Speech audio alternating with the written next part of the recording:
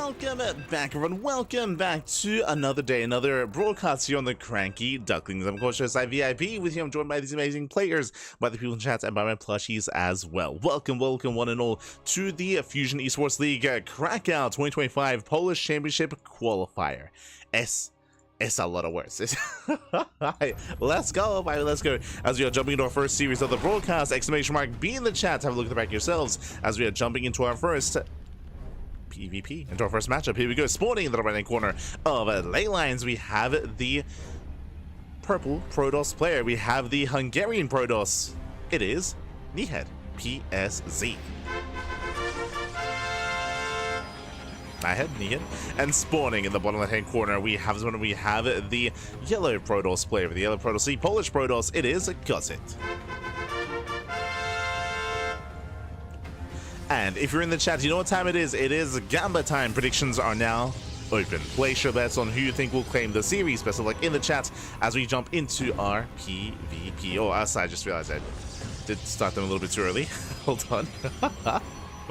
Un momento, baby. But yes, would you have a delay? Would you have a delay on stream? Just bear that in mind. But we are jumping into our first best of 3.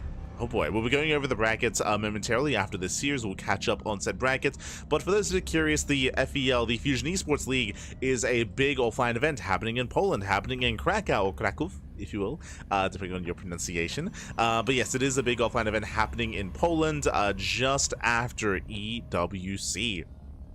So a big event happening at the end of the month, and this is the qualifier, not for the big Fusion Esports League global event, but this is for the Polish Championship. There's going to be a Polish Championship first, and then there's going to be that big global tournament as well. I say global tournament, there's going to be, of course, qualifiers for the event, Polish qualifiers, but also some global qualifiers as well for players to travel and compete from all around the world.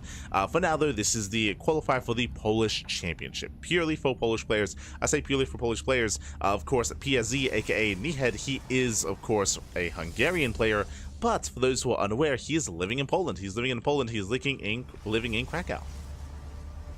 Here we go. As for the time being, 2-gate opener out of Nihed, likewise 2-gate opener out of Kosit as well. 2-gate openers all around.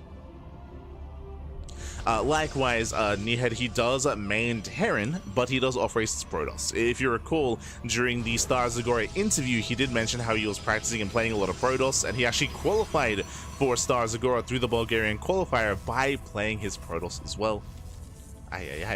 Sorry, I'm mistaking Nihed with Nidix, if I'm not mistaken. My apologies. Am I? No, I'm thinking of Nihed, right? Hold on, I need to I need to get this correct. No, yeah, sorry, my apologies. I'm confusing Nihed with Nitix. Yeah, different player. Sorry, my apologies. But yeah, sorry, so my apologies. I assumed he was maining a Terran player, but he's playing as Protoss. Is he off-racing or not? I'm actually going to try to confirm. So my apologies. Yes. Nihed, not to be confused with Nidix, so my apologies. Who does off-race as, or who did off-race as Protoss, but here, yeah, I guess I'll confirm. I'll ask him. We'll ask him. Until then, we're going to be calming down. It is going to be a Twilight Council opener here out of Kosit, likewise Stargate opener out of PSZ. It was a Stargate before expanding. Meanwhile, Kosit went for a faster Nexus into, he went also for a Twilight Council into expansion as well. The initial Oracles moving out, and checking the vision here, Kosit, he is aware. Oh no, my apologies. Sorry, he did not scout. Is not aware, not yet. Did opt not to open up with the Sentry. And the Oracle is diving into the main base, and Kosit is not ready. He's not aware. Doesn't know. Then he did open up double Stalker, not Stalker Sentry. So Kosit is in the dark. Oracle dives into the bases, and probes are going to be going down already. 4, 5, 6 probes. 7 probe kills. 7, 8 probes go down. 9 probes even. 10. Oh god, this is brutal damage here. And again, Kosit was completely out of position. Unfortunately, failed to scout, did not open up Sentry, no hallucination, and with that, no preparation back at home. And with that, that is critical damage. Is stuck on one base. Does have a blink timing available, that is true. Blink, of course, is delayed here for PSZ, for Nihed. is delayed, but he's getting there.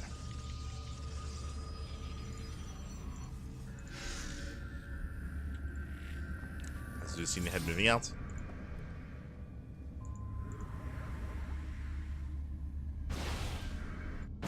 The Stalkers, Luna contain. Oh, does nibble away here at the pylon. And again, he shouldn't be able to break his opponents, but he can bait him in. Oh no! Oh, the bait! Oh, does go off, and with that we can just walk in. We just walk into the mineral line, four Stalkers that can one-shot probes. You can go straight for the mineral line. Going for the shield battery first, okay. Does go for the shield battery. And yeah, GG. GG gets called, Oracle goes back into the main base, and with that, Kneehead PSG will take game number 1. GG. We'll take the first game in the series.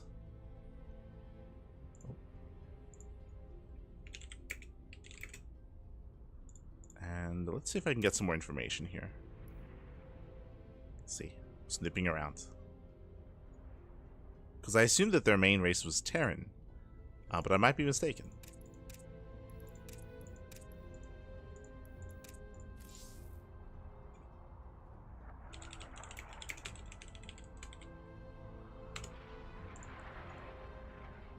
Okay, just asking, just asking.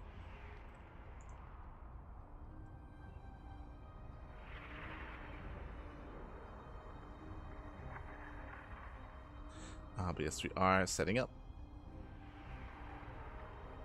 And again, as a reminder, this is a best of 3, so we do have a full series ahead of us that we're going to be jumping into. Nia takes the lead, but we'll see if he does claim the series or if Cosset can bounce back. When it comes to the opener, when it comes to the build that was showcased, of course.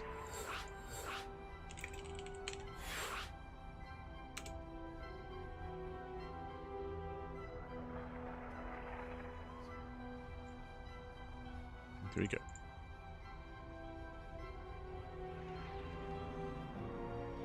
And yes, Kneehead is confirming that he's a Protoss main. Okay. Confirming he is Protoss. He is Protoss. So I guess he switched from Terran? I'm saying that just because on the Wikipedia, he is listed as a Terran player.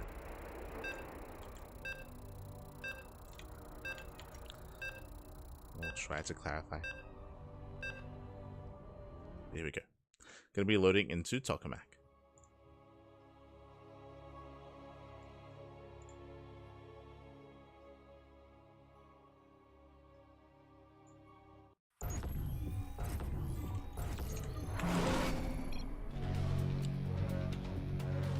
Here we go. We're getting into our next game. We're getting into game number 2 and spawning in the bottom left-hand corner of Tokamak. We have the purple Protoss player. We do have the player from Hungary living in the land of Poland, of Cracov. Happens to be in the same city, actually, as the main event. The Protoss player, it is Kneehead. Or Kniehead. And spawning in the top right-hand corner, we have the Polish Protoss player. We have the yellow Protoss. Down in the series, we'll see if we can bounce back. It is a Gusset. Here we go. Calming down, we're settling in. Again, I do know that there are two other major events that are happening at the same time as well. We have the Wardy TV European League, and we also have the Rotterdam Big Brain Bouts as well. So we got a lot happening at once. A lot of StarCraft. It's a busy night, man. It's a busy night. Oh my god.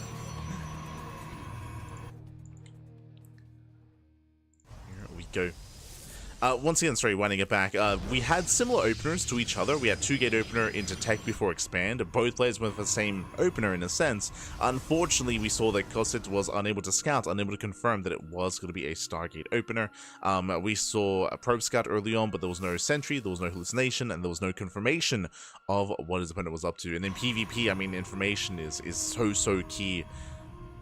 So crucial to figure out what exactly your opponent is up to, what they're doing, and what you're up against. For now, going for the proxy. Let's go. Cosy throws down the pylon across the map. PSE trying to confirm what's going on. There is a fake pylon here in the main. Interesting. So Cosy trying to make it look, playing it efficiently, but trying to make it look like he's playing a standard opener here.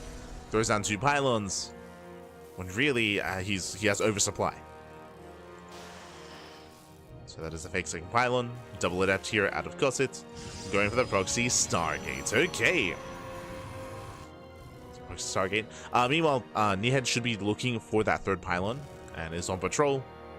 Will eventually be cleaned up and the scouting will be denied, at least initially. Oh, it should be at least. There we go. Hope goes down because it does move out across the map. We can see Nehead expanding. None the wiser, at least for the time being. We should soon be seeing a hallucination. So they're moving out. They're moving in. But as I will threaten the expansion. Nehead is in position. Ooh, not able to block though. Does block in time. Gets a probe. Gets a probe. Could even go for the sentry.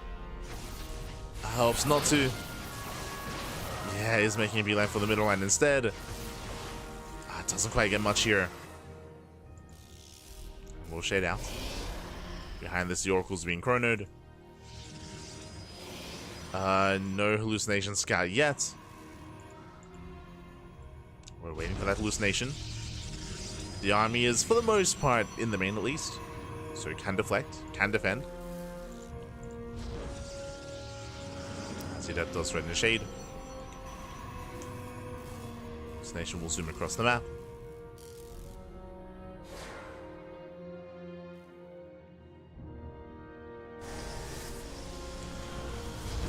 Does move out. So far, Twilight Council to Robo. Blink base opener here out of Nehead. And even though he hasn't seen much yet, he now confirms. There we go. He does move out. He does get eyes on the late tech. Something's wrong.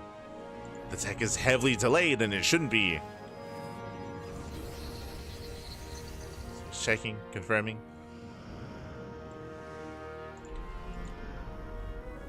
Likewise, yeah, hallucination will check, will confirm, we'll get eyes on the Stargate. Now he knows. Yeah, now he knows. Is already in position. We'll see if he can hold on. Double Oracle into the main. Oh, gets a probe, gets one, gets two, gets three. 3, 4, 5 probes going down. Getting it to 6. We're not done. No shot. After 7 probe kills, 8 workers go down, and both Oracles, they survive. Nice damage here from Cosset. Very nice. And what's important is that he does preserve these Oracles, does retain them, he can always go back in. And this time Cosset takes the lead. He does take a lead ahead in economy, building up, working towards Blink. Of course, Blink is going to be more delayed here for Cosset, but he's working on it. Likewise, oh! Oracles are deflected. Yeah, a little bit premature there from Cosset. Has to calm down. Has to back off. Prism is on the way. We have a 2-gate setup here with Immortal production. This is looking quite committed. Nehead is about to move out on 2 bases. He's about to push.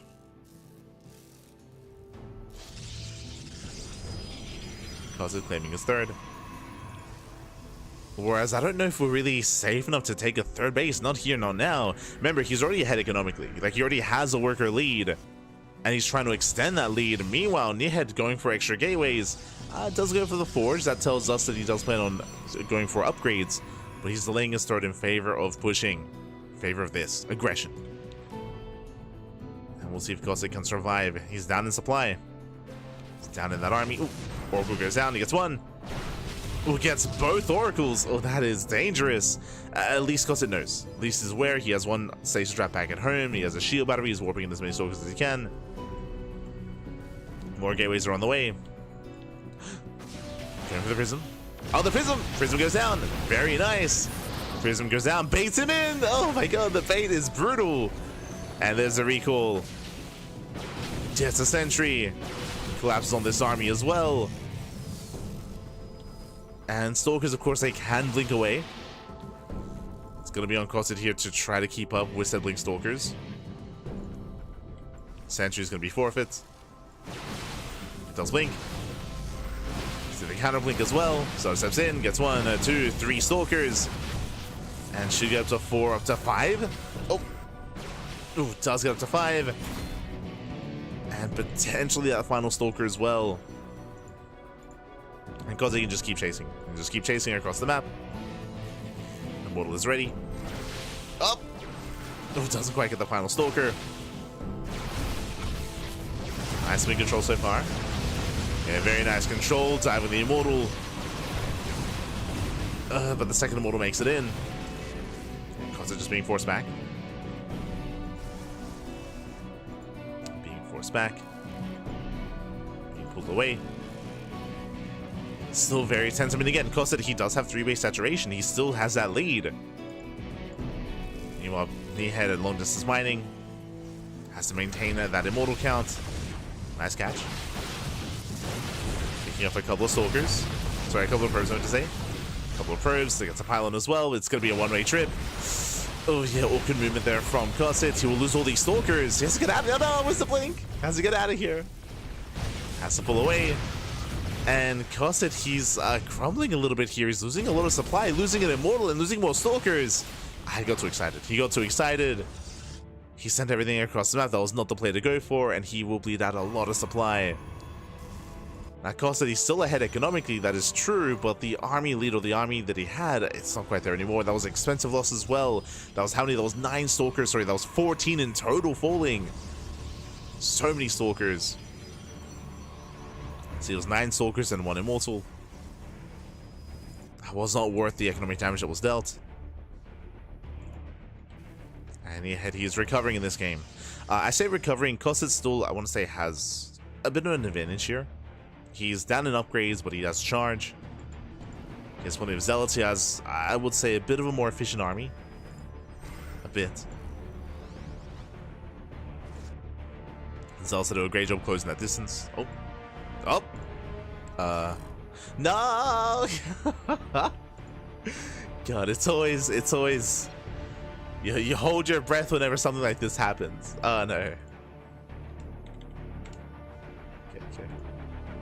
Okay. Just because I was a little bit concerned, it was I was maybe having some latency issues, but it looks like Cosset, something has occurred. Hopefully everything's okay. Of course, we're more than happy to resume from replay if need be. Hopefully it's oh, as he has returned. We're more than happy to pause if need be. Okay, playing it out. We still got it. We still got him back. We still got him.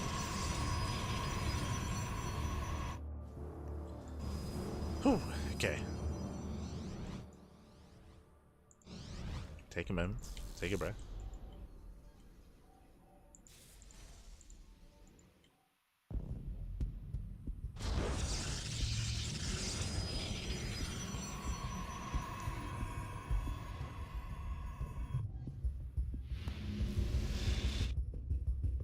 Now, PSZ, we are just building up.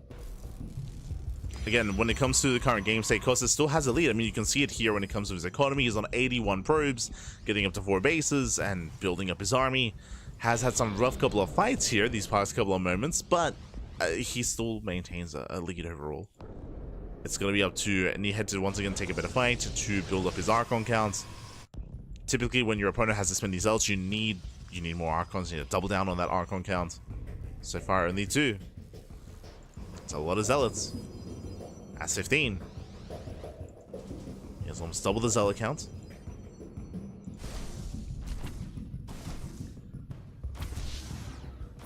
Oh, hello, Mr. Melancholia. Like giving Poland some love. I'll share, man. Share. See.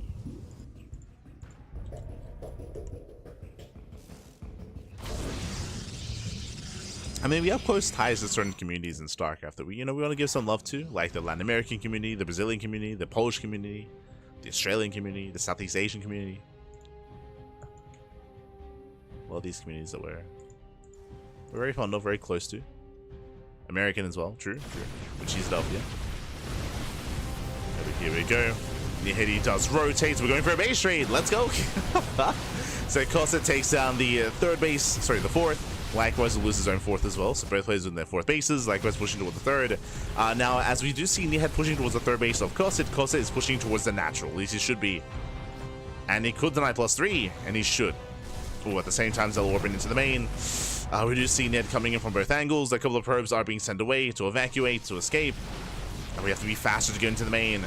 Again, that's a lot of supply dedicated to the natural base. We can keep going. Blink in. We can keep going. Time is of the essence. Ideally, want to split it between all the bases. Probes also evacuated for Kneehead. Ooh, and Cosset, he does make a Nexus. A peculiar position here. It's still on the same side of the map that the army's on. this position I'm not too fond of. I would prefer it further away, closer to the main army. And it gets scouted. It gets scouted. The prism. This area is not safe. Yeah, the prism doubles back, just to confirm. Like, this is not a safe position. And I'm hoping that we can cancel and afford an expansion, as the pylons are done and Causity's broke. He throws down another pylon? Oh, god, good. Meanwhile, we do have the ninja base top left for Nihed. Again, just a really brutal position here for the Nexus. This is not the place to be. As Causity's yet to confirm the location of his opponent. Yeah, he does leave Zealots behind to clean up these buildings, or at least he should. He's rotating over towards, yeah, the final planet, the final Nexus. That was a kill? That was a kill, not a cancel. No refund. Causity does find the final expansion. Does rotate to save his buildings. Again, he's down to a handful of pylons. That's all he has left. He's being revealed. Shield battery's on the way. Mass shield battery even. And even though Cosset did have a lead coming into the base trade, even though he was up, what, 20, 30, 40 army supply? I say army supply. He was up 40 supply. A lot of that was in workers, to be fair. Still up in army. But he did lose that lead. Now pushing up a ramp into a concave into shield batteries. That's not going to work out well. That's not going to work out, He's going for it. Does commit. Shield batteries, they aren't done. Shield batteries, they're barely not done in time. Focusing on the Immortals, he gets one. But the shield batteries, they're now done. Yeah, the shield batteries are complete. The Immortals, they're immortal. And Nihed, he will claim this. He will come out on top of the base trade. He was able to benefit from the base trade as well. And again, we saw that the Nexus was not placed in an ideal position. And now as a result, Nihed, he has mining. GG gets called, and Nihed, he will take the series 2-0, advancing on to the next round. GG. Whew. GG, well played. He will claim the series, he will advance on. And my condolences here to Cosset, because he played well. He did play really well, and honestly, he was ahead, but the base trade just did not go well here for him. I mean, base trades are typically where a lot of chaos ensues, where a lot of havoc, and it can get quite intense and quite chaotic, and mistakes can be made. Unfortunately, he was not able to hide his own proxy Nexus, so he wasn't able to preserve it. He wasn't able to try to get back into any kind of mining. He was forced to commit, and GG. GG well played. That was a kill on the Nexus as well, and he could not get another base up and running. And with that, we have some updates. Oh my god. We have some updates here, and it looks like we do have some results coming in. Okay. Looks like we have some walkovers. Exclamation mark B, of course, if you guys want to have a look back yourselves. For those who are just now tuning in, as a reminder, welcome one and all to the Fusion Esports League Cracov 2025 Polish Championship Qualifier.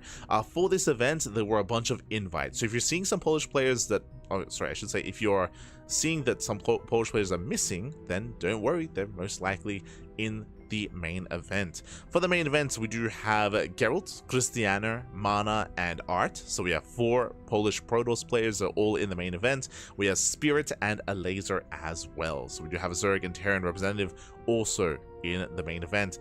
This qualifier here is to determine the final 2 players to join all the players I just mentioned in that main Polish championship. So who will join them? Now, coming into this, I do favor Papi. I favor Papi, and I favor Trifax. That's who I would typically favor maybe a year ago, but a lot of these players have been MIA. A lot of them have been missing in action. A lot of them have not been active here.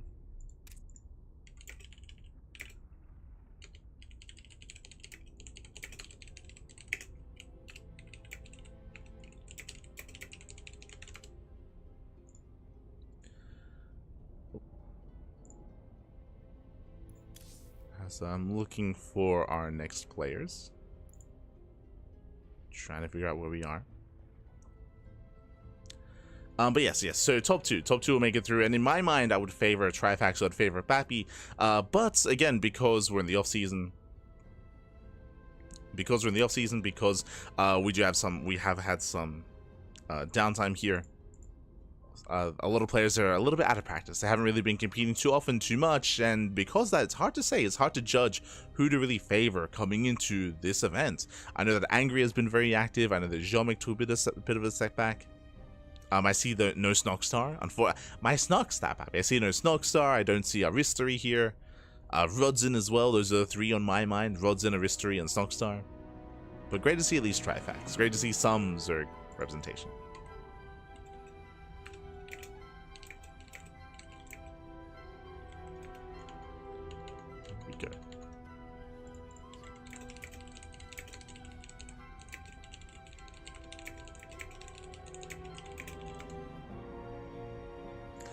But when it comes to the bracket itself, he has no updates. Okay, so we have Angry. Angry takes down Don't Mess 2-0 up against Jomic in the next round. That's going to be a spicy PVT. Best of luck. Likewise, the reason why I jumped on Nihed versus Kosit is because it led into Mishu, but Mishu is nowhere to be found. Looks like there was a forfeit here, so Nihed does take down Mishu, does advance on a face-off against the winner of Trifax and Nin. And that's on, yeah, Nin. And that is going to be our next series. I'm more than happy to wait for that matchup to be available to us. I'm happy to wait. Speaking of,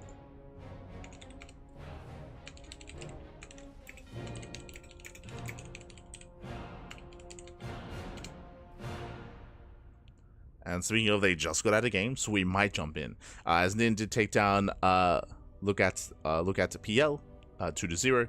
Nin of course took down Kosit. We had Jomic take down Drago or Drago. And Matrix versus Eno is still mid-series. I know that Indy's also casting in Polish, so Indy's also covering some of these matches, and we are going to be going on a short break. We're going to be going on a short break here again. Trifax and 9 are currently, I keep saying Nin, but the 3 is meant to be an E. So Trifax and 9, they're currently mid-series, and if there's another game, then we'll be jumping in. Otherwise, they'll follow the winner into Nihed. We'll see you soon. We'll see you soon after the break. See you soon.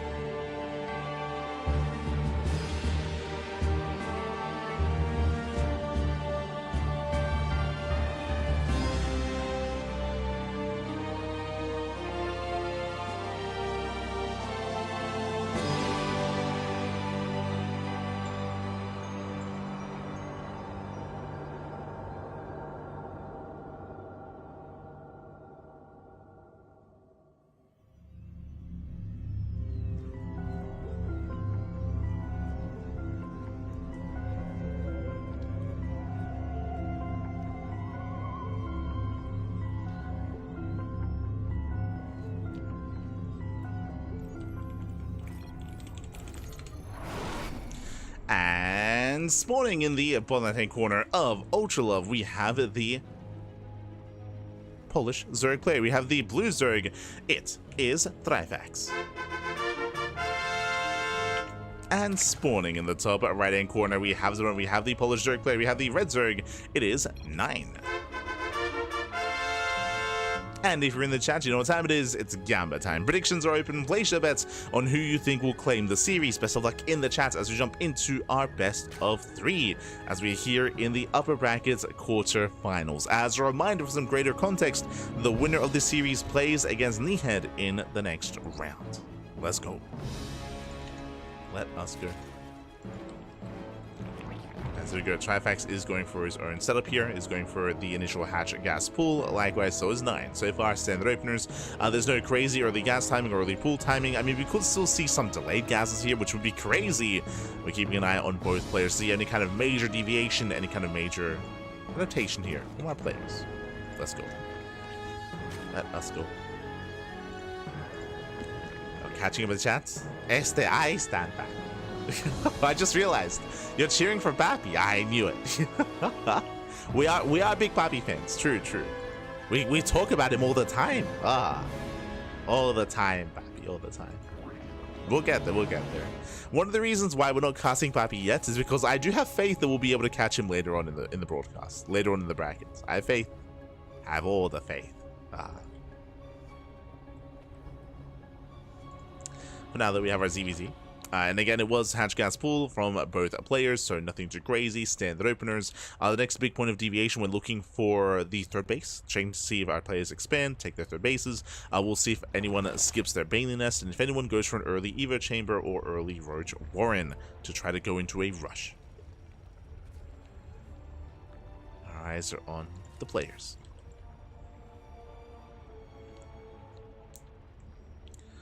Until then, we're settling in.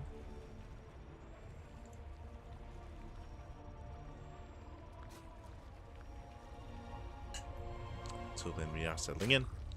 We do see Trifax pull out of gas. Likewise, 9 does not. There could be a bit, I mean, the reality is that there is a bit of a skill disparity between these two players. We do see Trifax being a little bit more efficient here. 9, I'm curious if this is more intentional. Oh, as he does get his earlier Bailey Nest hidden in the main. Okay, you have my attention. So it looks like that was intentional. So earlier gas income, or I should, yeah, just earlier gas income here for an earlier Bailey Nest, slightly earlier compared to the standard Bailey Nest timing. And we'll see if 9 commits into Link Bane aggression. We'll see if he does something with this timing available. It isn't just the early timing, it's also the fact that he's keeping it hidden, making it that much more difficult for Trifax to confirm. Right now, it looks like almost like he's skipping Bane lanes entirely, when really he's banking up lanes. So is Trifax. Okay, let's go.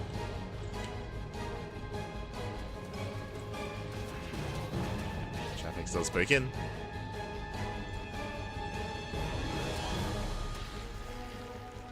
Here come the early Banelings.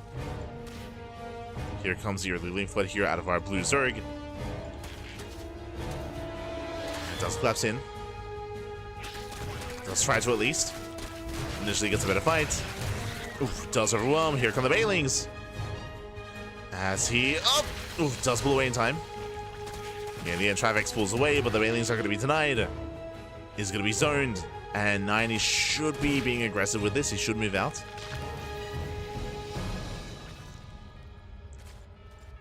Should, move out across the map. For now, not really activating his Banelings, though. He's keeping them back. And he's droning. Ooh, he's droning up. As a result, Trifax, he has a better economy. He's been droning more for longer. Mining more for longer. And right now, there's a lot of pressure on 9. As again, he's now moving out with 2 Banelings. Does move out. Does get the connections he's hoping for. Oh! From here, he pulls away. Pulls away, trying to run. Bit of miscontrol there. Does waste the Baneling. And we get an okay connection towards the end, but there's nothing left here. There's no more momentum. 9 behind this has been droning. But so is Trifax, even harder. And 9 has been missing some rotations here, some macro cycles. Both players have, actually. Trifax heavily supply blocked. 3 Overlords on the way. Roach production has begun. Both players are switching into Roaches. Trifax still maintains a greater economy, but right now he has to break out of that supply block. He needs to break out back.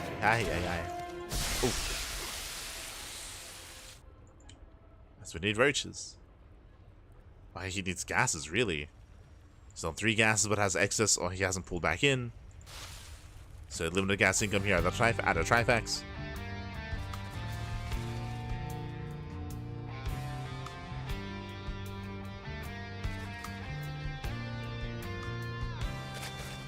Here we go, building up. It's building up his Roach army.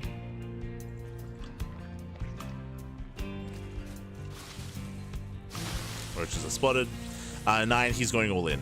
Basically, this is fake saturation. The drones here typically would be here at the natural base. So no saturation, no droning, nothing whatsoever. It is a fake saturation at the third base into a 2 base all in, and 9 is rallying everything up across the map. The third base is just for larva. And we can see Trifax is checking for saturation. He does see some drones, but doesn't tell the full story. Yeah, and Trivax, he's in a lot of danger here. Lings are moving in, Spine Crawlers are on the way.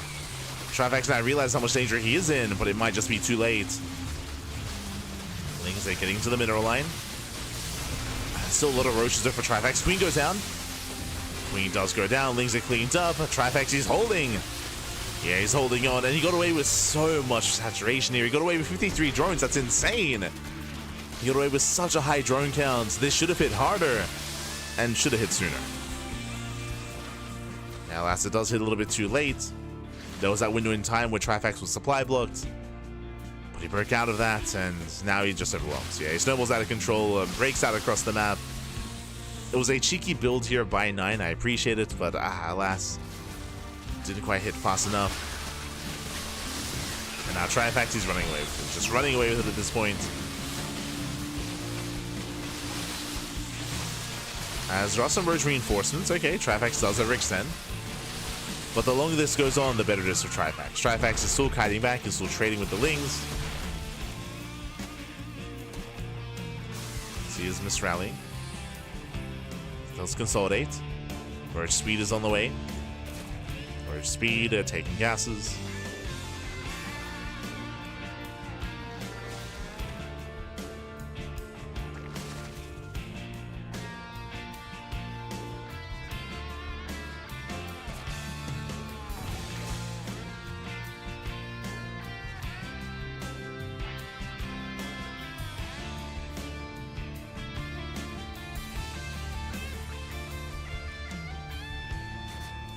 Trivax, he backs off and he can soon push across the map. 9, he's droning off for the first time in minutes, but alas, his drone count is still lackluster. He's just so far behind economically. He's now going back into laying roaches, but Trivax, he hasn't droned in quite some time either. He doesn't need to. He already has the saturation that he needs. He already has the drone count he needs. Does scout. Does confirm the lack of gases. Here comes the main army. Again, Trivax is more than prepared.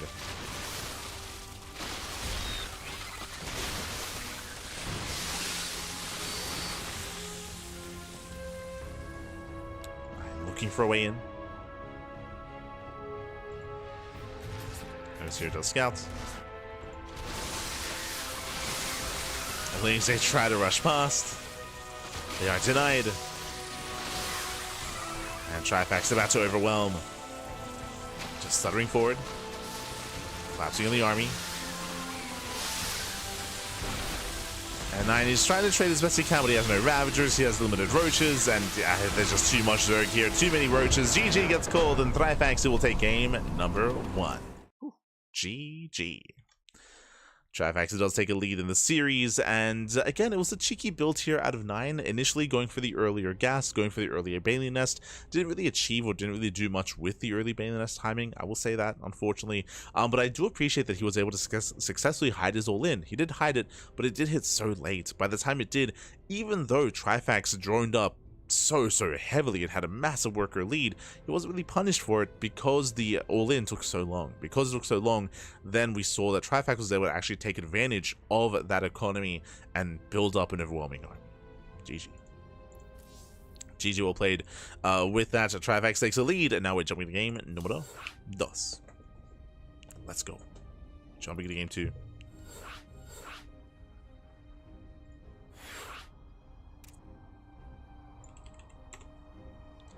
Game 2 is going to be on Incorporeal.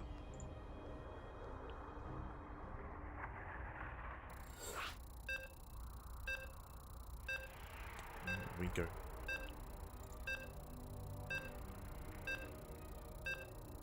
Getting into game 2, and we'll see if 9 has another cheeky build up his sleeve. Again, I appreciate that he did something a little bit more quirky, a little bit more different, but we need something more spicy up our sleeves.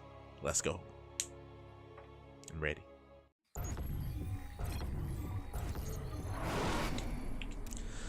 Spawning in the bottom right hand corner of Incorporeal, we have the blue Zerg player. We have the Polish Zerg leading the series 1-0. It is Trivax. And spawning in the top left hand corner, we have the red Zerg player. We have the Polish Zerg. Down in the series, we'll see if he can bounce back. It is 9.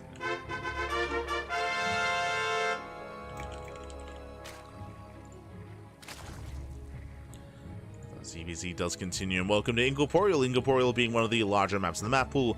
The bases, though, are a little bit more spread out, so it can be more difficult to maintain your 3, 4, 5 base economy here. We'll see if either player does try to go into a longer game state, or if we're more aggressive already. Early gas. So gas pool, a hatchery opener here from 9. Going for a much more aggressive start, much more aggressive. Meanwhile, Trifax, hatch gas pool, standard opener. So standard opener out of Trifax, early gas out of 9 with this early link speed, and this could either be a link flood or this could be a link bane all in. So basically, we're waiting to see if we pull out a gas at 100 or if we stay in gas and get a bane nest. So 9 has options. Does have options. We'll see what he goes for.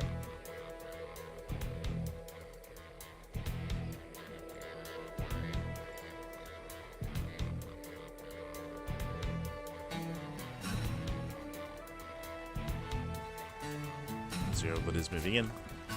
We'll check the natural.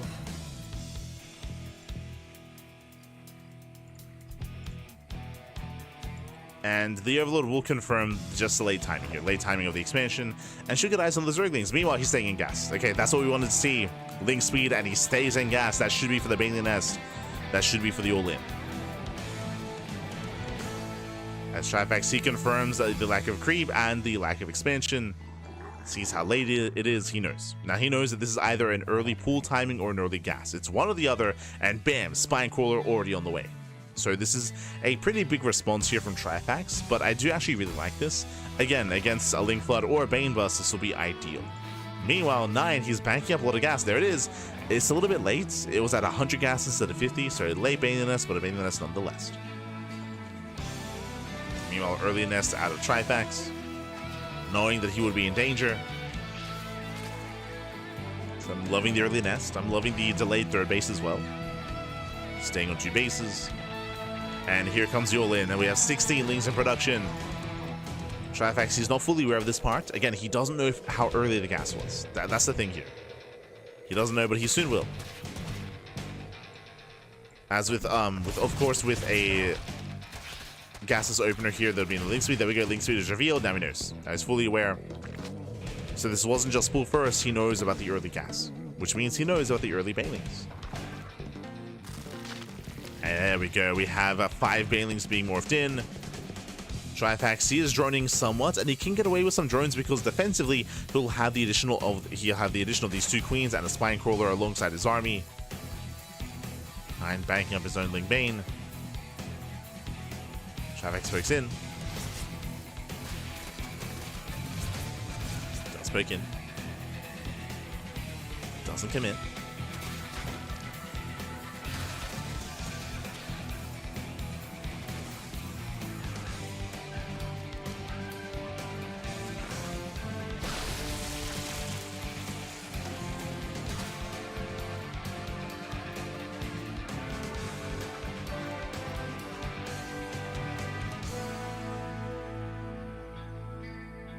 Actually does whittle forward.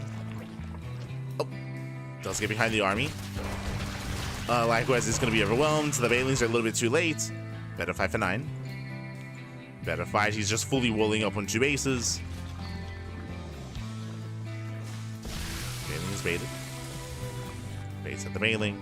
Trifax joining up as well. Trifax, he should be the first to expand. Should be. And there it is. Third base is on the way.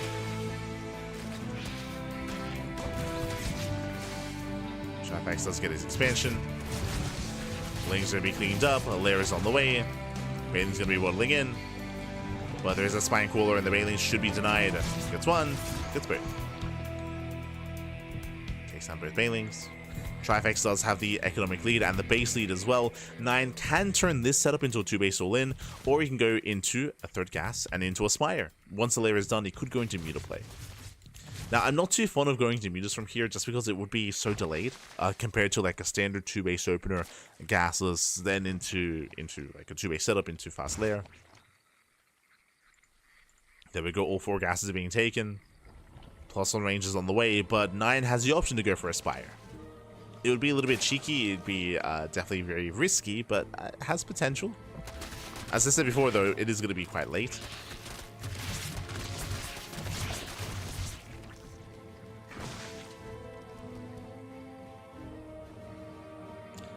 And we'll see. Does he go for the Spire? Roach speed. Okay, going into Roaches. So no meter play. He's committing here into Roach Ravager. Going for a 2-base all-in. Overseer Scout, this is crucial. As we mentioned, we were looking for the Spire, and so is Trifax. Like, Trifax also trying to confirm what exactly is going on.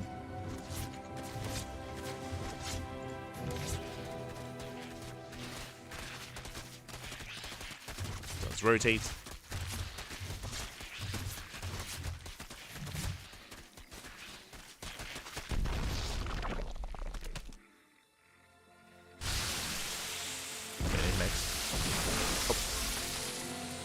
As they trade with each other.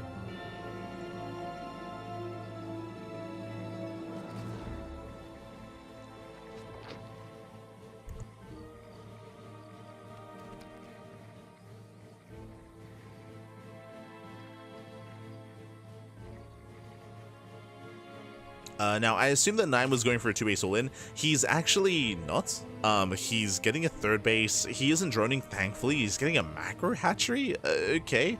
But he should not be droning from here. He's just so far behind. Like, again, this entire time, Trifax is on 3 bases. Like, he's on 3 bases. He has a greater economy. The longer this goes on, the better it is for Trifax. 9 should be looking to end the game soon, not try to macro out of this.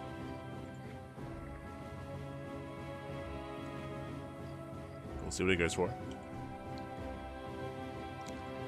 Trifax does spot the army. He should not move into this, as 9 has the better concave. Or at least he should. Never mind, we do have the rest of the army coming in. Aliens, they zone away. They do a decent amount of damage here to the Roaches. It does break through. And Trifax, how he's getting on top of the expansion. Brutal. And again, 9, he was droning. With Roach reinforcements with the defender's advantage, he should be okay. It is still close, though. It's still quite close. And more Roaches are waddling in. Once again, a slightly better concave here for Trifax. Only slightly. And Trifax is rallying. He's just rallying across the map. He has reinforcements on the way. And with those reinforcements, he should have enough to break through. He should, but now he backs off. He's backing off. He still did outtrade. I'd imagine just waiting for Ravagers or just going pure Roach. Okay. Fair enough. Does move in. I mean, a good chunk of his Roaches are weakened, but the numbers are on his side. Again, 32 to 22. But his Roaches are still on the way. And Trifax doesn't have to fight this early. Doesn't have to. And with that 9, he will hold. Yeah, 9, he will hold, he will defend. It's still quite close. But 9 should have enough. Yeah, he does. Again, Trifax just attacking too soon. Just has to calm down, back off, build up his Roaches before committing. Now, my big concern is that Trifax never started +2, or even +1 range. True, like, the upgrades are going to be heavily in favor of 9. And Trifax, he's putting himself all in here. Oh.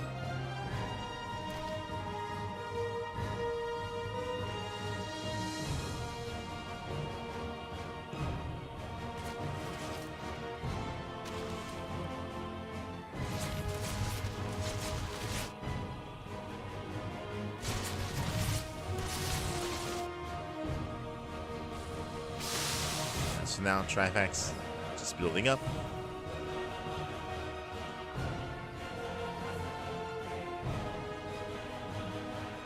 Trifax will be the first to max. He now begins +1 range, but again, he does have a big upgrade disadvantage. 9, he can recover. He can bounce back here. He's still down in supply and down in army. But 9, he has an opportunity. He should not be fighting though. Oh god, no. Yeah, 9, he should not be here. Get out of here, Pappy. Get out of here. Oh god. As Trifax, he just collapses in. Takes down the Roaches, takes down the Ravagers. And with that 9, he will lose everything. Ay, ay, ay. Trifax doesn't immediately counterattack. He's just waiting for his upgrades. Calming down. And his 60-minute course on lazy and nutritious meals for single guys. Meal prep, papi. Meal prep. For the week. Ah. You'll be good to go. It's lazy, but not for that one day that you're meal prepping, though. That's the... Ah, no. Every other day, though. Lazy.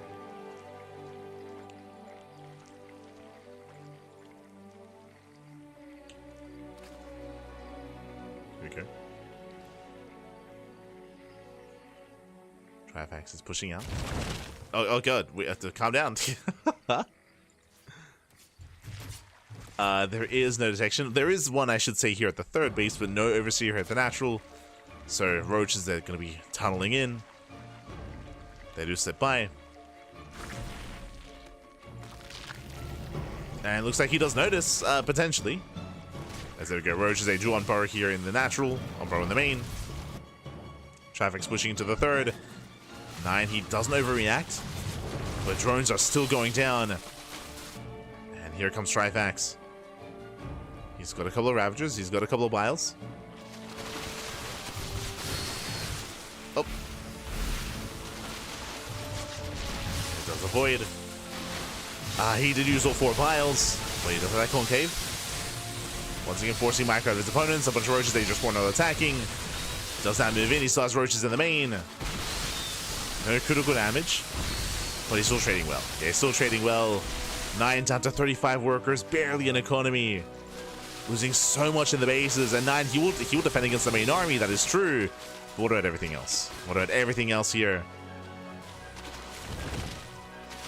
Those Conical roaches just being so annoying. We can unburrow.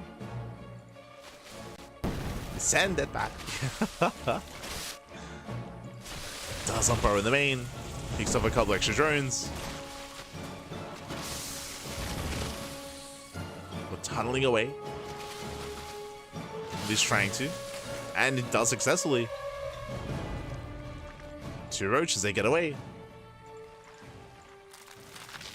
And now Trifax, he's almost max. He's almost max. We have +2 on the horizon. Finally catching up in upgrades.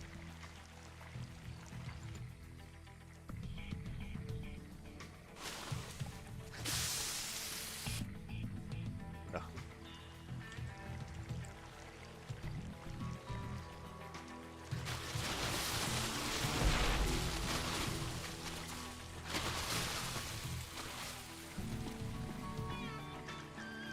It's 9 rotating in.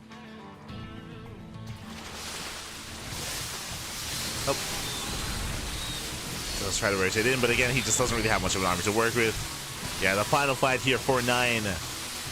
As Trifax does start step forward, GG gets called, and Trifax will take the series 2-0, advancing on to the next round. GG. Whew.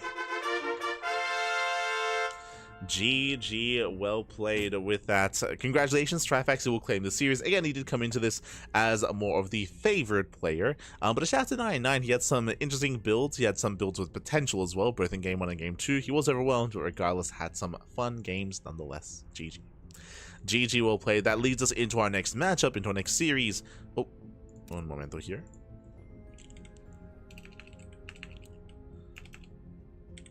We'll fix early. Do you remember the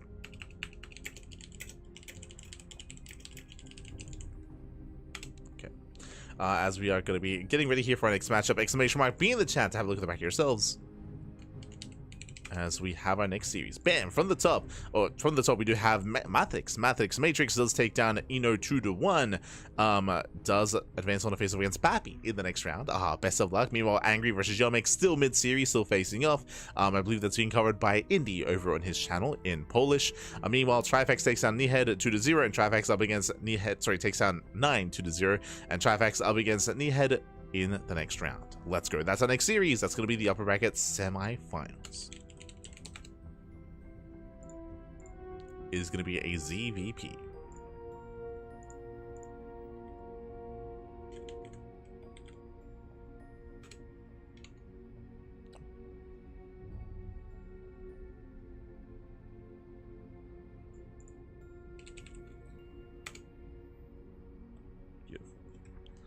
All right.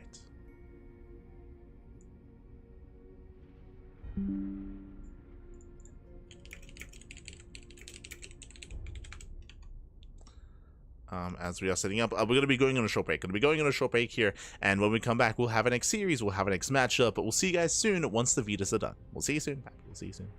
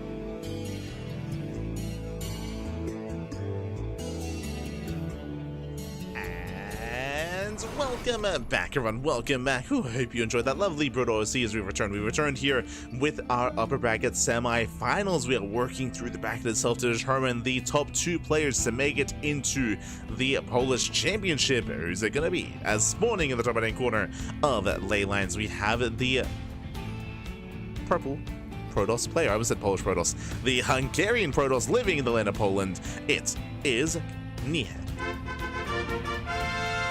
aka PSZ, and spawning in the bottom left-hand corner we have the Polish Zerg player. We have the blue Zerg. It is Trifax.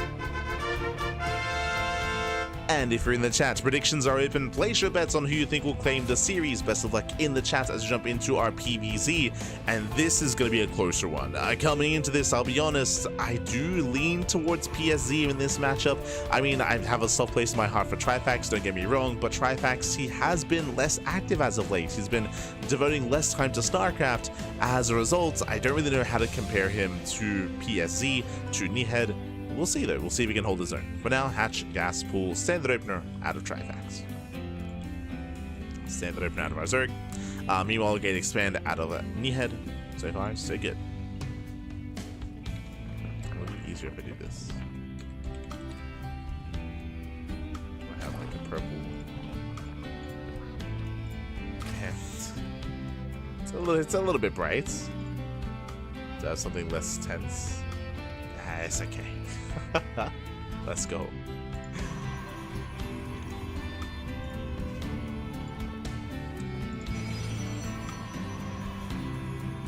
So for now, we are setting up. Nothing crazy, nothing wild. I mean, again, the early game of PvZ is pretty standard. I should say pretty stale, pretty stagnant. I should just be expecting a droning up on 2 bases, getting a 3rd base up and running. Likewise, should be seeing Niehed going for a Stargate opener into Oracle into a 3rd as well. Island has been placed, and we're expecting a Stargate, but we'll see if he throws out anything too crazy. Anything else is too wild. Stargate. Okay. Stargate opener out of our Protoss. So standard opener. With this, we should be seeing an Oracle. I say should. It is still viable to open up a Phoenix or open up Void Ray, so we could see a bit of deviation here to try to shut down Vision and try and deny scouting. That is definitely like a way you can approach this. So there is a choice to make here for Niehed.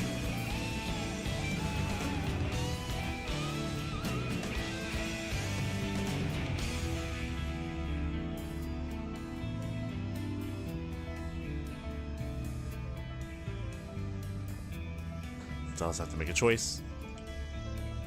So then still gotta be waddling in.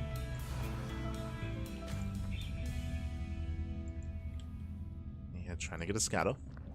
Is going to be that Oracle first out of our Protoss, not a Void Ray. So it does open Oracle. From here, should be expanding, taking a 3rd base. Double Adept will threaten the bases. We'll see if we can find any damage. Trifax should be able to keep up. In saying that, 1 tumor goes down. Not bad. Takes down a tumor.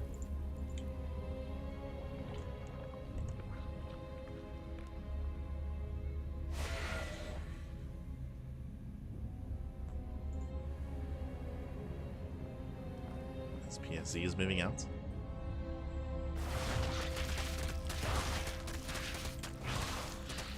Does try to move out, I should say. Nice round here on the Adepts. Gets one, gets both. Both Adepts go down. Nice pickoffs. That will mean the 3rd base is exposed, and the Oracle races back home. The Oracle is not able to move out across the map. Has to defend against the Zerglings. So nice pickoffs here from Trifax, catching up both Adepts and keeping the Oracle pinned back home. Damage out of our Zerg player. Behind this, Trifax is droning. We should be seeing a Spore in the bases. So far, just 2 Queens in both locations. There we go. Spore at the natural. The main base is a little bit more exposed, relying quite heavily here on his Queens. Meanwhile, standard follow-up out of Niehed, going for the Forge. Twilight Council plus on a Blink. I'll be honest, I don't know enough about Niehed to recognize if he's one to go for any kind of cheeses or all-ins or earlier timings. In my mind, at least for now, is more of a standard player, but we'll keep an eye on him. Keep an eye on him. As Niehed does move out. Is going to be the early Evo Chamber out of Trifax, so he's going for +1 melee into Ling Hydra. Still speaking of a couple of drones. But typically when you go rush into an Evo Chamber like this, your goal is to skip roaches. To skip roaches and to rush into tech and rush into lair tech. a little bit faster instead and commits into whether it's Hydras or even potentially Muta play, but should be off a plus on melee. Well, we'll keep an eye on it. There it is. Yeah, melee's on the way.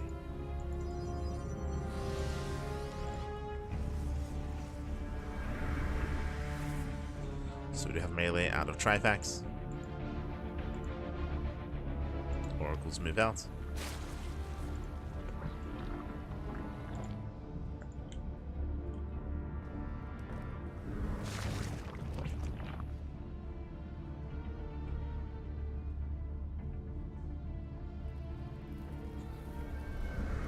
Links are amassing. Hydrogen is going to be on the way.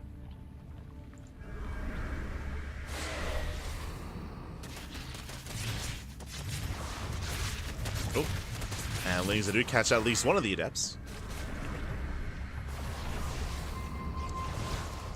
One Adept does go down.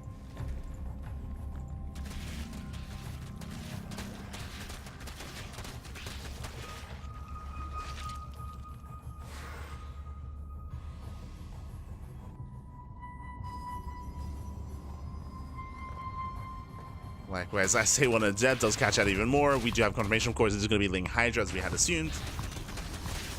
And Nehead just hasn't really been able to achieve too much damage here. Time and time again, the Adepts are getting caught, the Oracles are being forced back home. There's just been no pressure on Trifax, and Trifax has been happily joining up. I do think that there's a missed opportunity to join up to 80. Like, I do think he can join a little bit harder at this point, as is teching up. But so far, Trifax is looking quite comfortable here, outside of his low drone count. Like, the drone count is my one concern. Meanwhile, PSC building up towards Storm. Storm is about to finish. And Blink is finishing up. Storm is on the way.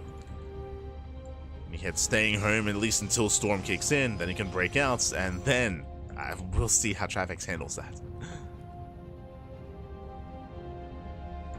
As it's building up his Hydras, they're of course scouted.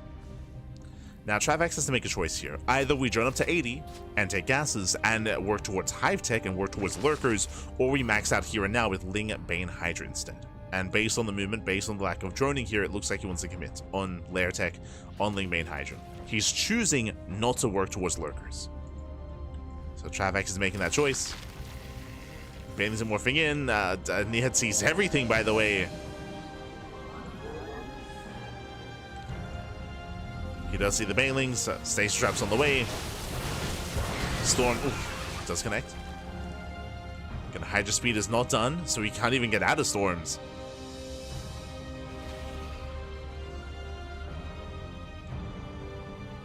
Trifax, he rotates. Banelings in position.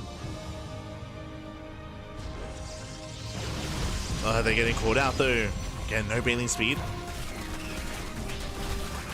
Hydra towards the right hand side. Catching out Zell support, leading to the middle line, but there's a stasis. And there just isn't enough here from Trifax. Banelings, they're denied.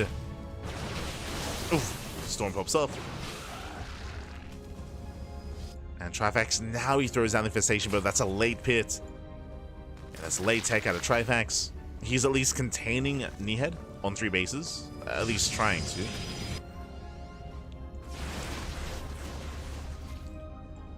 Oh, the wall was open. The reason Storms, they pop off, they shut down the Zerg. Oh my god, so many Zerglings go down. Trifax is in trouble. If he can deny the 4th, then he can still pull this off, as long as he can just contain his opponent. And Lings, they rotate. Trifax's main army is still pushing in, as the space should be denied. Should be. There we go. Does force that cancellation. Banelings, they roll into the mineral lines. No warp in. Banelings, they're being spent on Zealots though. Another best connections. 9 probes. It's okay damage, but ideally he was hoping for more. And oh, Nehead, he double expanded. Did double expand. Uh-oh. Trifax is in trouble. He's in danger. And he's losing his lead. And Trifax is losing his lead at this point. He needs more damage. Lings are cleaned up. 4th base is now up for Nehead. Doesn't have a saturated, not yet, but it soon will be. Bit of a panic storm. Speaking of, once again, some premature storms. So what, 2-3 storms left. Alright, so that was gonna be the final storm, but more storms are coming in. Yeah, it takes down the expansion. Trifax trying to engage. Runby runs into Zealots. Neathead does defend. A flea beacon for Skytos.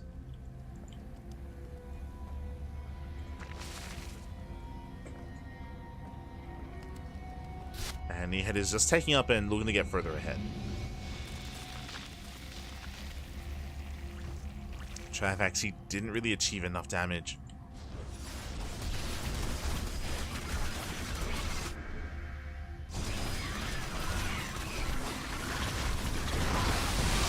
Yeah, they're forced to detonate. Premature. It does defend.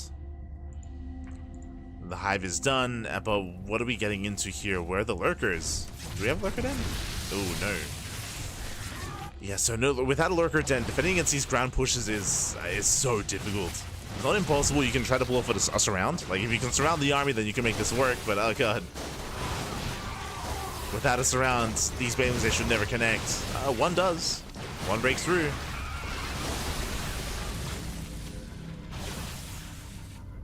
Likewise, if Neathead is a little bit too trigger happy with the storms, then Trifax can break through as well.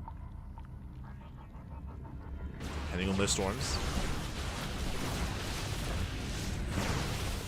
As another expansion is going to go down. Yeah, there's no saving this. No shot.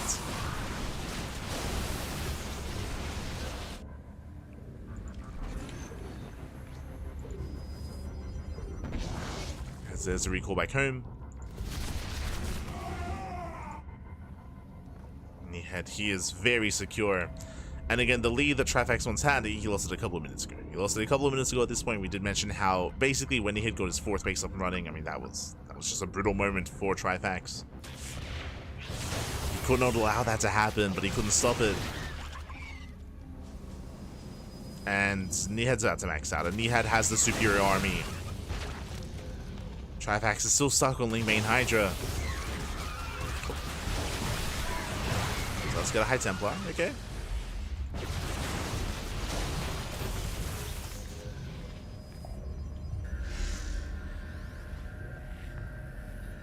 Did we not? Here we did.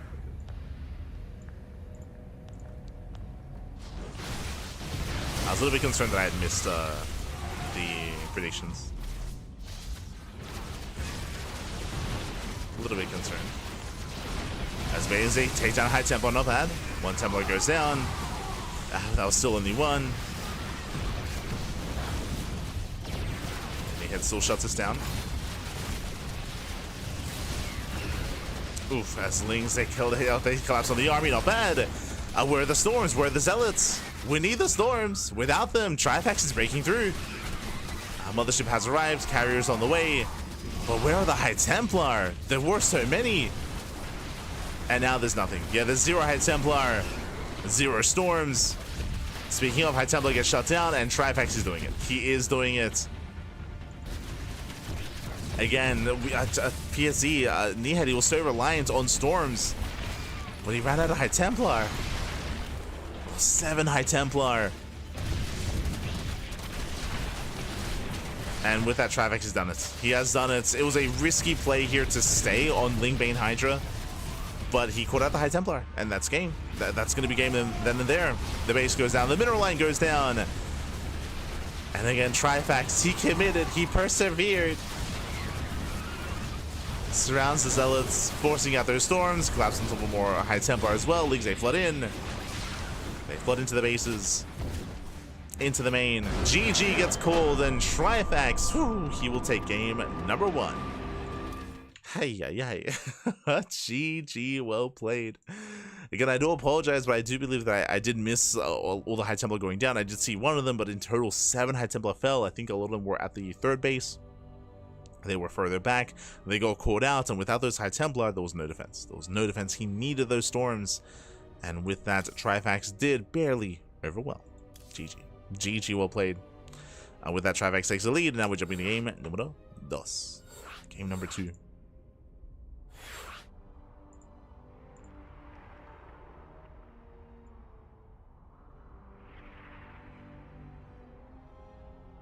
As game 2 is going to be on Tokamak.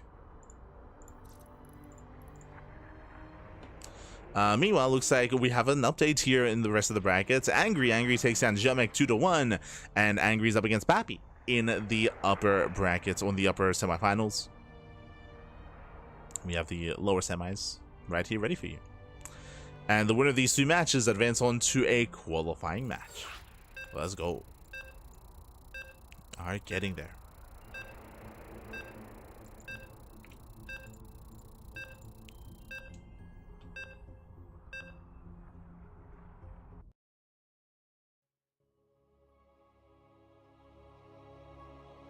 And again, of course, we're going to be following these players into said qualifying match as well. That's going to be the plan, to follow them in.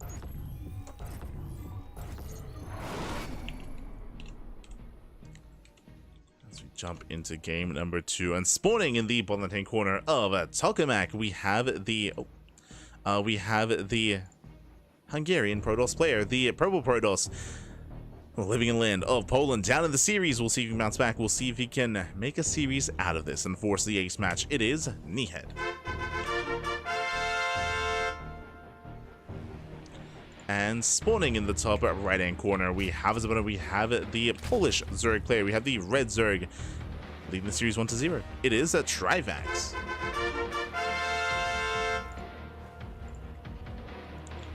Here we go. And Trifax able to pull one out of it in that first game. Again, things were looking so dire for him. He was unable to deny the bases, unable to take better trades, unable to catch out the High Templar for the majority of that game. He was being outscaled. He was refusing to take up into Lurkers, refusing to take up into anything else. Just purely Ling Bane Hydra. But eventually, he got the damage he was hoping for. Eventually, he forced out enough storms. He caught the High Templar and snowballed into a win. GG. GG. Well played. Very impressive.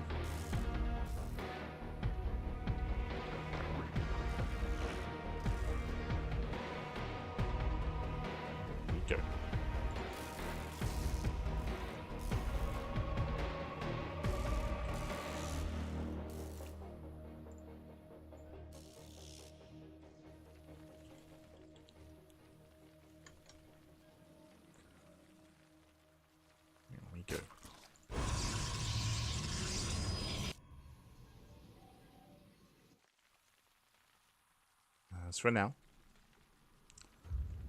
still building up.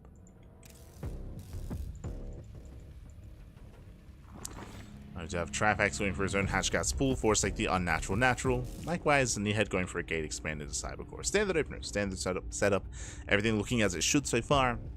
We saw that Niehed, he was playing very, very standard in the previous game. There wasn't anything too crazy out of our Protoss.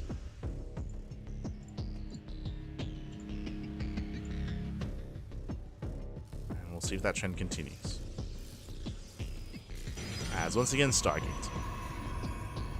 Now, what I will say about Trifax is that he had a really solid early to mid game. If you remember, Trifax was doing an amazing job when it came to being active with his Lings, catching out of depths, keeping the Oracle back home, and allowing himself to join up. Now, he did decide to cut workers at 75 and to commit into Ling Bane Hydra, but he got there in a really, really nice way, and he was able to maintain map control. It was impressive. It was, again, a strong start out of Trifax.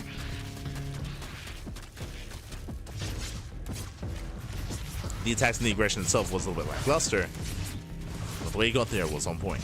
Ooh, as you'll lose 2 drones already. 2 drones going down. A bit of a rougher start here for Trifax. Likewise, you have the Cybercore block. There's a cancel. But Niehed does attempt to delay even further.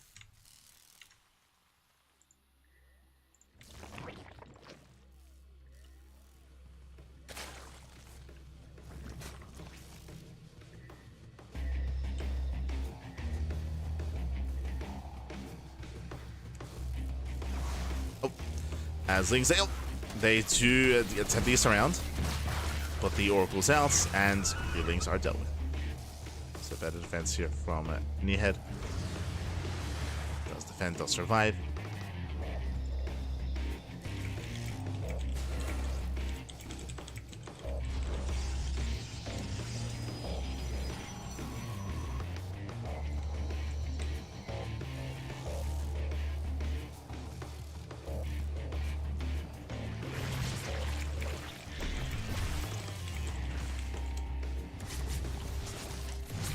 As Oracle pokes in, doesn't really get much done. Gonna be zoned away.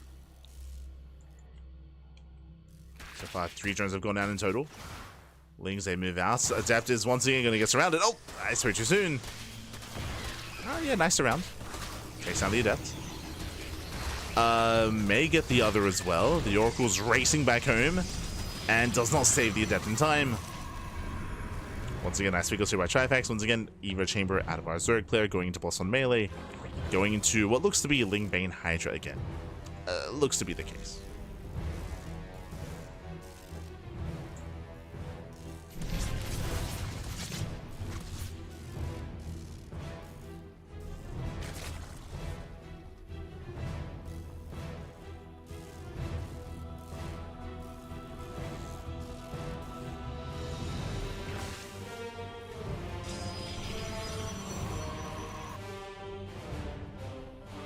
Trifax is working towards his lair, joining on up. Again, no major economic losses so far. And we're getting into the mid-game. Now, when it comes to the mid-game here, I will say that the 4-base setup is more defendable on Tokamak, so I do think that Needhead will have a stronger time defending on 4 bases. Getting a 5th base, that can be an issue, but securing yourself on 4 bases should be easier here for the Protoss. And if you remember, that was a big point of contention in the last game, was trying to contain and deny the 4th base. Contain on 3 bases and deny the 4th for as long as possible. That was, in a way, Trifax's win condition. I will say that it will be more difficult to achieve here. But we'll see.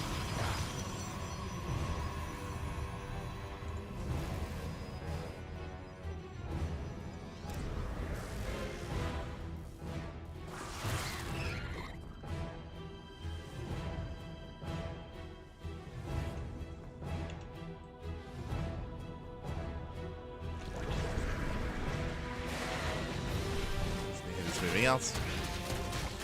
Does collapse on the shield battery. Micro Stalkers, they're going to be able to clean up the Lings at least. And they clean up all the Zerglings. They do deflect. And we're getting into the mid game. From here, Needhead should be getting a 4th. I will say his 4th base is late. It is a delayed 4th base. And should soon be expanding. Meanwhile, had Templar that's banking up energy, getting ready for Storm. Storm is halfway done. Trifax, he's cutting workers early. We should be droning up the 4th. Yeah, but late drones out of Trifax. Trifax is actually building up so many Zerglings. He moves in, there's no 4th. I don't blame him, there should be a 4th by now. There is none. Going for a run by, remember Storm is ready.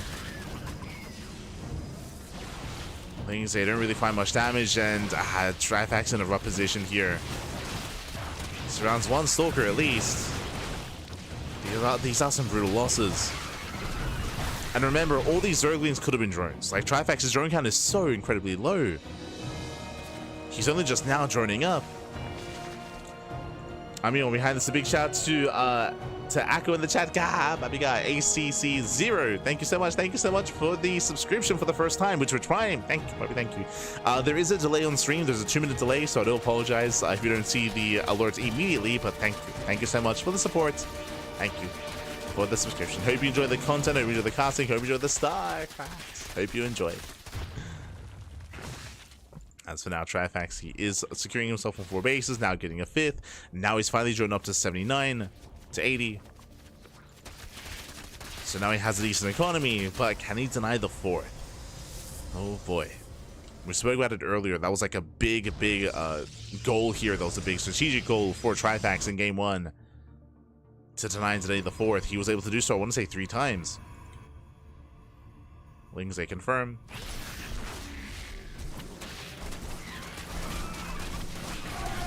They trade okay against the Zealots.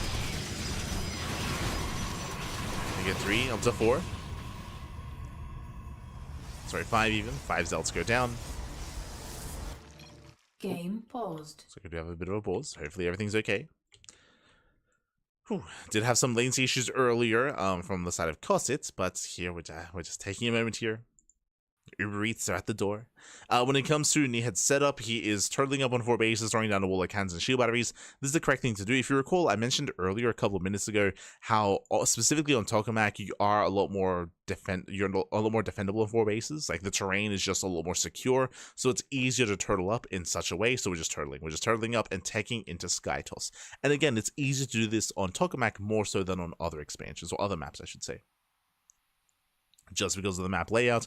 Specifically here, typically on other maps, this area in between the 3rd and 4th base is open, but on Tokamak it's closed. So this area is already closed off naturally, so there are only 2 attack paths. So it's a lot easier to really centralize your defenses and to wall up and to wall off. On top of that, there are a lot of these high ground locations as well, which you can muster up a greater defense as your opponent tries to push up a ramp into your defensive setup as well.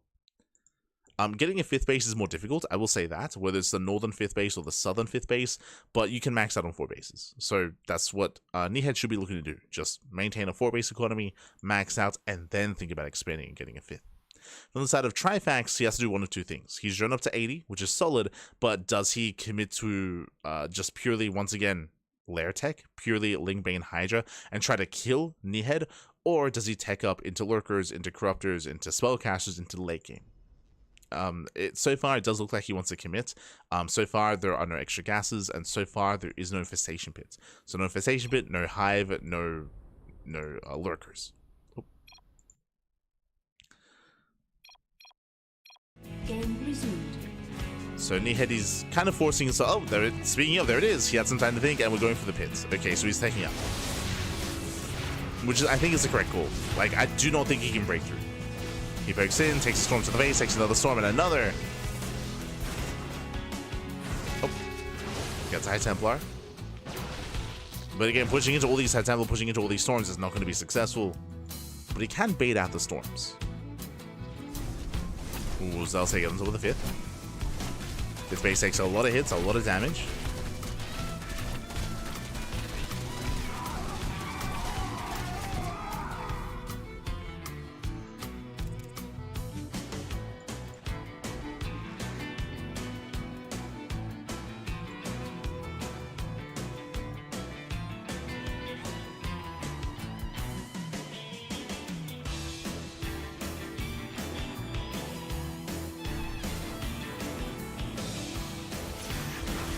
Lings say, oh, do back in, storm pops up. Lings, they do collapse in. They're trying to at least get on top of the cannons, on the attack defense. 1 High Templar goes down. Trivax trying to force his way through. Does somewhat trade. Oh, ooh, gets 3. Takes down 3 High Templar, not bad. Yeah, Balins, they crash in. At the same time, Trivax pushing on the left hand side, but he does run into more storms. And this is very successful. Gets a 4th High Templar. 4 High Templar go down. That should not have happened. The main connections were brutal. And Trivax trades well. He trades well here. So rallying, of course. Running into a wall of side defense. So Balings, they'll make short work of that. So they head for the mineral lines. And probes are falling. Getting 17, 18 probe kills. Yeah, Lings are rushing forward. And once again, more High Templar gets surrounded.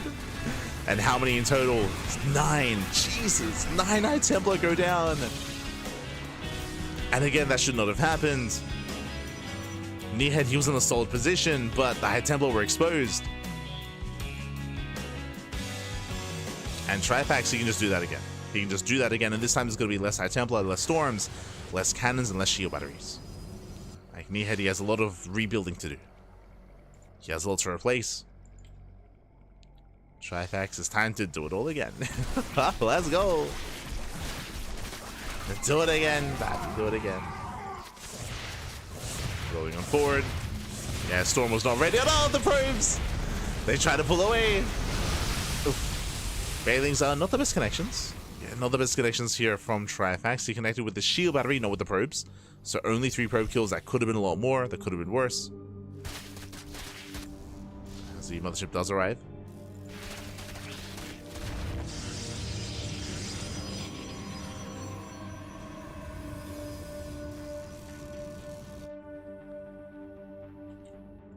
Trifax, he's taking up in towards Broodlords and towards the Greater Spire.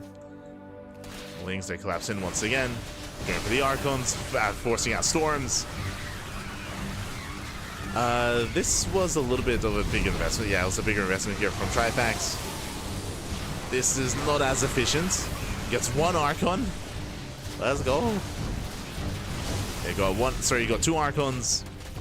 Lings, they do slip into the mineral line, at least somewhat. Those focus on 8 workers. The creeper is solid. Already just reaching and encroaching upon the bases. Not even that many tumors, but he's been on top of it. He's maintained map control. And I love this rotation. Takes down some of the side defense. He should not commit into this though. He has to calm down. Takes down an Archon. He's going for it. He's pushing through the slow zone. Oh, good. Does push through. No Ice Templar left. Lings overwhelmed. GG, good luck. And Trifax, he will take the series 2-0. He will advance on to a qualifying match. GG. Whew. GG, well played. Trifax, he will claim the series. Again, a very intense series here by Trifax. He did not make it easy on himself. I will say that. He did not make it easy. Low drawing counts, low economies, low tech as well. Very committed on Lingbane Hydra, both in game 1 and in game 2. But both games, he barely got the fights he was looking for. He barely caught out the High Templar. Time and time again, he was able to get on top of the High Templar, able to force out storms, able to connect crash in Banelings and snipe High Templar, enough of them to eventually overwhelm, to kind of stem the tide and to stop the High Templar count from overwhelming or just wreaking havoc. And of course, breaking Nihed just before Skytoss. GG.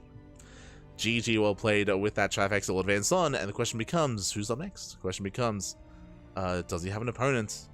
Does he have someone waiting? He does. Oh my god. It's going to be another ZVP, exclamation mark B in the chat to have a look at the back yourselves. We have a qualifying match ready for us.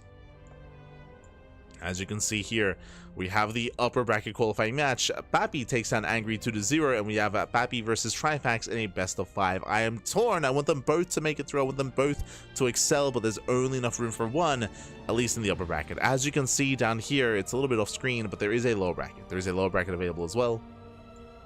Bear that in mind.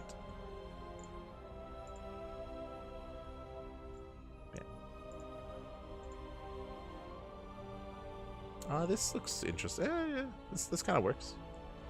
But here we go. Here we go. We have the updates coming in. So we have Pappy versus Trifax in a qualifying match in a best of 5. And the winner will qualify for the main event, for the main Polish Championship. Meanwhile, scrolling down, we have Ziomek versus Matrix. We have Inno still waiting for his opponent. We have Nihed down here. We have Angry as well. The lower bracket is still progressing. It's still a ways away from really making its way through to another qualifying match. Again, two players do qualify in this event, in this qualifier, for the Polish Championship. So you didn't make it through.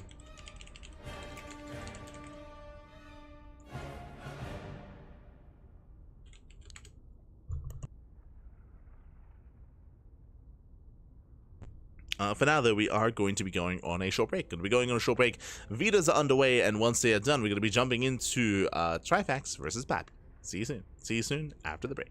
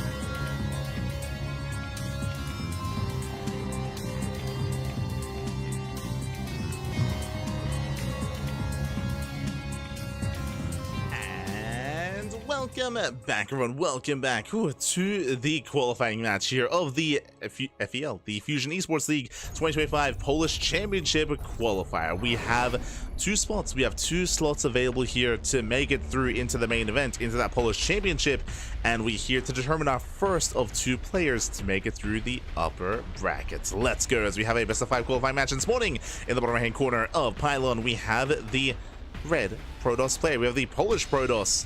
It's the man of the hour himself. It is Bappy. Hi, Bappy. Let's go. Oh, are we in the wrong map? Are we? As spawning in the top left hand corner, we have the Polish Zerg player. We have the blue Zerg. It is Trifax. And if you're in the chat, you know what time it is. It is Gamba time. Predictions are open. Place your bets on who you think will claim the series. Will it go the way of Trifax? Will it go the way of Bappy? Will it go the way of the Zerg or the Protoss? Up to you to decide. Let's go. Let us go. As coming into this, it's hard to say. I did mention at the start of the broadcast how a lot of these players have been MIA. A lot of them have been taking a break from the game, especially during the off-season and even coming into the circuit of EWC. Some of them only just recently returning to competitive play, and because of that, they're a little bit rough around the edges. Both Trifax and Bappy, I want to say they're both a little bit rough around the edges here. So who do we favor? Hard to say. I lean towards Bappy, but it's hard to say. Let's go. Trifax is warmed up. He's warmed up. He's good to go. He's ready. But now, hatch gas pool, send the opener out of Trifax. Likewise, Bappy going for the gate, expand into Cybercore. Now, when it comes to Bappy's playstyle, it's been a couple months since I've casted him, I'll be honest. It's been a while. Last time I did cover him, he was very fond of going for these Storm-based openers, these Archon drops into Storm. I mean, a lot of the Polish players were embracing that for a time.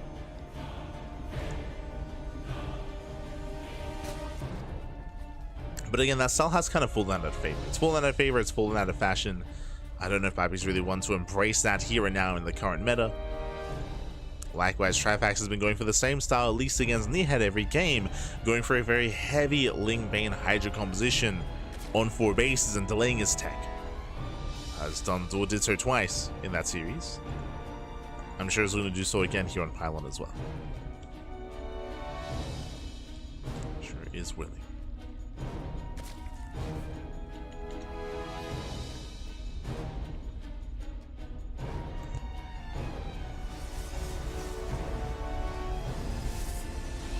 For the time being, though, do see Trifax claiming his 3rd base. Likewise, Bappy back at home going for his own Stargate opener. Stargate into most likely Oracles. We'll see if he does go for a Void Ray or a Phoenix. There is a chance that he does mix it up. We'll keep an eye on him.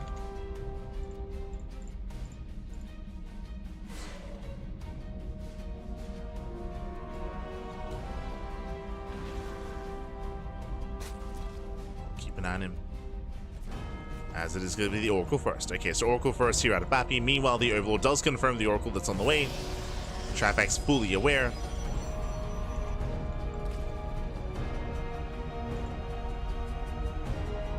So pulls back.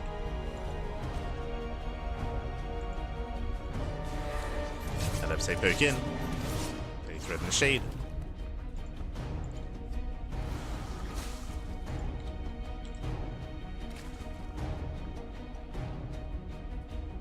So far, Trifax just droning, just saturating. Still building up.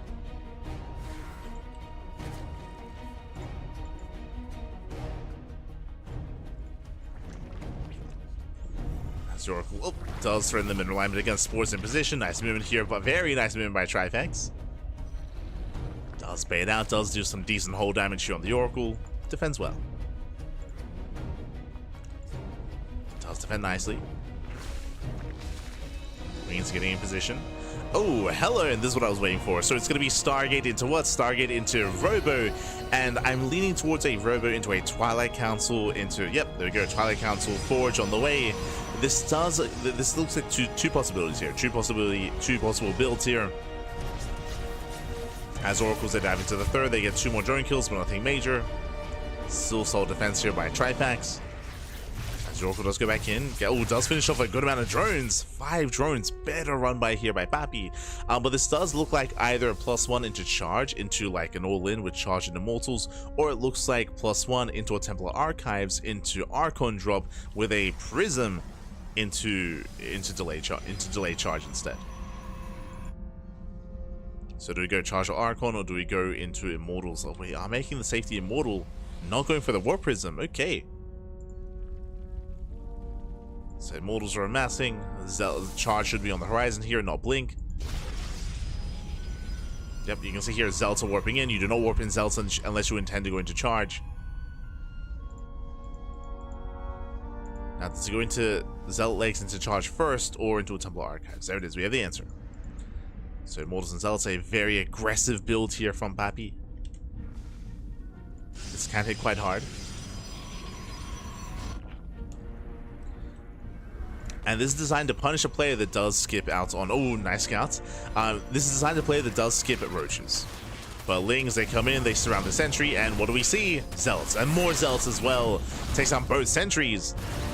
Both sentries go down, and again, scanning these Zealots screams charge. And he also sees Immortal as well, so he knows it's not an Archon-based follow-up. So he knows no Archon, he knows no Storm, he knows Zealots and Immortals, which means we need Ling, Bane, Roach, not Hydra. It's done. Roach speed is on the way. Roaches are amassing. Again, Trifax playing safe. This time investing into the Roach horn. Remember, he skipped Roaches in the entire series against Kneehead because he didn't need them. But against these more aggressive builds, I mean, Roaches are required.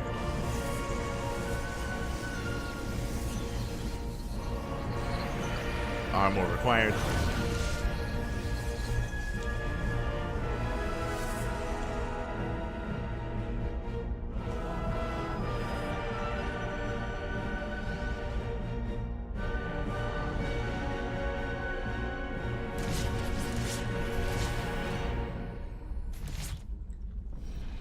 Because they poke in, they poke out.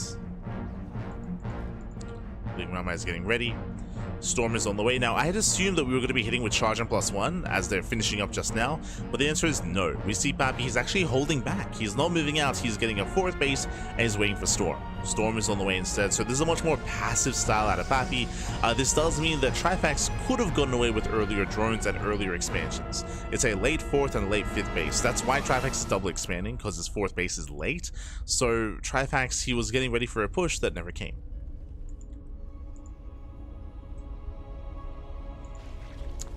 So he did overreact a little bit to what was coming across the map, and I don't blame him. It did look like a charge timing. But maybe because it got scouted, I mean, maybe that's why Pappy did kind of deviate away. Did pivot away from it instead. Rocks are being knocked down. Bailing run bys are denied.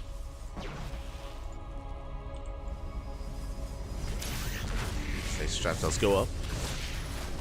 So Fire Pappy is keeping up. Roaches, they poke in, and they take a storm to the face.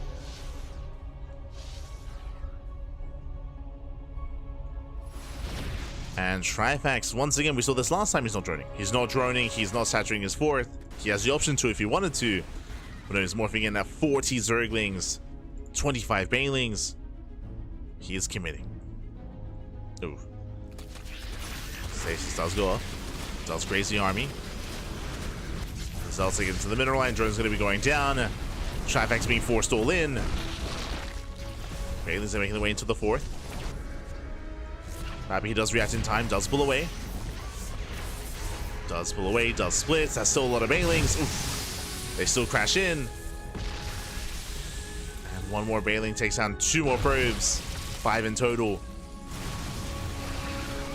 At the same time, Trifax trying to force his way forward, but it has to just so many Storms and Immortals. And now Trifax drones. Again, these workers are late. So late droning here. Pappy does take a lead.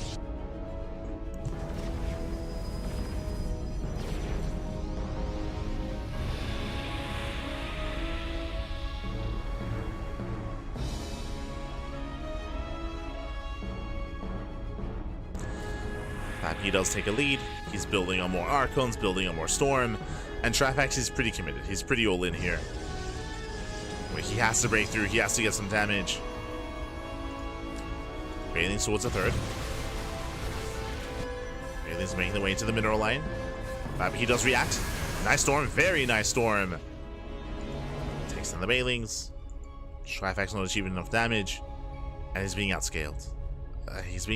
Now we see the infestation bit. He has to work towards lurkers, or towards lurkers. Oh god. Gets a High Templar, okay. Not bad. Takes down a High Templar. Bailey's making the way into the mineral line. Bobby out of position. He's rotating, but the mineral line is going to go down. Nice damage here from Trifax. Finally. Let's get 10 probes. So nice damage. Oof, at the same time though. Double run by into the bases. Drones are going down. Just a queen. Just a queen and one drone. Okay. Ooh. Bobby counterattacks. I mean, he knows he has momentum. He breaks out. There are no Baileys to defend. They've got 24 Baileys just now morphing in. And how many High Templar? 5. Oh, okay. They're now moving forward. There's 4 High Templar with the main army. Storms are available. That's Bobby's expanding. Did I say 4? I should say 5. 5 High Templar. Pull the mass together. Lings, they attempt to run by. There's nothing at home to defend. Lings, they're going to get damage done. They force a recall. Yeah, Archon's recall back home. Storm is available. Oh my god, the storms are crazy. The storms are brutal. But Trifax defends. He defends back at home. That's what's important. Takes down 17 probes. And Trifax is back in this. Things were looking dire for Trifax earlier, but every time, we saw it against Nehead as well, he gets damage done. He gets the damage he's been looking for. At least so far. Even here, takes down a High Templar. Surrounds the Archons, takes him down as well. Doesn't really break the 5th. But still trades well with his Zerglings. Getting into mineral lines. Picking up a handful of workers, forcing a defensive warp in.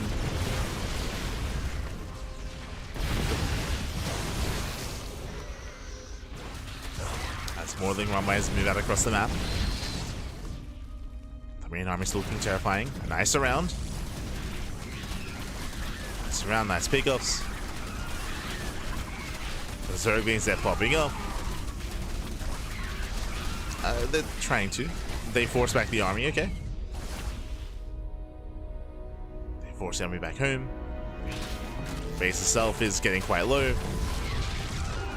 Trifax rotates towards left hand side. Here there's no storms. The Archons are not ready yet. And Lings, they collapse in. No shield battery. Once again, nice damage here out of Trifax. Gets 2 more Archons. Gets 3 more. Oh, Jesus. Gets 3 more Archons as well. Bailings, they roll in. They get some okay connections. Roach Ravager does pull away, but the Ling Bane does pop up. As more Bailings gonna be rolling in. Oh god! Does pull away. Oh, just barely. Still 23 probe kills in total between the 3rd and the 4th. Still very nice damage. Rotating once again. Can he get on top of the expansion? He can. Will he kill it? He will. Gets a full surround. Takes on the Nexus. Takes down a couple of probes. And Pappy is being pulled apart. But the main army is terrifying. Like in a head-on fight, I still favor the Protoss. In a head-on fight, I have to. I mean, how many Immortals are there? 11! 11 Immortals! 6 High Templar. That's a terrifying army as long as there are storms. Ooh, but Broodlords are on the way. Okay. Nice tech here from Trifax. Working not towards Lurkers, but all the way up to Broodlords. Bold move. He's getting away with it. And thankfully for Trifax, no Skytoss. True, there's no Skytoss. No carriers, no Tempest, no Mothership, nothing to worry about. Only a ground-based army. It's a hefty army, don't get me wrong, but it's taken so long to move out. Gainings are denied. Happy has momentum. Well, that's where the Broodlords come into play. And here they come. Broodlords, they come in for a flank. What's the anti-air? Storm and Archons. That's all there is.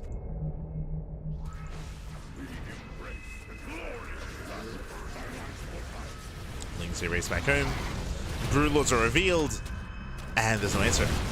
The reality here is that there's no answer. Bobby has to get the hell out of here. He has to pull away. Back at home, we need a Stargate. We need Void Rays. We need anything. Oof. But now warping in Stalkers. Defensively back at home. Broodlords are pushing forward. More Stalkers going to be going down. Let us secure the Broodlords even further. Just chasing down the Immortals. Lings, oh, they come in for the full surround. And catching out the Stalkers, catching out the Immortal.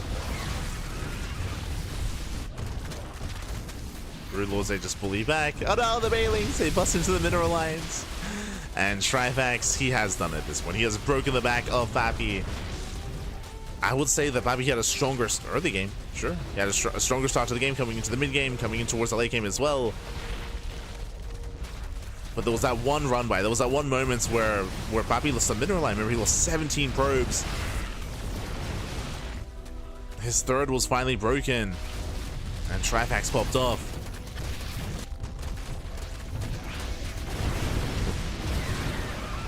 Broodlord's still pushing in. Ling stays to 9+3. Going for the tech. Does get a kill in the Forge.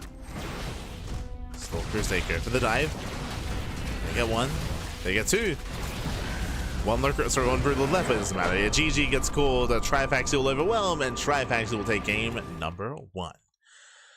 Whew, GG. Hi, Trifax. Oh my god, a very impressive comeback here. Again, things looking dire initially for Trifax when he was failing to get damage done. If you remember early on, we had Ling run-bys, we had Bailey run-bys, and they were being denied time and time again until eventually they weren't. Until eventually we saw one Bailey run-by sip in, one Ling run-by sip in as well, and soon damage was being done left and right. Soon it all just snowballed out of control, and with that, Trifax takes the game. GG well played. Not an easy game whatsoever there for Trifax, but alas, he was able to eventually find a chink in the armor, find a hole in the defenses of Pappy, and did abuse it.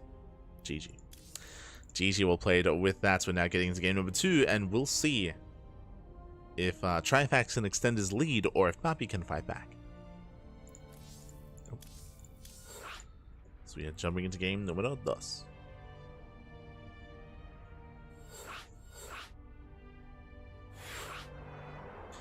And then game 2 is going to be on ley lines. Meanwhile, as we are, of course, diving headfirst into this best of 5, the lower bracket is progressing. It's progressing quite nicely. Plenty of matches underway.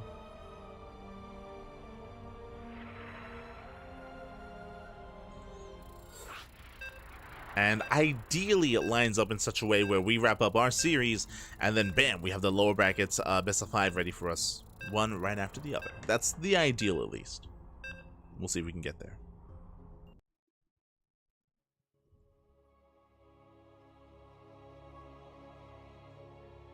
There we go. And spawning in the bottom left hand corner of ley lines, we have the Polish Protoss player. We have the red Protoss down in the series. We'll see if he can bounce back. We'll see if he can make a series out of this. It is Pappy. Hi, Pat. And spawning in the top right hand corner, we have the Polish Zerg player. We have the blue Zerg leading the series 1-0. It is Trifax. And again, every game so far, game 1 and 2 against Kneehead, game even 1 here against Pappy as well, I want to say that he's been in a rough position, right? Like, he's been in a rough position, low economy, up against the wall, being forced to get damage done, struggling to get damage done as well. But eventually he finds it. Eventually he either catches out all the High Templar or he does slip into a Mineral Line. Eventually he finds a way. Este Trifax. I have to stop doubting. True. I have to start having more faith. I have to look at the game state, be like, he's down in workers, down in supply, down in army, down in tech, but you know what? It's Trifax. He'll get into a Mineral Line. Okay, yeah, true. What can I say? I cannot dispute. It just keeps happening.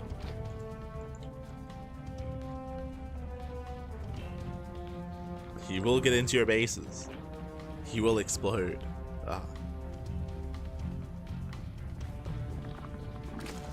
But now though, once again, hatch gas pool opener out of Trifax and a gate expand out of Bappy.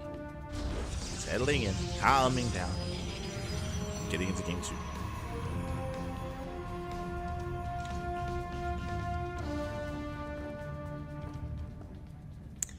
Happy 4th of July. It's the 5th here.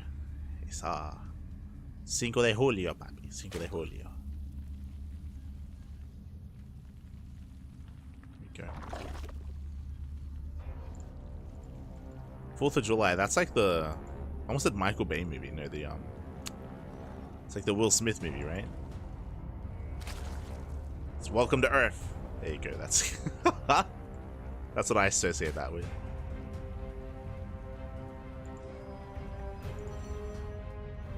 So it's peak Will Smith. Let's go.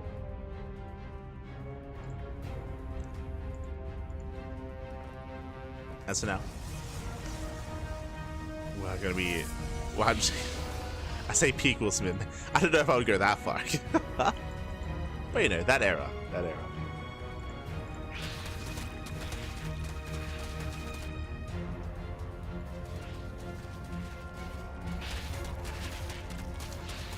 So now Trifax is joining and saturating. Likewise, you have a take of choice. Stargate opener out of Bappy, working towards his Oracle, I would imagine. Oh, never mind. Okay. You have my attention. Void Ray first out of Bappy. Now, the advantage of the Void Ray is that it does allow you to hunt down Overlords and to deny vision, deny scouting, and to keep the Zerg player in the dark. The downside, of course, is your overall defensive setup is weaker. Oracles, they allow you to scout, they allow you to defend against Ling Realmwise, they allow you to get more vision, they allow you to harass mineral lines. Like, there's a reason why Oracle openers are the go-to, are the standard, just because of how versatile they are. Void Rays do leave you a little bit more vulnerable, but they at least deny Overlords. So Void Ray moves out, and behind this we do have an Oracle follow-up, and this can catch Bappy off guard. Sorry, it can catch Trifax off guard. We could see our Protoss player double down and go for a Twilight Council into Glaive Depths. We could see a second Stargate into a Fleet Beacon into Sky Toss, or we could just see a third base into a Forge, Twilight Council, plus on Blink standard follow-up. That's the thing about a Void Ray opener, is that you can play standard, or you can be cheeky and hide some tech. The goal here is to keep your build hidden, regardless.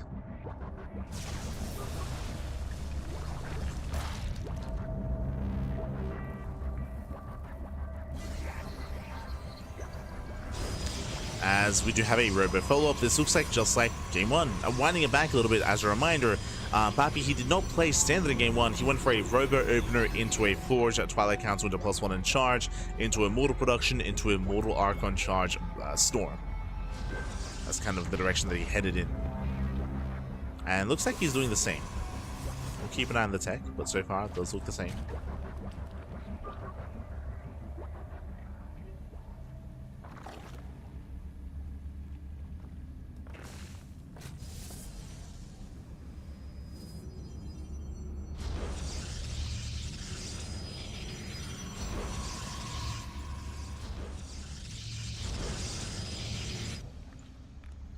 So it is, there's that Forge, there's that Twilight Council. Again, we're expecting +1 in charge, not Blink. The Mortal Production, yep, has already begun. Now, if you recall, in Game 1, we assumed that this was going to be an all-in. We assumed that this was going to be a charge timing. Like, when I say timing, I mean that once +1 in charge kick in, we move out across the map, and we hit with those upgrades, trying to strike then and there. But last Bappy, he didn't go for that. He instead expanded, took a 4th base, and teched up into Storm and Archons. He had a bit of a slower, tamer approach. Meanwhile, ooh, juice that I see, Overlord speed. Now, if this was any other player, I would assume this is Overlord speed to go into Drop Lords, to go into a Roach Queen all-in, to go into a German Taxi. But because we have +1 range on the way, there's a high chance that this might just be for scouting. I will say that, but Roach production has begun, so we'll see if Trifax does commit. The layer is complete. We just have Overlord speed finishing. Yeah, there we go. Link speed is on. Oh, sorry, links are amassing. And we should be going for the push. We should be going for the drop, for the all-in. Show us what you got. There it is. Drop Lords are on the way. Let's go. Drop Lords are on the way. Trifax is going for the all-in. What's a little bit, I mean, it's a little bit odd to see +1 range and to see Roach speed on the way, because these upgrades will not kick in for this timing, for this attack. These upgrades could otherwise be more Roaches and more army. So the push is going to be a little bit weaker as a result. This is going to be more of a follow-up. True, once the upgrades kick in. But I mean, ideally, you don't have to wait that long. Ideally, the game ends earlier. Ideally.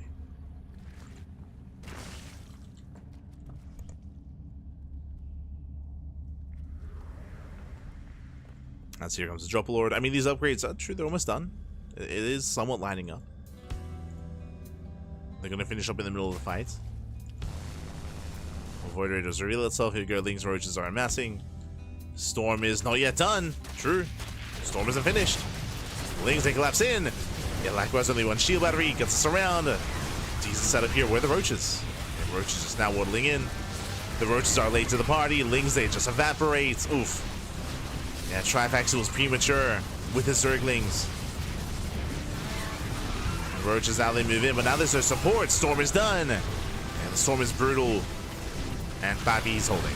He's holding, he's shutting this down. Cleans up all the Zerglings.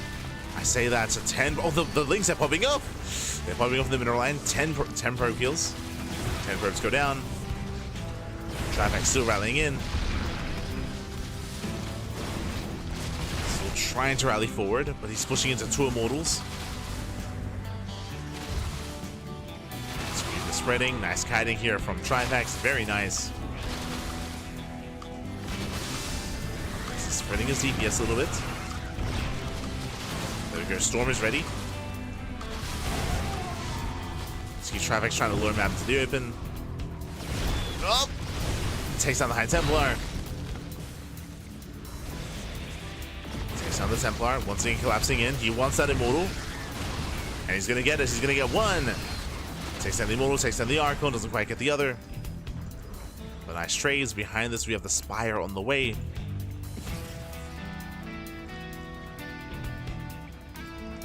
And honestly, he can keep going. Oh god. Never mind. The Storm is brutal.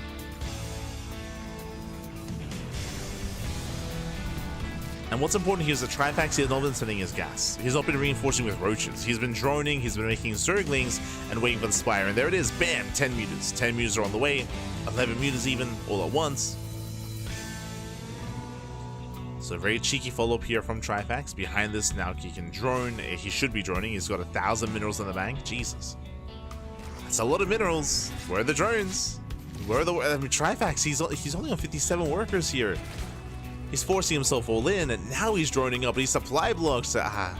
Brutal supply block, late workers. Still no overlords on the way. Still no expansions either. We need those overlords. There it is, 5 overlords, but these overlords are late. So brutal supply block. These mutants have to get damage done. I don't know if they can. I don't know if they will. So far, 5, 6, 7. Okay. Probes, they just rally into their deaths. 9 probe kills. Oh, he's not done. Oh, god, god. The probes are still rallying. 12, 13, 14, 15 probes. He could keep going. Oh. Army's in position at the natural.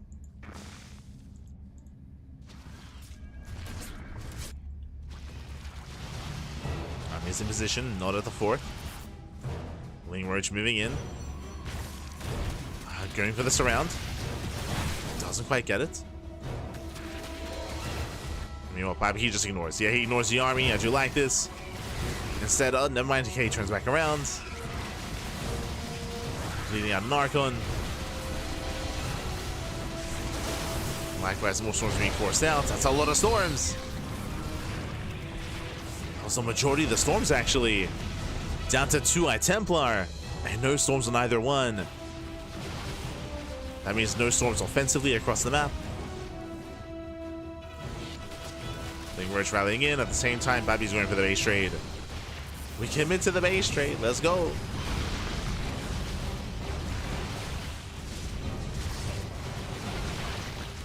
As mutants are being thrown away. Bit of miscontrol. Yeah, a bit of miscontrol. Babi, he will lose the 4th base, but it may not matter. He has a terrifying main army. And this army may never be dealt with. I say that shows the Biles. Biles on the Void Ray. They do connect. Oh, the Void Ray somehow survives though. Just barely. Void Ray does live. Oof. Storm does run away. And more reinforcements as well. We're still waiting for those Biles.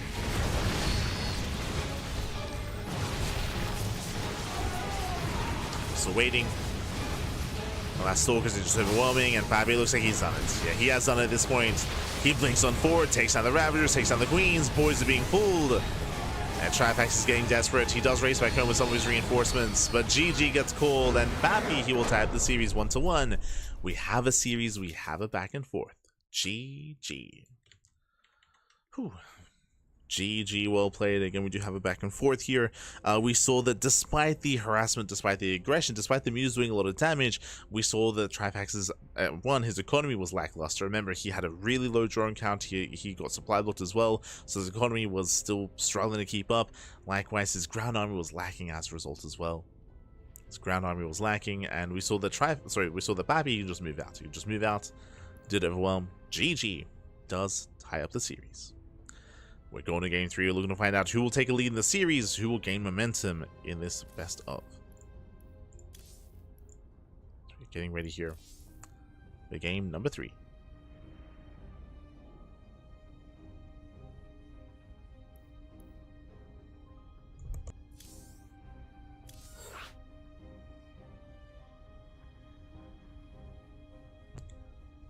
Getting ready for game 2. Sorry, game 3.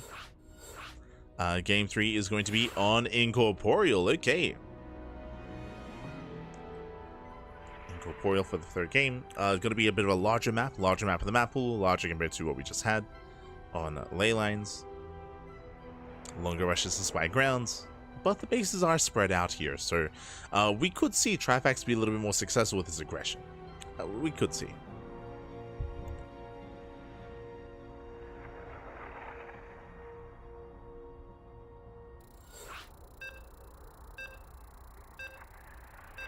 As you can hear the beeps, we are loading in. Are going to be loading in.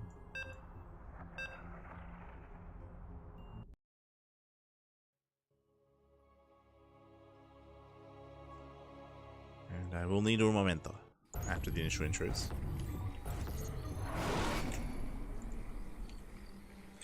Spawning in the top left-hand corner of Incorporeal, we have the Polish Protoss player. We have the red Protoss. We're tying the series up and making a series out of this. It is Pappy. And spawning in the bottom right-hand corner, we have the Polish Zerg player. We have the blue Zerg being forced into a tied series. We'll see if we can bring it back. It is Trifax. I will need un moment. Actually, hold on. Can I leave you with Indy in the meanwhile? Yes. Un momento.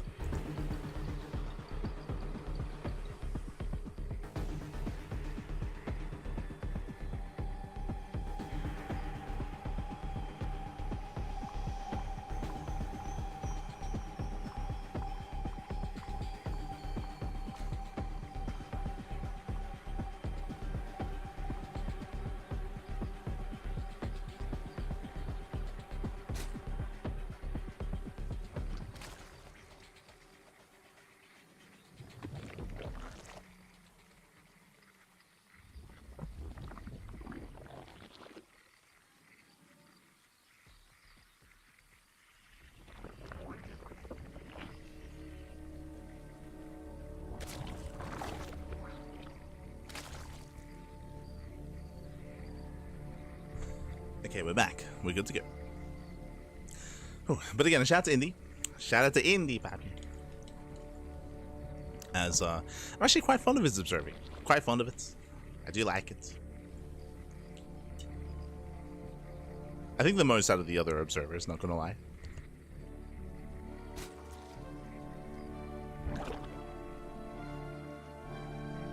Indy. So now we are going to be settling in. So far it is going to be a standard opener for like the unnatural natural. So hatch gas pool out of Trifax, gate expand out of Pappy. But again, Pappy, he did mix it up. Did go for a Voidery last game, but still kind of led into the same direction here. Going into Charge, going into Immortals, going into Archons and Storm. So far we've seen the same style out of Pappy in game 1 and game 2. Has mixed up his openers a little bit, that is true, but overall the same style. Same end game and end goal. Meanwhile, from the side of Trifax, he has gone for more aggressive builds, but aggression nonetheless, right? Whether it was in game 1 or even the previous series, going for a really heavy Link Bane Hydra composition and committing quite hard to Link Bane Hydra, or in the last game going for a German Taxi. Regardless, we haven't seen more like tech-heavy, more economic styles out of Trifax. He's been avoiding that.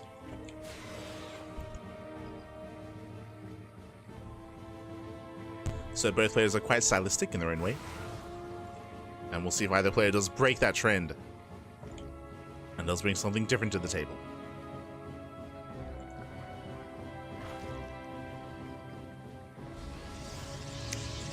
As so far the roles that we've been taking here is the more aggressive style out of Trifax and the more defensive style out of Back.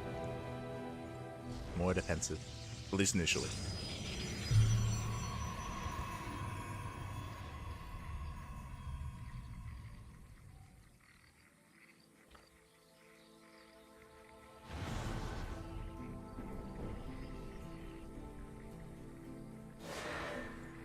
Double adepts at threading the bases to break their way in. Meanwhile, it's going to be an Oracle first, not a Void Ray, out of our Protoss player, out of Pappy.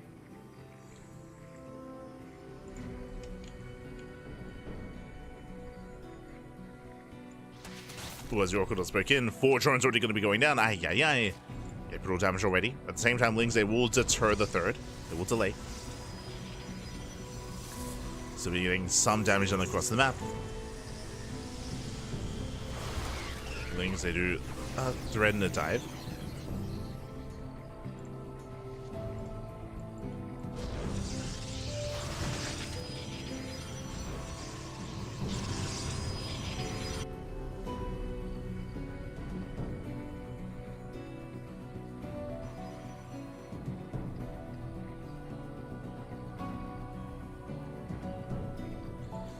From now, Trifax back. So I will say so far this is the best start that Pappy has had in this entire series.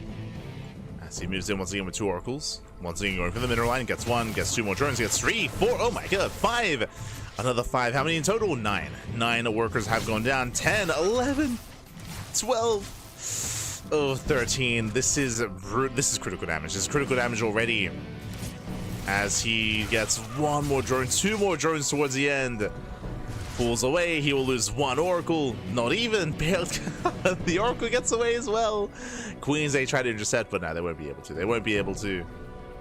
And this is insane damage, and behind this Pappy, what's he doing? Ooh, okay, he's going into Immortal production once again. I assumed Immortal into +1 and charge, but no, for the first time this series, we have Blink on the horizon for Pappy. Not charge. So going into Immortals and Blink. Meanwhile, we have Trifax getting the safety Roach Warren, getting ready for charge, I would imagine. Little does he know the Blink Stalkers are on the way instead. And again, it's just a really strong start here for Pappy, taking down 15 workers for the price of 1, essentially. Hasn't lost anything except for the 1 probe. It's just been insane value. And right now, Pappy just has to confirm whether or not there's an all-in. Like, does Trifax all-in from here, or does he drone? That's what the Protoss has to confirm. Pokes in, gets eyes on the tech, gets eyes on the lair. Is aware that there's at least a lair on the way. This can still lead into a German Taxi, true.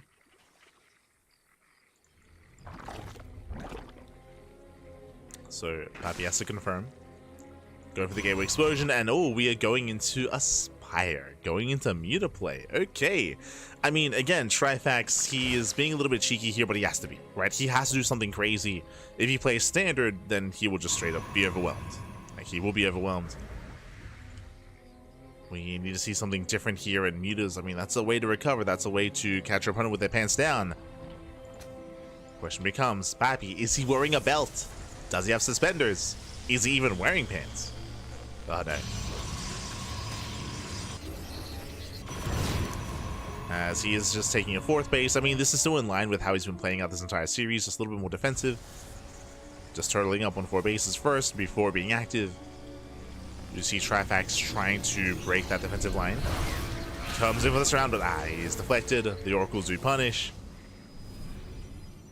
Now the Lings, they did get eyes on the Immortals and High Templar. Huh. Now, I pose a question to you. What do we see here? Zella Warpins. What don't we see? Any Stalkers?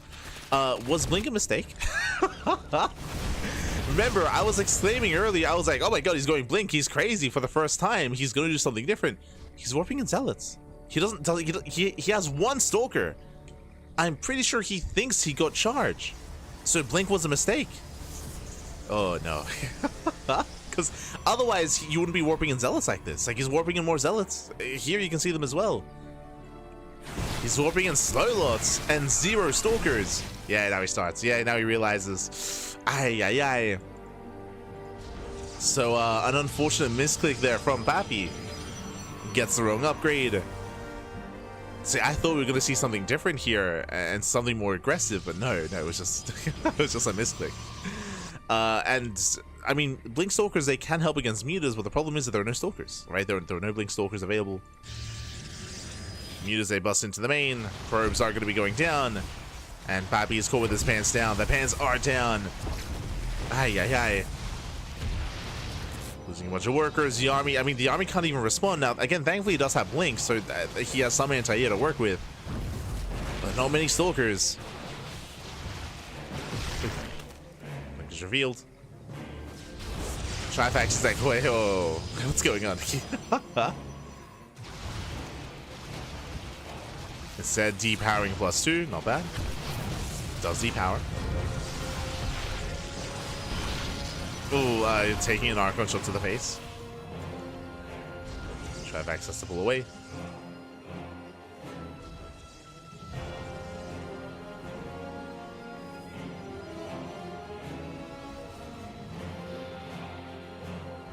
As Bailey's waddling in. Bailey's speed kicking in just at the right time. Oh my god. The LA reaction. 12 probes go down. 16 workers full. And even though Trifax had a really rough start to this game, losing 15 workers, he was able to pop up and get 20 probe kills. Not just 20 probes, remember the mutas earlier, so 24 in total. 24, delayed +2 is still not repowered. Yeah, the pylon's still out of vision, out of range. Ay, ay, ay. And Trifax, he has recovered. He's back in this. Not just back in this, he's leading this even. Does magic books here on top of the High Templar. Collapsing in the Archon. He wants, oh god, does take an Archon shot to the face. But takes out one of the Archons nonetheless. That was an expensive trade here for Trifax. Bleeding out 7 High Templar. Sorry, 7 mutas I meant to say, for 2 High Templar.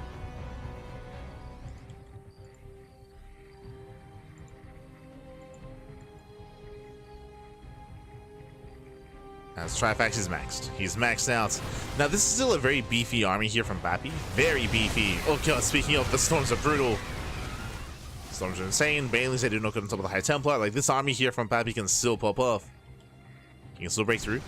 Mutas, they go back into the expansions. Back into the mineral lines. Oh. Yeah, there's going to be 9 workers. At the same time, Trifax pushing in. And he's just pulling Pappy apart. Just pull him apart back and forth.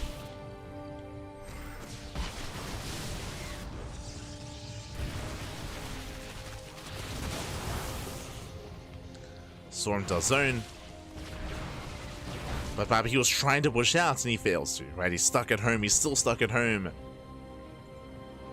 Still stuck defending. Trifax once again maxing out. Moving in with more Zerglings, with more Roaches.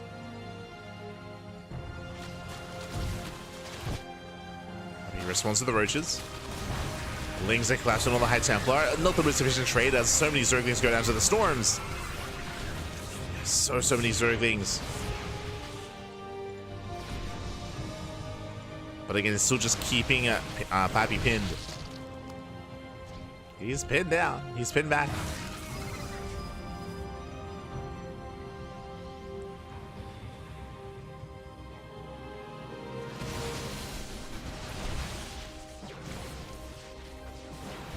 Things are moving in. Yeah, collapsing on the Stalkers. This time there's no Archons, there's no Storm. So nice pick up there from Trifax. Gets one of the Archons. From here he can rotate once again into the mineral line. You can see Pappy, he does react to that. He does anticipate. He's ready. Meanwhile, pushing forward. Gaining ground. Mutas are revealed. Stalkers are in position. They do go for the dive. Mutas have to pull away, and we go for the base trade. Lings into the fourth. Mutas in towards the third, and the main army just push right across the map. Yeah, Bappy doesn't care. Lings trying to catch out Stalkers as well. Trying to catch them out. Mutas back into the mineral lines. But this main army still is terrifying. I mean, how many High Templar? 6 High Templar, at least 6 Storms, at least. Fourth base goes down, third base as well. Mutas are racing back home. But can Trivax deal with this army? He's heavily supply blocked. Yeah, he cannot produce. Does turn around. Does turn back. Here come the Storms. Oof. Yeah, nice flyby though. Oh god, not the Storms! Yeah, he does stand to the Storms. The Archons, they wreak havoc. They clean up most of the Mutas. It's still quite close though. There's still a handful of Mutas remaining. They take down everything. Yeah, the Archons, the Warp Prism as well. Just barely the Mutas come out on top. And Trivax has done it. He has held. He holds. He defends. He counterattacks as well. Este Trivax. He's crazy. I mean, to magic box on that army, that was a bold move, and it worked out well. Worked out beautifully. And now what you see is what you get. This is the final army here for Pappy. He's down to 6 high. I mean, I say down to 6 High Templar. That's still a lot of High Templar. Mutas head into the main. Lings, they do threaten the third. Pappy moving in. Trifax is no longer supply blocked. So he's just knocking down bases. And he can just commit to the base trade even. There are 2 Stalkers and 1 Archon to defend back at home. There's a Cannon and a War Prism as well. Gateway's getting depowered. Mutas, they collapse in. They take down the Archon. And again, he can just go straight for the base trade. He can just go for the elimination. There are no probes out on the map. We can see Pappy racing back home. Oh, my apologies here. Saves 2 probes. Nice save. Nice save out of Pappy, but he can't afford a Nexus. Oh, yeah, he can't afford a base. The army does race back home.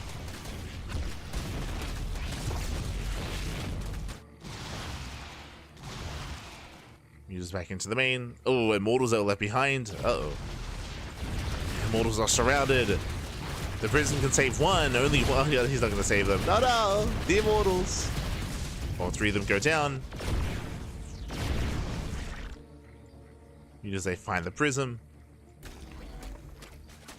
More Immortals falling.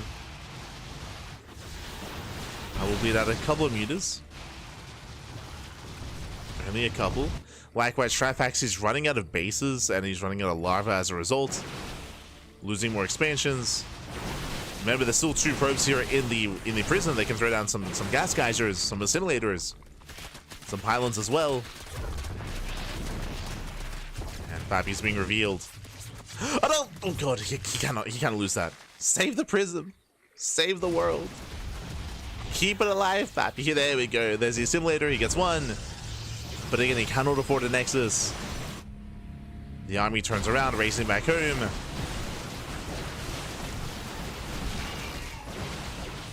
And this is the final building here. The assimilator. Oh, 2 assimilators, I should emphasize. 2 assimilators left. Meanwhile, Trifax, he has top right. He has another expansion. He's still fine. And we do see he's ready for another assimilator. Oh, Storms are ready. Drones are going down. And Pappy's trapped. Like, he cannot move out. If he moves out, he will just die. He will lose the assimilators, and that'll be game. So, like, a valiant effort here in the base trade, but he cannot keep base trading. He cannot kill the last buildings. At least he shouldn't. Otherwise, this happens. More Stalkers going down.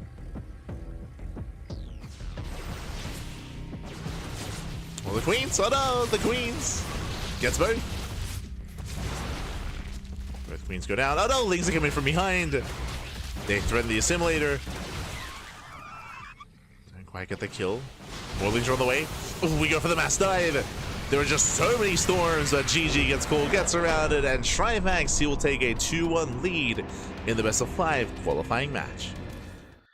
Whew, GG, an impressive comeback once again here from Trifax, where Trifax, he once again had a rough start. He had a rough start to the game. He lost 15 drones. That should have been game-ending damage, but remember what happened. He didn't just get into muta play, he didn't just get away with mutas, but we also saw that that Bappy, he had a really he did make a mistake there. He accidentally made blink instead of charge. Because of that, he had a bunch of zealots that weren't really effective. You could argue that blink was better just because it was up against mutas. I would say that is true, but the problem there was that he didn't know that he had blink. So even though he had blink ready, and because he was not aware, he had no stalkers. He had no stalkers pre-warped in. He was not massing up a stalker-based army because he thought he had charge. He didn't know that he had blinks instead. So unfortunately, despite having something that was a little bit better for muta play, he was not ready for mutas regardless. And with that GG. With that GG will play. The mutas and lings, they just taught, and sorry, specifically the mutas and the banelings specifically, and the lings as well, did just tear Pappy apart. He just had a really hard time keeping up with the mobility of that mutaling bane army. He was losing mineral line after mineral line, worker after worker, Archons, High Templar as well. Just really nice fast play there by Trifax, pulling Pappy apart and pulling himself back into that game. GG.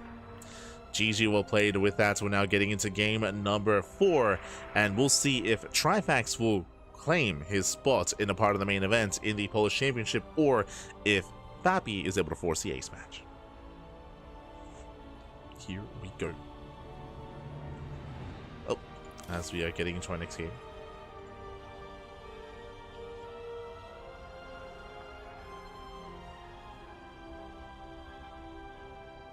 Getting to our next game. Looks like we do have some updates.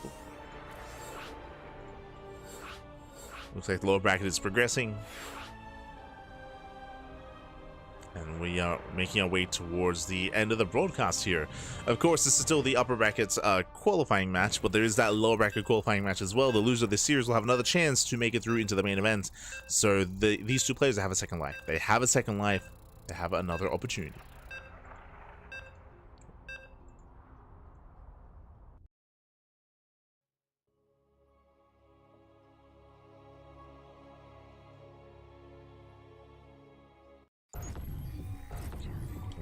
Go.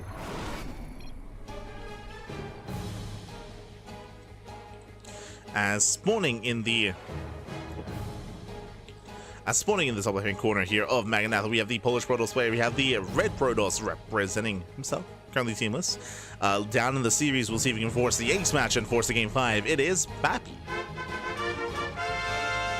Hi, Pat. And spawning in the bottom right hand corner, we have his opponent. We have the blue Polish. I almost said Polish Protoss player. The blue Polish Zerg player, leading the series 2-1, one game away from qualifying for the main event. It is a Trifax.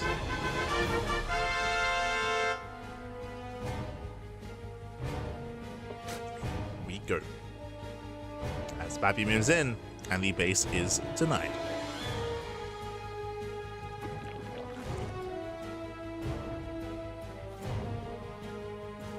With that, of course, Trifax forced to expand elsewhere, forced to expand at the third location. But welcome to Magnatha. Magnatha is the largest map of the map pool. We don't often see games on Magnatha in recent times, I will say that. Because it's one of the more extreme maps, it's often vetoed. But that is also why we get to experience it here in a best of 5, where there are less vetoes. Less vetoes here, so we get to experience some of the more extreme maps, like Pylon, like Magnatha as well. And even at times, Torches. At times. For now, though, we are coming down. We are going to be joining, going to be saturating. And we'll see how our players will adjust. Now, coming into this, especially with how Pappy's been playing so far, I do favor him on Maganatha, just like how I favored him on Tokamak. On some of these maps, which are a little bit larger with a longer rush distance by ground, I do think that's going to be favoring a defensive player. But unlike on Tokamak, these bases are more spread out. They are much more spread out here on Maganatha, so they're a little bit more accessible, and we could see Trifax pull Pappy apart. It is possible here. It's going to be that much more difficult to defend at these fringe bases. So we'll see if Pappy can keep up.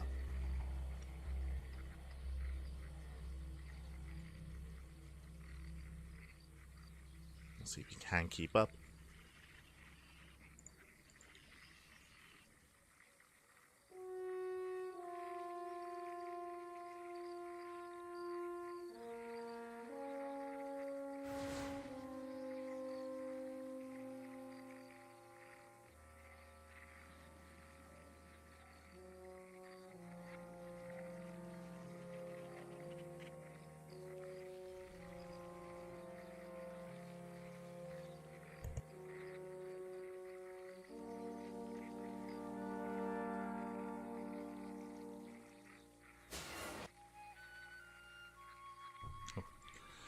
As for now, we do have a pretty standard early game here. Just going to be joining, just going to be saturating. It is going to be an Oracle first opener out of Pappy. He did go with Void Ray first at one time, but only that one time. He's not really relying on that. And again, he hasn't really been too aggressive either. I'd have to say shade into the main. They get 2 drone kills so far. Now we saw Pappy pop off with his Oracle Harass previously. Can he replicate that and do it again? But this time, can he capitalize on that and actually get into his own build and actually get into the mid game in a decent position? We'll see. As Lings, they move out across the map, they force the Oracle to stay back home.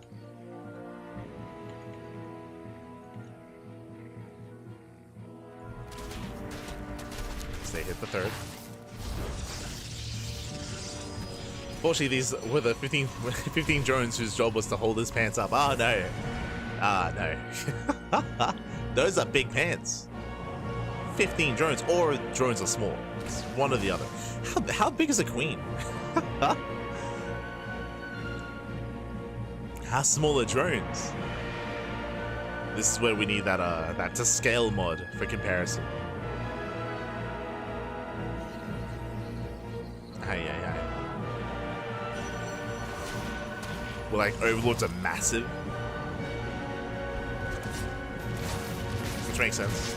They're like bigger than hatcheries. As double Oracle to the base. Ooh, but does overextend. One Oracle does go down. Oh no, he gets too greedy. He gets a little bit too greedy there. Takes some more damage. 7 drones do fall in total, but the Oracle does barely get away in just the 1. This is still good damage here from Pappy, but I will say this is slightly better defense compared to last game. Last game, remember, he lost 15 drones and didn't kill a single Oracle. This time he's holding his own. Dishing out more damage. Still does get 2 probe kills across the map, not bad. Plus on melee on the way. This tells us that most likely if Trifax wants to skip out on roaches, but against an immortal heavy composition, we will need those roaches. We'll need that Roach Ravager. Once again, Immortal Production, once again, Forge and Twilight Council, and this should be +1 in charge. Remember, the one exception was last game where we saw Blink, but clearly it did seem like it was a mistake.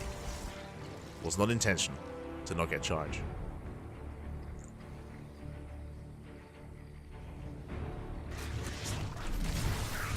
Or if they move out, they get 1 drone. Once again, they take a lot of hits, a lot of damage. The money for it's what's going on. Waiting for that upgrade. Gateways are being thrown down, gases are being taken. Oh, okay. Blink is on the way. Alongside these gases. Interesting. So he does open some zealots. Now, again, last game, to me, it's clear that Blink was a mistake and that it wasn't intentional. This time, though, especially with the Templar Archives being thrown down right next to the Twilight Council, this has to be intentional. He does have a couple of zealots here, but this could be a fake out. If he warps in more zealots, then we can say that it was a mistake again, but currently I believe he's staying on a low zealot count to reveal this, when really he wants to try to build up a stalker count instead. He's warping in more zealots. No shot he's doing it 2 games in a row. No shot. There we go. Warps in some Link Stalkers. That's to deal with the Overseer at least.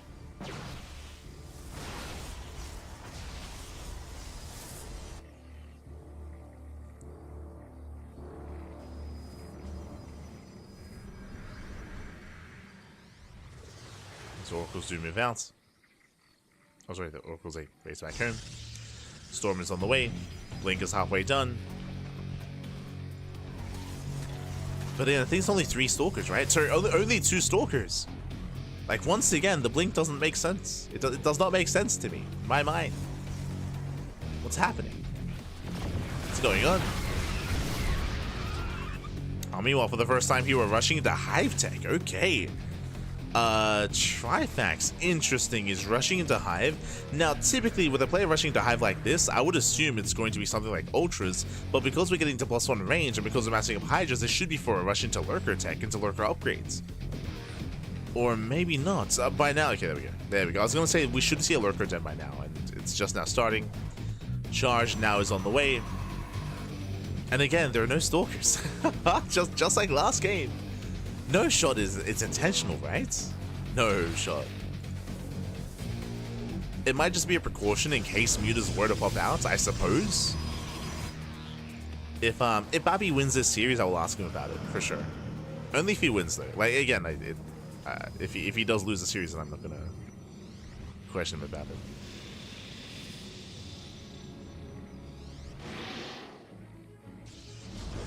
But this is piquing my interest.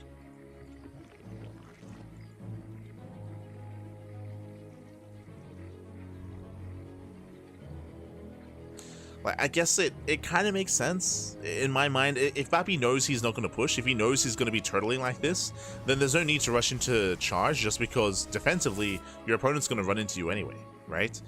So it honestly might just be a precaution in case there's mutas. That might be the rationale for it. Token Swarm Host, let's go. Token Swarm Host on the way. Lurker upgrades are in production. Hive is done. The one thing that we're missing here is Vipers, I believe. Yeah, no Vipers. As we could make use of a handful of them.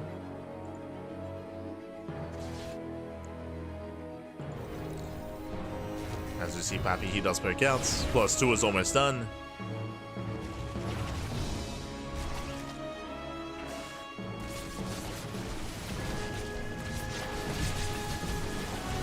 I'll say to push in, taking down the Spine Crawler.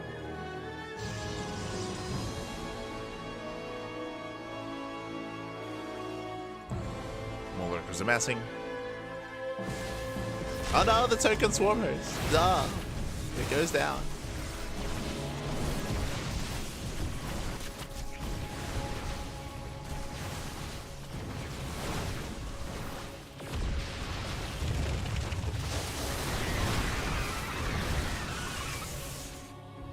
He does run into Mass Lurker, and again, against Lurkers, he cannot push forward. Not against this many. Oh, no, oh, that's 3 High Templar go down. They did line up. Ay, ay, ay. At the same time, Hydras they counterattack, but there is a wall of Zealots here to defend. Hydras, they will clean this up, though. Cannons are depowered. Lurkers is going to be moving in. They do take a storm to the face. I believe that was the only storm. And they can't just keep pushing.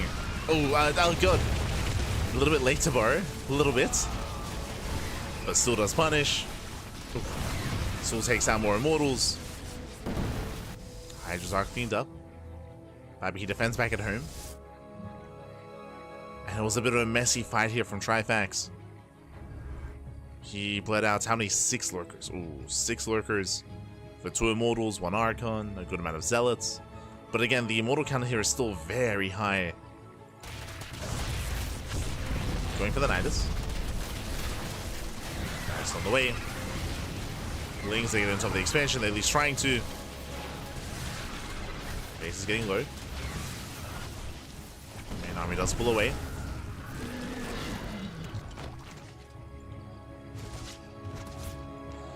Likewise, Prism racing across the map. You'd have to ask Yaku. Sure, he would know, Pappy. He would know. Yaku, he has the answers.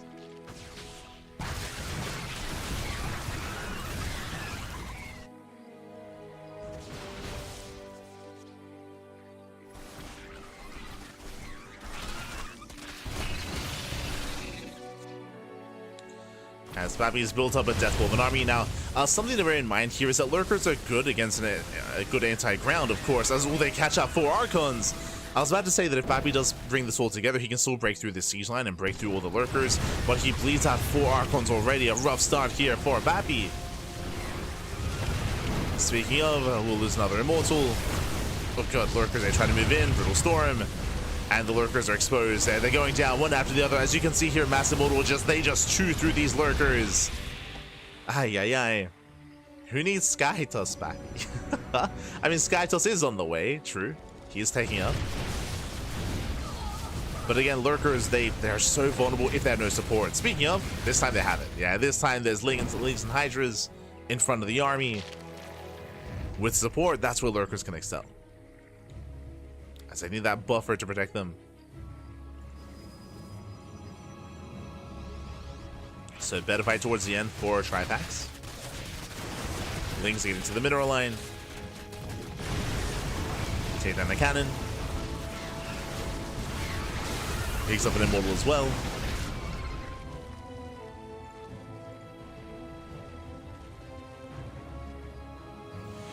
As carrier production has begun. Now, Trifax is not really set up to deal with Skytoss, as more lurkers are getting caught out. Ooh, Trifax tries to rotate. And Pappy does not find those lurkers. Whew. You're lucky there for Trifax. I spoke too soon! Oh no, the lurkers! They're getting caught out! They try to waddle away. They do barely make it out. As 2 lurkers do fall. 5 lurkers left. They do borrow. They hold the line. The base is getting very low, but it's not targeted down.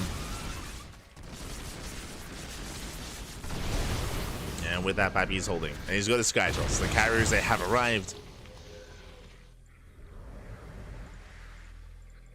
And Trifax does not have the best anti-air army, not yet. Oh! As 2 models go down. Jeez, they just get deleted.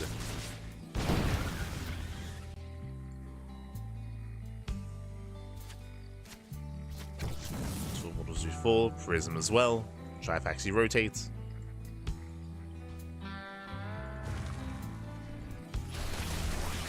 Nice behind the 5th. Lurkers in between the bases. They're going to be quite exposed. We'll see if it's worth it. Yeah, lurkers are going to be the first to go down. Every lurker will fall. And there's an expensive loss here for Trifax, as he will lose the lurkers and he cannot engage with his Hydras. Yeah, just really well positioning there for Trifax. He gets 1 High Templar. And he's poked the bear. Yeah, Pappy's here to force the ace match. He's maxed out. He has a terrifying army. He's pushing. And there's almost pure Hydra to defend. Some Zerglings on the way. We have a couple of Infestors on the way as well. How many? There are 3 lurkers. Oh god, as the Overlords are getting caught out. Trifax almost supply blocked.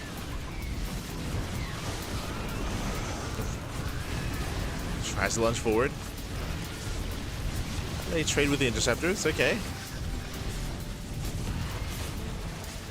So pick them up.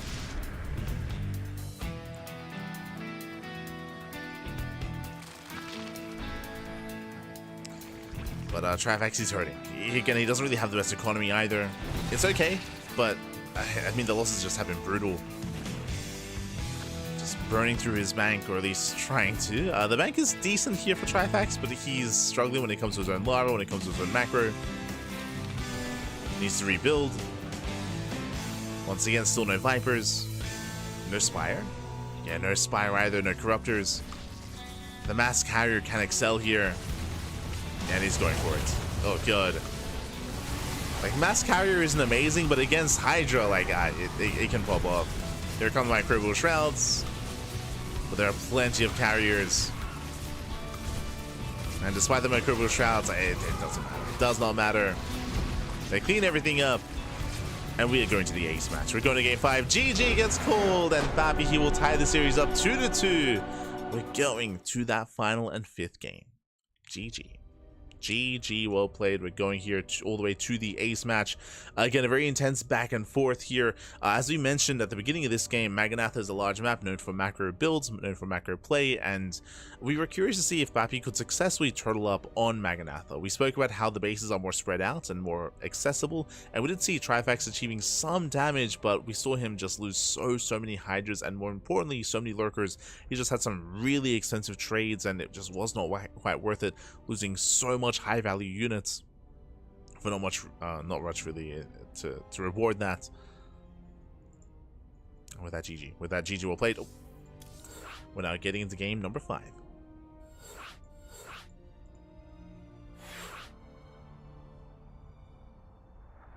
Jumping to game 5. Game 5 is going to be on Tokamak. Wait, did we not already? Am I crazy? Did we not just have a game on Tokamak? Oh, we didn't. Okay, so my apologies. I am crazy. I was thinking about the previous series. So welcome to Tokamak. I do favor Bappy on this map, but Tokamak is known for having being a larger map, having a longer rush distance, but also being very defendable on 4 bases. More so than Maganatha. It is, I would say, easier to defend on 4 bases, specifically on this map, than on Maganatha. So the idea of Bappy opening up more defensively and slowly building up towards the mid game, towards the late game as well, I feel like that's something we're going to see it again. We're probably going to see it again here. And it's on Trifax to stop that. Do we go for another German taxi? Well, it's possible. It's possible.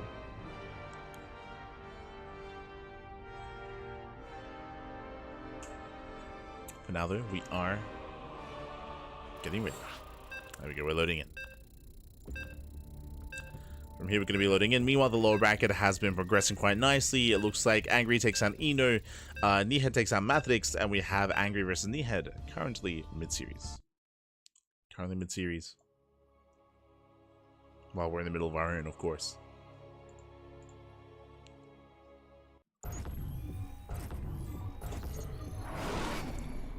And here we go. We have made it to the final game. Here's the ace match. And this morning, in the right-hand corner here of Tokamak, we have the Polish Protoss player. We have the red Protoss, bringing us all the way to the ace match to game 5. It is Bappy. And spawning in the bottom left-hand corner, we have the Zerg player, the Polish Zerg himself, being forced into the ace match. Can they bring it back?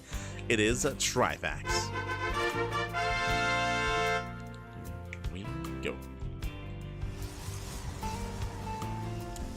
Again, Trifax has been very aggressive this entire series, not just this one, but the previous series as well. And Trifax, his end goal, his end game, his goal in all of these games is to end the game early before Skytoss. But this is where some of these maps do work against Trifax, and they help Bappy when it comes to turtling, defending, and taking up in that direction. And we'll see if Bappy can do it again. We'll see if we can do it again here on Tokamak.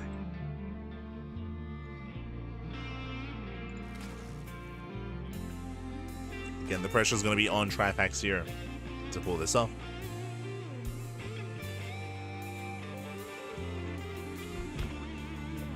Let's go.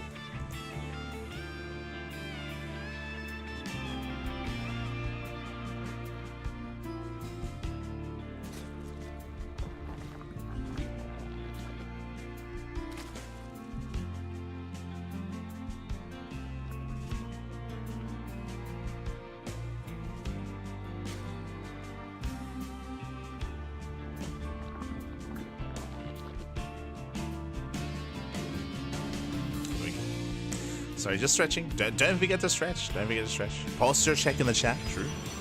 Hello. As the pylon gets thrown down, so far standard opener, gate expanded to Cybercore, hatch gas pull out of Trifax, but that pylon is suspicious.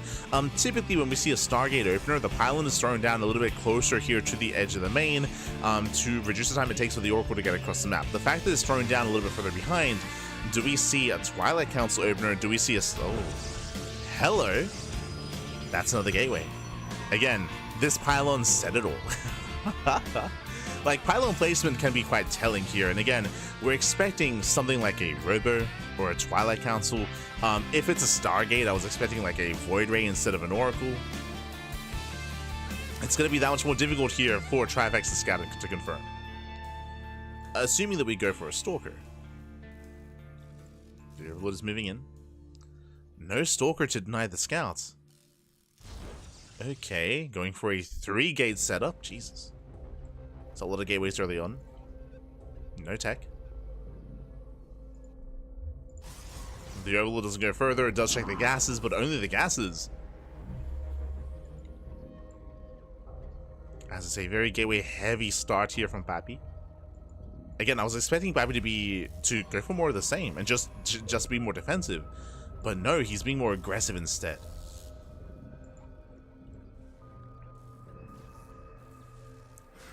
Yeah, being quite dedicated. Now, this is late. He has 100 gas. Like, he had the resources for an earlier Twilight Council. This is kind of weird. Again, it's just a really heavy gateway start into delayed Robo and delayed Twilight Council into, I would imagine, a 2-base all-in. That would make the most sense in my mind. Again, that's a lot of depths early on, more than usual. We have vanilla depths, but there's a lot of them. And typically, Zerg players aren't used to this many depths this early on. Roach Warren has been thrown down just to be safe. Trifax has been droning. Trifax does not really have much of an army. And we're going into Glaives. Ooh, we're going into a 2-bay Glaive Depths all-in. That's a massive gateway explosion here. 6 gates. 6 gates on 2 bases. We're pulling back into gas. A little bit inefficient here when it comes to saturation. The Overlord will confirm. Trifax going back in. Does get eyes on the Twilight Council. He sees, he knows. Yeah, let's see the massive gateway explosion. Again, gas income is not too efficient here. These Eps have potential. Yeah, they get into the mineral lines. Drone's going to be going down. He gets 1, 2, 3. 3 drone kills already.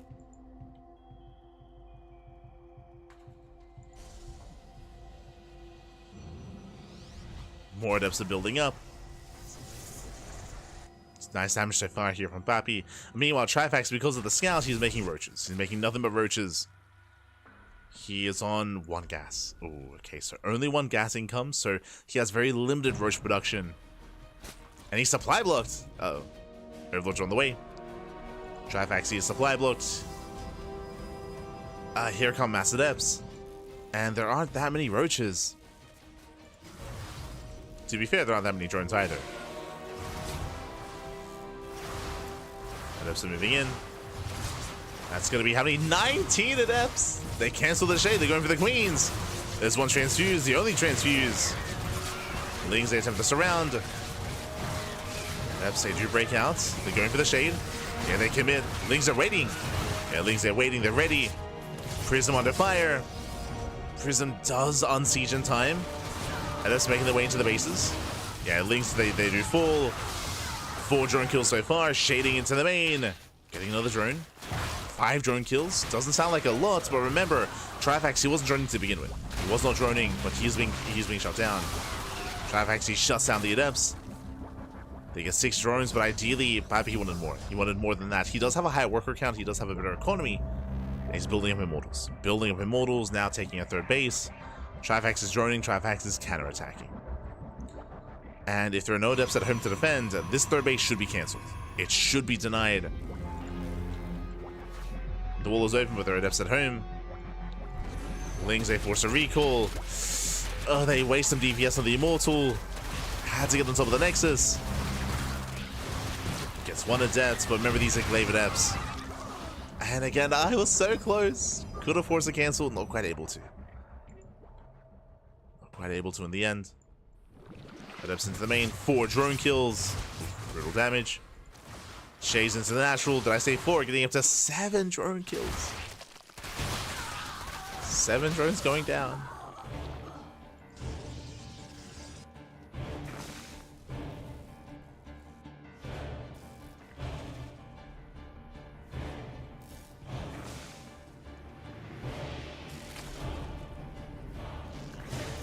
And Trifax, he's kind of being forced into an all-in here. There's no lair. There's no lair. There's limited gases. Building up more Zerglings. We'll see if he drones or not. As Trifax is in a rough position. No, not again. This time shouldn't lose too much. Losing 1. Just 1. You know, Pappy is saturating back at home. He's got a hefty Immortal count. Alas, Adepts, they bust into the main. Shade into the natural. They focus on as many drones as they can. This is brutal damage. 7 drone kills. Ay, ay, ay. Babby achieving quite a lot. And yeah, Babby does have a worker lead, or he does have an economic advantage. He's ahead economically. Building up more immortals. Working on the forge. I'm a little bit surprised that he has yet to begin charge yet. There is no charge. Or blink stalkers. There we go. Charge now on the way.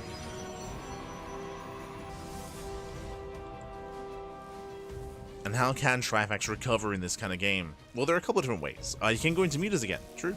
He could do the same thing he did on Incorporeal and go into mutas and go into mass muta harass. Otherwise, you could double down on Lingbane or Ravager and do something similar and just go for mass harassment there as well. And hope and pray that he can get into a mineral line and deal economic damage. It's worked in the past. It's worked tonight.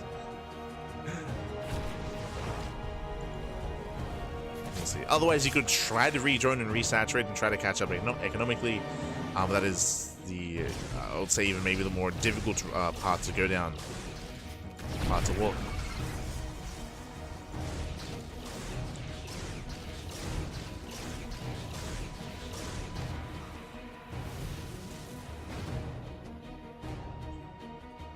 A prism. Those are vials.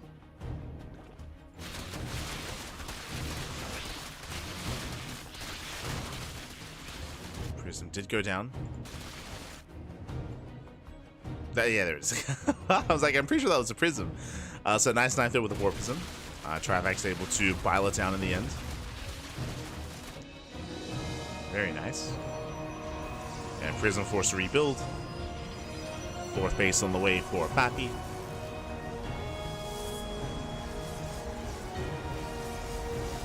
Getting his 4th.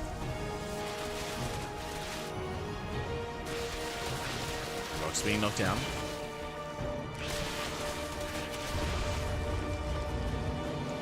And Trifax is cutting workers. He does have a 4th base. Sorry, he has a 5th base even, but he's staying on a low drone count. He's staying on a low gas count. 66 workers is a 3 base all in. 3 base all in here by Trifax. Going into mass Lingbane Roach. Storm is done. And storms, oh god, they do pop off. Oh, brutal storms on the Banelings. Yeah, the storms are insane. Nice force fields as well. Banelings, they do not connect. And they're trying to... And Trifax, he plummets in supply. Remember, he's all in. He has no longevity in this game. What you see is what you get. Does rush forward. Trades decently well against Zealots. It's an okay trade, but he needs more than that. He needs more than just trading with the army, especially when you're down this much economically. He's getting ready for Wave 2. Wave 2 is coming. But the longer this game goes on, the better it is for Bappy. As we have 20 Banelings morphing in.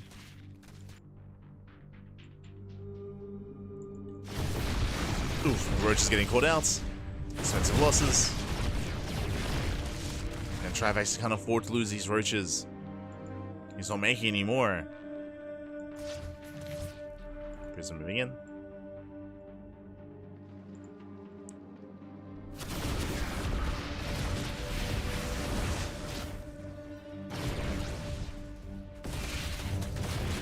Put this around, not bad. Getting an immortal. At least trying, there we go. Does get one. Does force out the storms coming in for the surround. And with all these Ducklings, he will catch out the army. Okay. Esther Trifax catches out everything. Does go for the recall. He saves one immortal.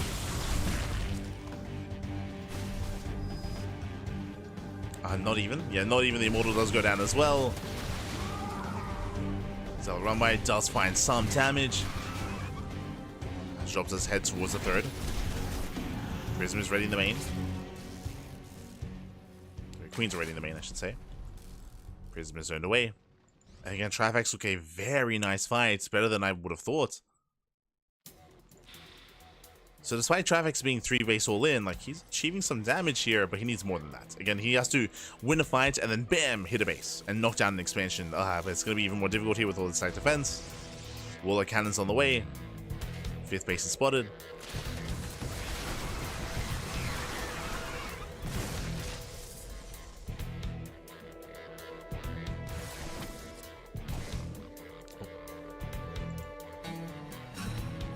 Trifax rotating going towards right hand side, but the cannons are still not yet ready. Lings are moving in. Lings have to get the hell out of here. Oh, they're left eye a little bit too long. Nice engagement. Takes down one of the Archons. But again, that was a lot of Link kills. Pushing into the expansion links, they move back in, they knock down the tank defense, and are we going for another base trade? Nah, Babi turns around. He turns around, at least somewhat. Fourth base is gonna fall, fifth base as well, and Babi, he returns home with only half his army, which means Trifax, he can take a fight. He can take a fight here. Knocks down one base, knocks down the other. Babi, all he had to do was defend, but he is also getting bases. The expansions are falling. Expansions are falling. Bases are going down. Prison does fall. That's going to be 1, 2, 3 hatcheries. Okay, 2 hatcheries. Whew. Just barely. 2 hatcheries go down. 1 hatchery barely survives. But we're getting messy. We're getting very messy here. Trifax is on a 2-base economy, and meanwhile, Bapi's on 3. He's on 3 bases. I mean, he has an economy to work with. Trifax, I mean, I guess technically he's also on 3 bases. True. Things they move in. They force a cancel. In my brain, I keep assuming that this base is dead. It's on 3. That's a lot of High Templar. That's 10. 10 High Templar. 10 Storms. This army's insane.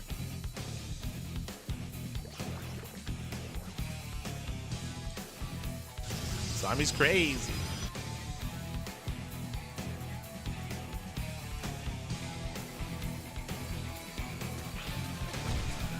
Does distract. At the same time, moving in. Shouldn't get much done there. Okay, here come the storms.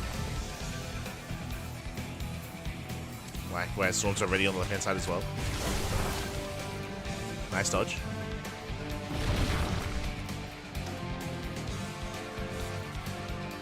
Dodge. Trifax has to get the hell out of here. Lings aiming from behind. They could either surround the army or go for the expansion, and they're going for the base. Good call. Does go for the Nexus. He won't get it though. Yeah, he will not get the expansion. That was his one hope. And here comes Bapi, knocks down the base. Swarm host, okay. I mean, that's a good way to make use of a lackluster economy. Ooh, Swarm hosts are denied. 10 Swarm hosts do pop. Focus slaves are coming in. Swarm hosts have to pull away. The storms are still brutal.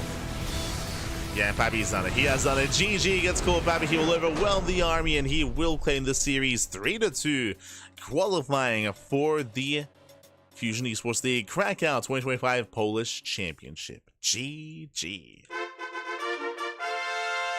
Whew, GG, well played. Congratulations here, Babi. He will claim it. A very intense back and forth. He was up against the wall, but he won 2 games in a row towards the end here, able to show off his defensive prowess. But not just that, here in the ace match, he went for a very cheeky build, going into a 3-gate opener into 6-gate 2-base Glaive Adepts, and he did tear Trifax apart. Did tear him apart there. He just could not keep up. He could not maintain those losses. He was just losing far too much, far too quickly. He was overwhelmed.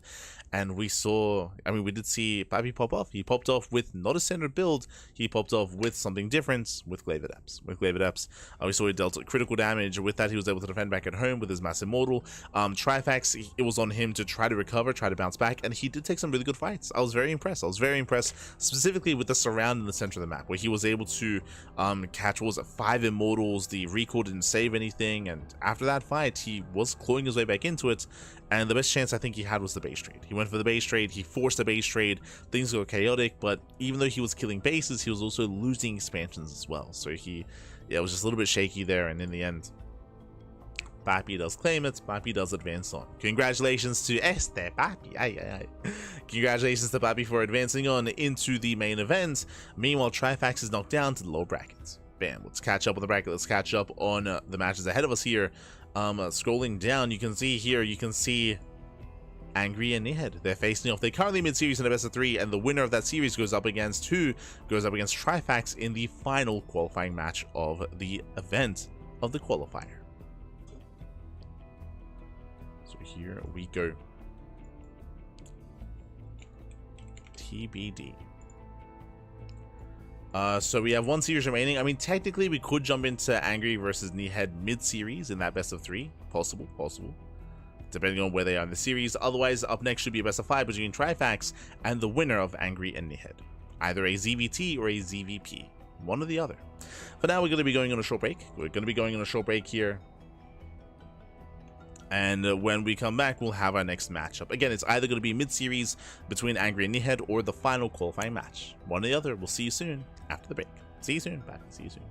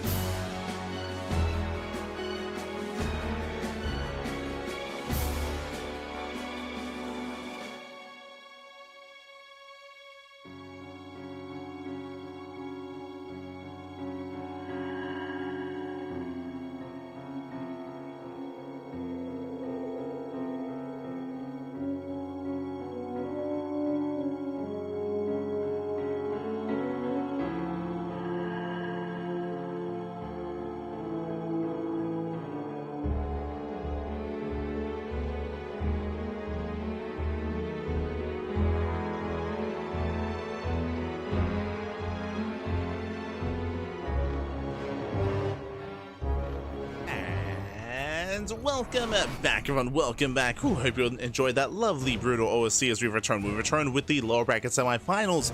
We are almost at the final series of the broadcast of the qualifier, but we are not quite there yet. We have to determine which of these two players will face off against Trifax. Trifax, yes, he just went down to Pappy, but that was a upper bracket match. That was a qualifying match, which means he had another life. He had another life. He is waiting for the winner of this series, and spawning in the top right-hand corner here of Tokamak, we have the Hungarian Protoss player. We have the purple Protoss representing himself, currently teamless. It is Nihed. And spawning in the bottom left-hand corner, we have the Polish player, the red Terran Polish player. It is Angry. He's very angry, Pappy. Yeah. And if you're in the chat, you know what time it is. It's Gamma time. Predictions are open. Place your bets on who you think will win this best of 3. We're jumping in mid-series. We're jumping into the tail end of this matchup. It is the ace match. This is the ace match here. Regardless of how this goes, one way or another, we will have our final player to make it through to face off against Trifax, who's going to be a Protoss or a Terran. Let's go. Let us go. Again, we haven't really been able to see and feature too much Terran here in today's brackets. Terran is a bit of a rarer sight, I would say, in the Polish scene. Yes, we have Spirits. We have Spirit. We have Angry, we have Mishu, but we don't really have much else. We don't really have many other top Terran players in the Polish scene. It's mainly Protoss dominated. A lot of Protoss in Poland. But now, though, economic opener, reactive span, CC on the high ground out of Angry. Meanwhile, we just see, a 2-gate opener out of Nihed. This you do not often see. So delayed expansion, very aggressive start here from our purple Protoss. Curious. As Angry setting up. And we can see Nihed scouting for a proxy. Again, we don't really know what happened in Game 1 and Game 2. It's possible that maybe Angry was cheesing, was proxying, and did catch Nihed with his pants down. It is possible.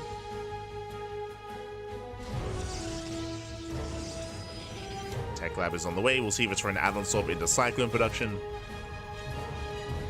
Seems maybe into Cyclones.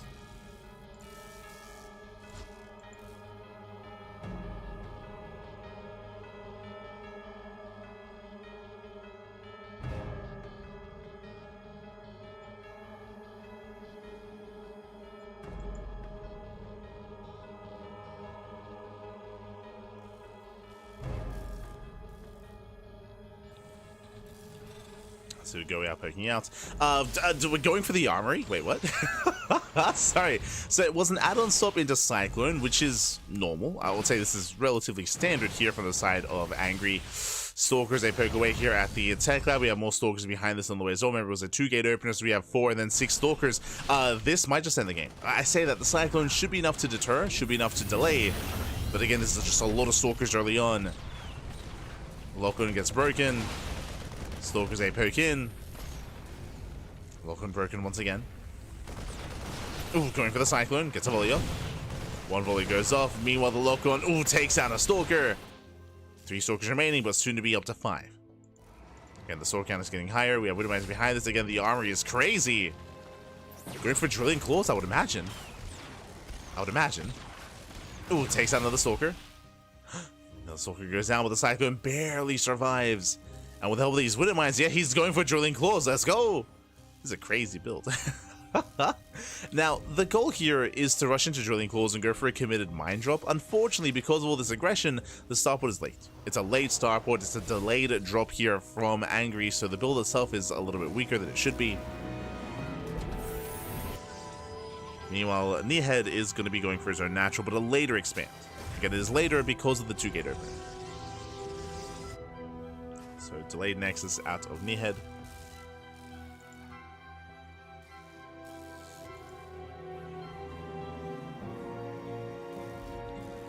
Angry is setting up.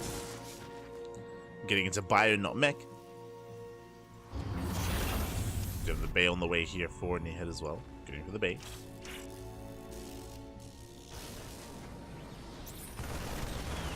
Oh.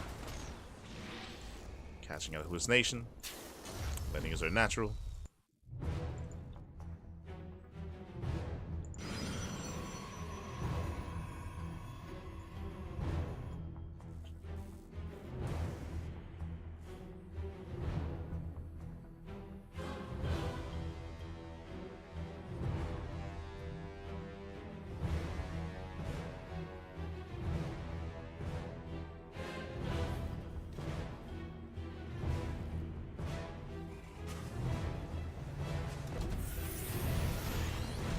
So that hallucination does confirm when he does get eyes on all the Raxes. Would you have the mind drop moving out? I believe Nehead should have seen the armor. Yeah, he saw the armor. He's aware. Like, again, armory this early on screams with a mind drop, screams drilling claws. But despite that, okay, there's an observer. There's one observer here outside of the main base, but the drop is coming in towards a natural. Observer is out of position. Uh-oh. And probes are going to go down. Here come the mines. They will drop in. One of the natural, one in the main. And probes are going to be going down. Getting 2 so far. The observer has yet to move. Doesn't realize what's going on. Yo, we gotta move the observer. Uh-oh. Nehead does not realize. Okay, it does. Whew, okay. Does reposition. Should be headed for the natural base. Yeah, there we go. Is moving over. We'll get it just in time and we'll clean this up. Takes down one. Now going for the other. Oh, but this shot is gonna go off. We'll connect. Oh my god, the probes they stacked. Yeah, the probes they did stack in the last second. 5 probes go down. Bit of a just like chaotic reaction there from Nehead. And now the dust settles, and where exactly are we here? Okay, so on the one hand, Angry, his natural's late, right? Remember, he was contained on one base, he was fighting for his life, and he eventually does expand. He eventually breaks out on 2 bases. He's going for a 3rd CC, he's building up into a longer game state. At the same time, he also gets more damage done across the map. 7 probes, not bad. Not bad at all. Nehead working towards Colossus, moving out across the map. And we'll see if Angry can shut him down. Let's go.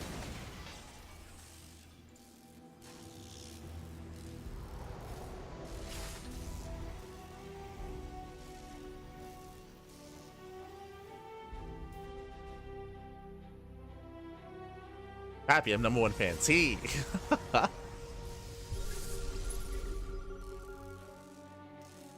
Babby, that's my kid's nickname. My nickname from childhood, I think. Yeah. Ah. We can all bond over Babby. Just seeing in the chat. In the YouTube chat, I should say. Hey, made it through.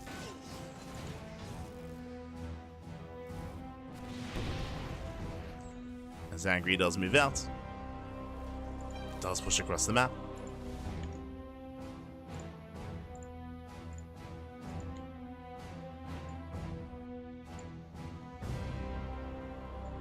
Meanwhile, he is spotted. And we just see Nehead someone in position. I mean, he has the Colossus. He has sentries. He has force fields. Oh, Angry. He does not back down. He's boosting in. Does unload. And does siege within range. I believe he should be within range of the Nexus. Just barely. And Nexus is under fire. Taking a lot of hits, taking a lot of damage. We don't want to waste those Marauders though, as they're taking quite a lot of hits, but he's going for the base. He wants it. Yeah, he does want it. Tank shots going off, shuts down the Stalkers. And Nehead will lose just too much here. As he will lose the Stalkers, but he will maintain the Colossus though. Yeah, he's holding. Yeah, he's holding on. He shuts down the army, and the base survives just barely. Oh my god, one more volley would have been enough. And that may have been worth it, but with that, oh, Angry loses far too much here. He overextends, he overcommits. He gets one Colossus, he trades with the Stalkers, but he does not get the Nexus. Again, one more volley with those Marauders would have been enough there. And with that, Nehead takes a lead. Again, that was 4 tanks. That was 4 tanks going down. That was 4 Marauders. Now here comes a counterattack, and Angry, he's vulnerable. He's exposed. Now, I'm not too fond of the idea of pushing out without a Warp Prism. There is no Prism with the main army. No way to reinforce, no way to juggle back. Risky maneuver here from Nehead, but he's pushing nonetheless. I mean, there's nothing to stop him. Yeah, there's just nothing here. A couple of Marines, a couple of Marauders, 2 Vikings. Doesn't want to waste too much DPS on the CC, and does want to try to zone back the army.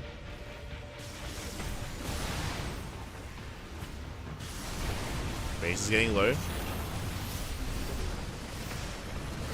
Vikings trying to push in. There are now 5 Vikings.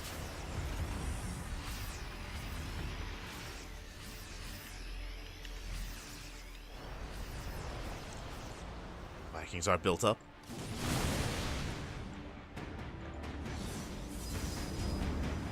It does pull away.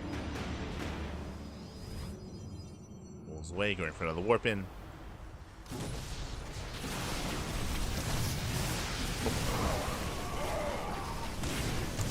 Mine shots going off, teasing connections. And the base once again getting low. Vikings, they do go for the Colossus. Decent juggling. And not bad. Yeah, not bad, but Colossus are a little bit too far behind. Going for the mineral line. They get a handful of SCVs. But there's still so many Vikings here. And there's not enough anti-air. Vikings, they pop off, they get one. Colossus, they get one. They're going for two.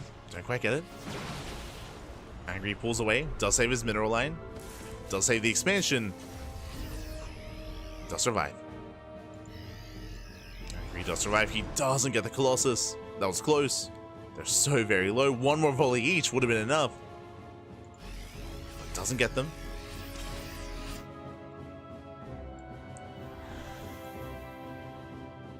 With that, Knee-Head, he pulls away, getting his own fourth base up and running. Knee-Head, he has a better economy. So far, at least. He's building back up. And again, Angry's still recovering from losing all those tanks earlier. Like, his defensive position here is still that much weaker. Did almost take the fight, but almost.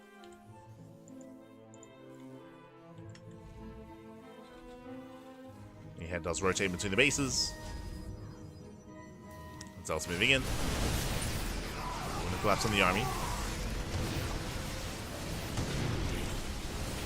Catching out 2 Widow Mines.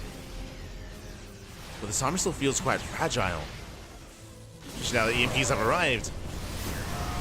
Ooh, the storm's gonna be coming in. Brutal storms. Storms, they pop up. Not bad. Takes down 1, takes down 2 Colossus. 1 Colossus left. And the Colossus is on his own, and with that Angry, he will take the fight. He will clean everything up. Takes down the Stalkers, the Immortals, the Colossus as well. There's no escaping. And Knee-Head will lose everything. Does get 11 SCVs, but that was a better fight for the Terran. Now, there's a bit of a give and take here. On the one hand, better fight for the Terran, true, 100%. He killed all the Colossus, killed everything. At the same time, though, Knee-Head does have the better economy, does have a higher base count, and does have 70 probes. So he can afford to have some worse fights. He can replace, he can replenish, but it will take a long time. Again, only 1 robo. Only 1 robo, so you can only make 1 Colossus at a time, so it takes a long time to rebuild. Second robo just now begins. There's going to be a window in time where Angry could try to abuse Knee-Head before the Colossus count gets up. Before it builds up. So when there are 1 or 2 Colossus, we could see Angry push out. Before Knee-Head stabilizes. That's a big if there.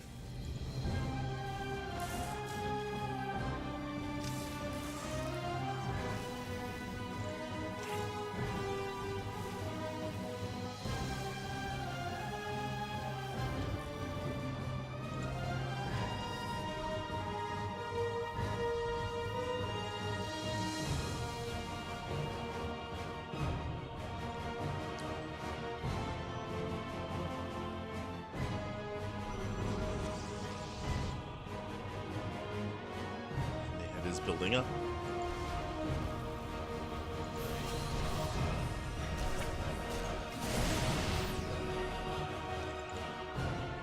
Fez does move out.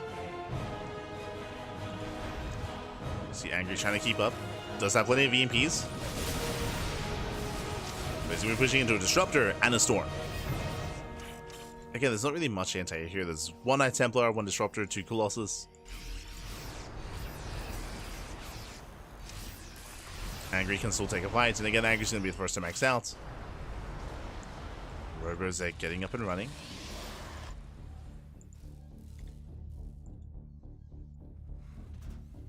And Knee-Head is stabilizing, both armies are maxing out. We mention this all the time, but hey, welcome to Tokamak. You can max out, and you can take all these bases a little bit easier here.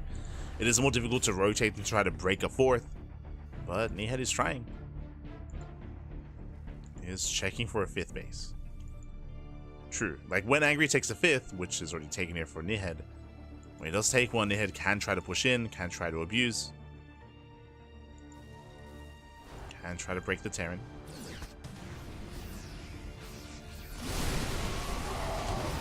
Macho goes up.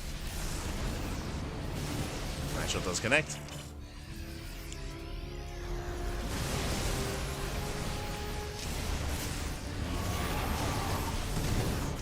Storm does zone.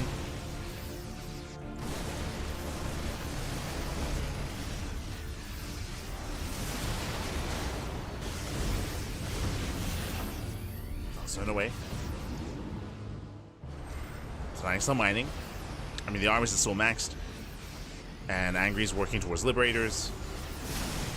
Head trying to find a way in.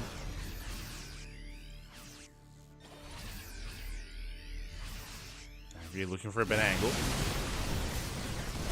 Does look for it. And he may have just found he just found it. Oh, moving in. Just now found it here, takes down the Disruptor, chasing back the Colossus, and all Colossus are about to go down. Yeah, if we did continue to chase, gets almost both. Look how low they are, that's crazy. that's a 1 HP Colossus, 1 HP. The other's at 10, and the other at 250. Jesus. They're so very low. One more Viking shot would have been enough. They barely survive. Angry still has yet to expand. Now, keeping them alive is almost a better thing because both armies are maxed, but I mean, they're basically dead supply. As they should be the first things to go down.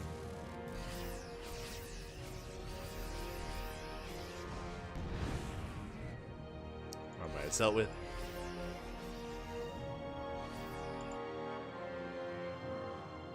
The Disruptors are going to be an issue there. Now we've built up to 3 Disruptors. They have potential.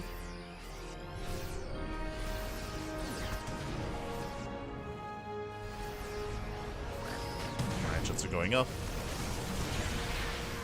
Nice EMP.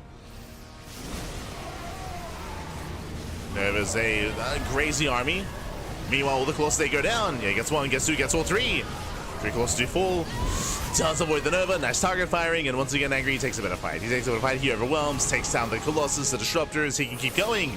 He can't keep stimming, nice force fields buying some time. And Disruptors, they barely do get away, but again, that was a better fight for the Terran. He needs a 5th, he needs to expand. Where are the bases? Again, you can see he's running out of money. He's running out of just patches here to mine from. Like, these are better fights for Angry, but he does not have a bank. Nova goes off, no major connection. There's 1 Nova left. Up! Doesn't connect either. That was the only Nova. What's left behind this? There's a Colossus on the way. He's got a sorry, he's making 2 at a time. 3rd Rover's on the way as well. Chargers take a lapse in. That's Zelts on their own. They're doing well. And a rough fight here for Angry. Rough fight against the Mass Zealot. Yeah, bleeding out a lot of units, a lot of supply. Zealots are pretty good. Pretty good here. Once again, Angry, he needs those Liberators. Well, really more than anything, he needs a base. Like, again, he has no bank. He has no money. What's killing him here is not really the main fights that are occurring, it's the lack of expansion. He needs at least the gold. He's going to expand on the right, but there's already a DT in position. This is too late. Kneehead, mass expanding, taking over their expansion. DT popping off, getting free SCV kills. And Kneehead, he may have just done it. He may have just done it here. Again, just purely starving Angry out. Again, Angry, he's had better fights, 100%. He's had just better engagements, better fights. But without an economy, it doesn't matter. It just doesn't matter. He needs these bases. And Brutal Novas are going off. Neon rallying in.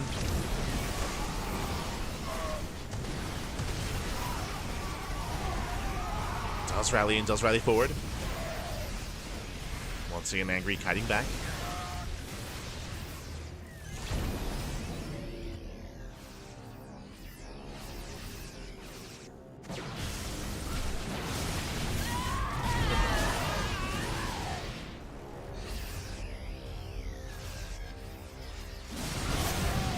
as Novas are connecting, and you can see Angry's army just getting smaller and smaller. He just can't afford to replace it. He cannot afford it. He's broke. He's broke, Pat. He now gets a 5th base, but it's not even fully saturated. Again, it's just so late. Yeah, it's so incredibly late here. Novas are going off. He sims on in. Doesn't quite break through. And with that, GG gets called. Nihedi will claim the series 2-1. He will advance on to the qualifying match. GG. Whew. GG, well played. With that, Nihedi, he will claim the series again. A strong, or I would say, a strong showing at Angry. Like, it was a back and forth. It was a very intense game, a very intense series. But as we mentioned, Angry, he took so long to take a 5th base. So even though he was taking better fights, he was catching out the Colossus, catching out the Disruptors, catching out the main army multiple times throughout that game. It was very impressive the way that he was able to take those fights. In the end, it did not matter. In the end, he just ran out of steam, ran out of money. He had no 5th base, he had no income, he had no economy, he had just so much oversaturation at his bases. He was not mining efficiently despite having a decent worker count, and he just was, again, overwhelmed over time. Just over time, he was just whittled away at. He had no bank, he had no army, had no supply. GG. GG, well played. And with that, we're now getting into the final series of the broadcast. The final qualifying match is going to be a best of 5 between Thrifax and Nihedi. Let's go.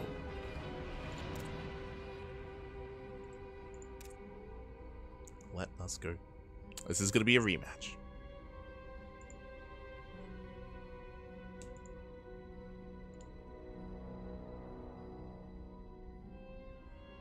Brutal Novas are going.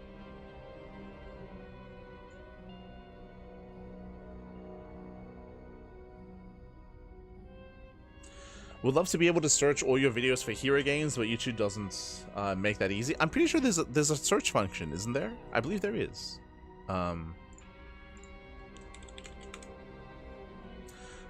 Yes. Hold on.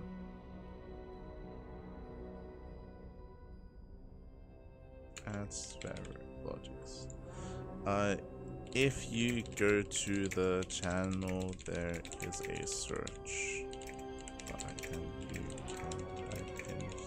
There we go. But someone's asking in the chats. Someone's asking in the chat if we they want to watch hero. They want to watch some hero games, but YouTube doesn't make it easy. Well, if you go to our YouTube channel, there's a search bar. At every YouTube channel, actually, there's a search bar, and you can actually type in a keyword, and you can find all the videos related to that. So yeah, for the CranKy Ducklings, you can just type in any player name, and you'll get a list of every VOD that we have of that player. Every VOD. They're all there.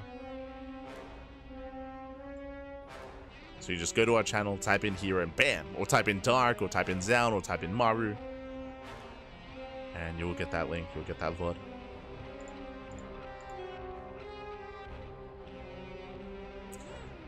Does have that functionality. But we're going to be going on a short break. Here. The players are asking, or Nihedi is asking for 5 minutes, which makes sense. He said that he's been playing non-stop in the lower bracket, so it makes plenty of sense. We're going to be going on a 5-minute break. When we come back, we will have some more StarCraft. We'll have that final best of 5. See you soon after the break. See you soon. Bye. See you soon.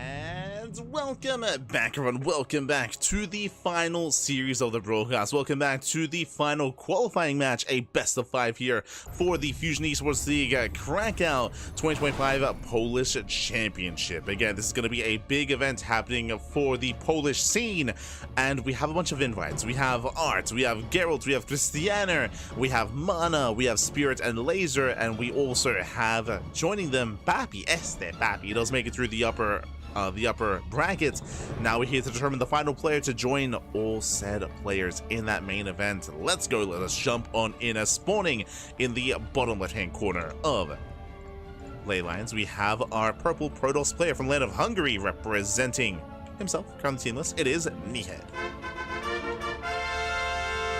And spawning in the top right hand corner, we have the Polish Zerg player, we have the blue Zerg. It is a Trifax. And if you're in the chat, you know what time it is. It is Gamba time. Predictions are open. Place your bets on who you think will claim the series. Best of luck in the chat as we jump into this final best of 5. Not a best of 3, not a best of 1, but a best of 5 qualifying match. It'll end here. It'll end now in this series, in this best of. Let's go. Let us go. Again, our players, they did need a moment to get a break to catch their breath before the final series. It was an intense back and forth between Nihed alongside Angry. Now, this is a rematch. This is a rematch. For those that remember, this is a rematch from earlier in the broadcast, from earlier in the upper half of the bracket, where we had both Trifax and Nihed faced off in a best of 3, which did actually go the way of Trifax. But it was a very intense series. It was very intense, and I said it before, I'll say it again. Every game, Trifax fell behind. Every game, Trifax, he fell behind in the early game and early to mid game as well, but he was able to, in the mid game and in the mid to late game, he was able to recover. He was able to bounce back. He was able to harass. He was able to find damage. Somehow, some way, he would get into mineral lines. He would roast up some probes, and he would pull apart Nihed. He would pull his opponent apart successfully. So it was impressive. It was definitely impressive. But I can 100% see a world where if Nihed does tighten up his defenses, if he tightens up his play, his more turtle play even, I can see him thriving. I can see him thriving and I can see him excelling. I can see him popping off. But now though, we're taking a breath, we're calming down. And again, we do expect standard openers here, like Stargate opener into a third base, into plus on the Blink Stalkers. Don't really expect too much deviation out of Nihed. Meanwhile, Trifax across the map, going for his own third. Going for his own hatch gas pull into a third base, into a standard setup early on. We saw a lot of Roach play out of Trifax in the previous series, but that's only because we saw such heavy charge play out of Papi. Very stylistic from Papi. We should not be seeing that from Nihed. We should be seeing Stalker-based play instead, which means we should be seeing more Lingbane Hydra instead of Roach Ravager out of Trifax.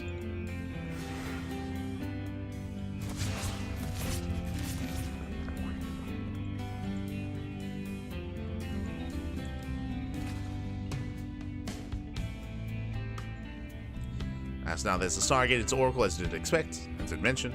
So standard opener here out of Nihed. That upside do threaten the shade. They didn't quite commit. And no commitment here from Nihed, just poking in, takes down the tumor. Pulls away, and it's going to be on Trifax to try to chase him down. Link speed finishing up in a couple of seconds, but shade will complete and will shade away. Does shade away, looking to try to defend at the third. Oracle's in position. Links, they go for the dive, but the Oracle is here, and the Oracle will defend. The Oracle does deflect. Trifax does pull out of gas. Joining on up. Spores are on the way. Queen's getting in position. Links, they once again poke in. And this is not just keeping the Adepts busy, it's also keeping the Oracle busy as well. Delaying the push, delaying the Oracle harass. Twilight Council's on the way for Nihed. Ooh, this is an earlier Twilight Council.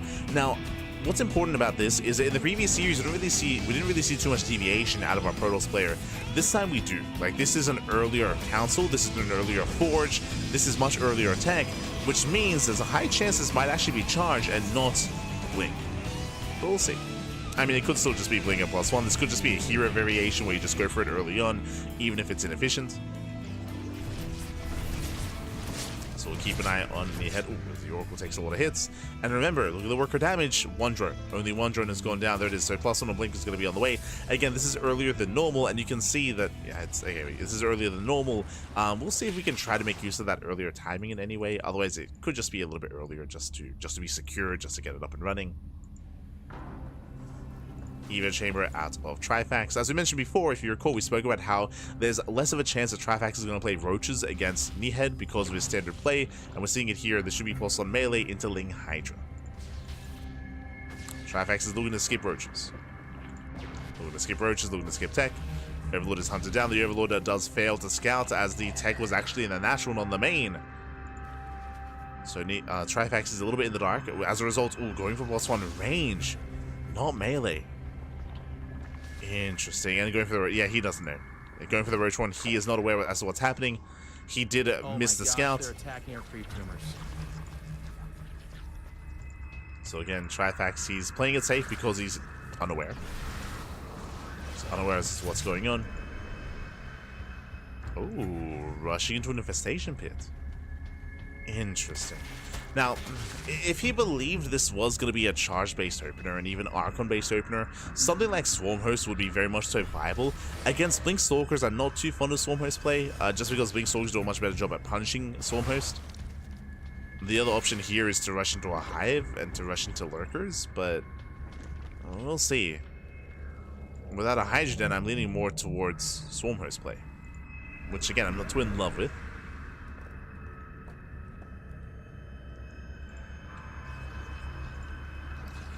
Oracles do rotate. Yep, there it is. Swarmhost are on the way. As you mentioned, like, early Infestation Pit does scream Swarmhost, but again, I do think this might be a bit of a misread. Now, the reason why Swarmhost can struggle against Blink Stalkers is that because Blink Stalkers are so much more mobile, they can chase and hunt down Swarmhost that much better, that much more efficiently. So it is risky to be active with Swarmhost and with Nidus Storms as well, just because of how active Stalkers are. We'll see if we can get away with it. Just because it's difficult to pull this off against Blink Stalkers doesn't mean it's impossible. And Storm is on the way.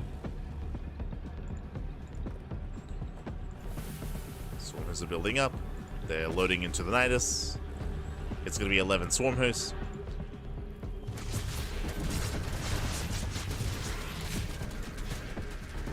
And there's the Nidus.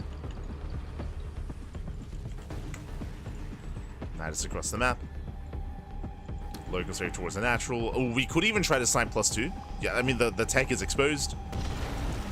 That wouldn't be too bad. Stalker's moving out. That's the other dangerous thing here, is the Stalkers, they counterattack that much faster as well. And the local state will not be at home to defend. Oh boy, here comes a knee head. The local state comes in and does head for the mineral line, does head for the expansion actually. But across the map, what is the defense looking like? We have 7 roaches. That's not enough. This middle line is going to go down. The base is going to go down. We do see Trifax trying to respond. Does take down the expansion. Does depower all the production. Oh, I say all of it. Does depower the tech. Does lay charge. But +2 will complete. Stormers are getting ready. They still need more time. Meanwhile, there are 6 High Templar. Here comes the first Lurkers wave. Waiting out some stasis traps. Not bad. Base out of Storm as well. There's still 1 stasis trap. Still 1 trap left. Another one about to go up. Ooh, does connect. And speaking of another one, does not quite connect here towards the end. It does, really does graze the army. Local says they're forcing out Storms. Oof, Storm even on the Stalkers. And Trifax is holding. Trifax, he's holding. Oh god, he's holding on. He's surviving. Where that knee head is forced back. Forced back up, forced to rotate.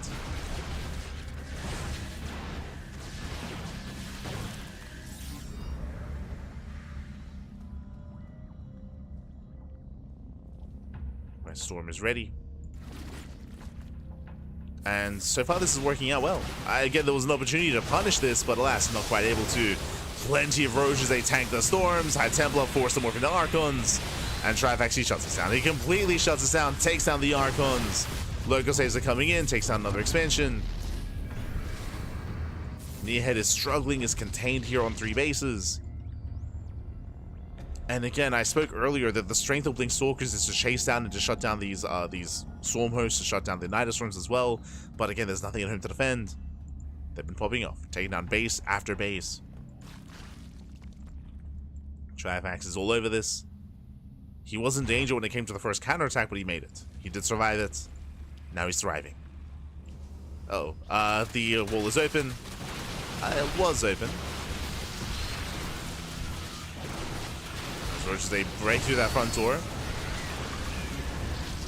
Storm does shut down the Zerglings. The Locust Wave is moving in. Oh god, another Storm with the Roaches. The Locusts are zoning away, they get a High Templar. They force out an Archon. At the same time, Blink was just used. Yeah, brutal Blink here in the Locusts, they punish the Stalkers. Yeah, better trades here from Trifax. They'll run back across the map. Those run into Hydras. We're switching into Lurker Tech. Hive is done. Lurker production on the way. Lurker upgrades as well. We're getting there.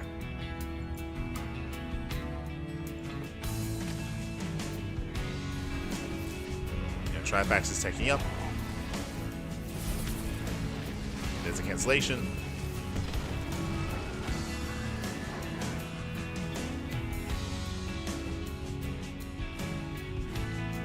That's just containing Nearhead. Nearhead, he will shut down the Swarmers. Sorry, the Nidus Swarm, I should say. Takes down the Overseer, takes down the Nidus Swarm. Trifax pushing right down mid. He doesn't really have many lurkers. He has 4. Only 4 lurkers. But that may still be enough. Oh, even catching out the Oracles. Both Oracles go down. 0 detection. Lurkers are not threatening anything, but again, there is no detection.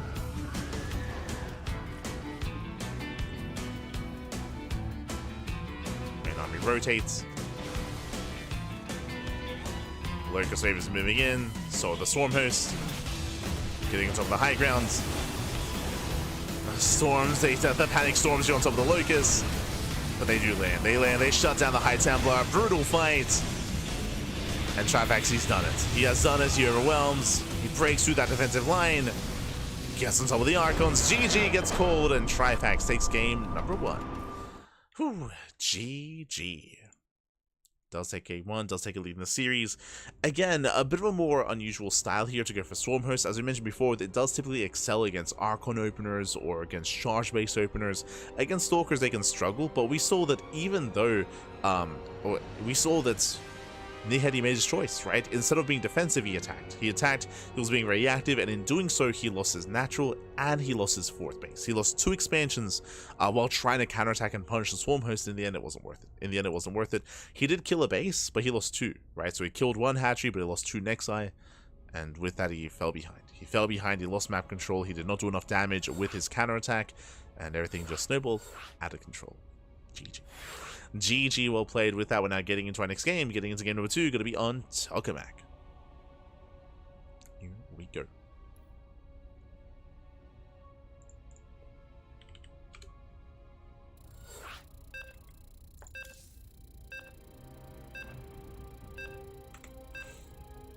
As we're getting into let's get into our next game.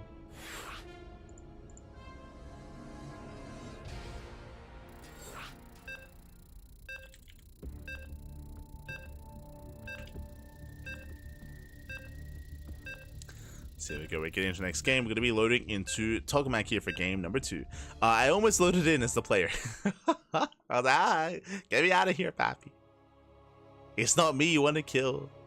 Por favor. Not like this.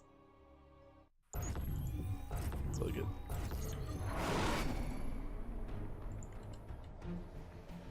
As we're getting into our next game and spawning in the right-hand corner here of Tokamak, we have... Oh, as we have switched places. We have the Hungarian Protoss player. We have the purple Protoss down in the series. We'll see if you can bounce back, and we'll see if you can make a series out of this. It is Nearhead. And spawning in the bottom left-hand corner, we have the red Zerg player. We have the Polish Zerg. leading the series 1-0. And we'll see if we can extend that lead and take that one step further to qualifying for the main event. It is Trifax. We go.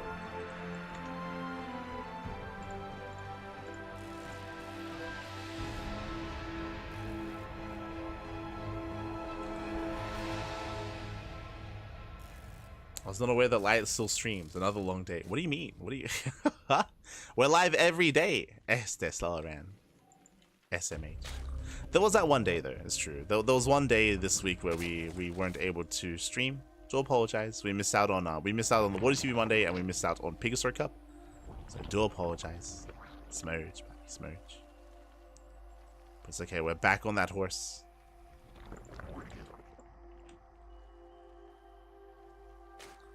Unless you're referring to my personal streams, which is true, it's been like 2 weeks, I think. I think it's been like 2 weeks since my last stream, but it's just we've been just so busy casting, so much StarCraft going on, as always.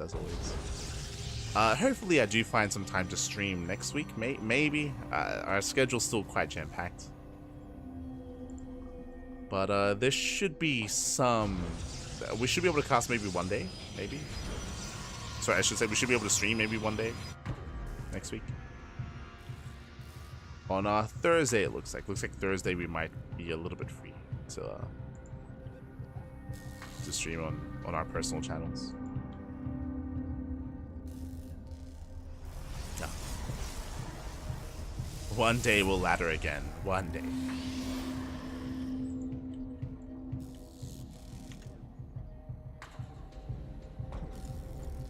But yes, fun fact, this week we had our first day off since March. We've at this point I think we've had 2 days off this year. We had 1 day off in March and 1 day off this month. And I believe both were unintentional. Like I believe in March, I think I went like a day without internet or something. I think something like that happened where like I had I had like no internet, so I had like so I had to like call up my ISP and fix things up. And it meant that there was 1 day that I could not cast StarCraft. I was very frustrated and very annoyed. That was back in March, and then here in July as well. So far, 2 days in 2025 where we haven't casted StarCraft. Smurge. We've fallen off, baby. We've fallen off. Unacceptable. We'll make up for it. We'll make up for it. Before March, it was December 25th. It was Christmas Day. That was the 1 day off that we had at the end of 2024. So Christmas Day, a day in March, and a day in July.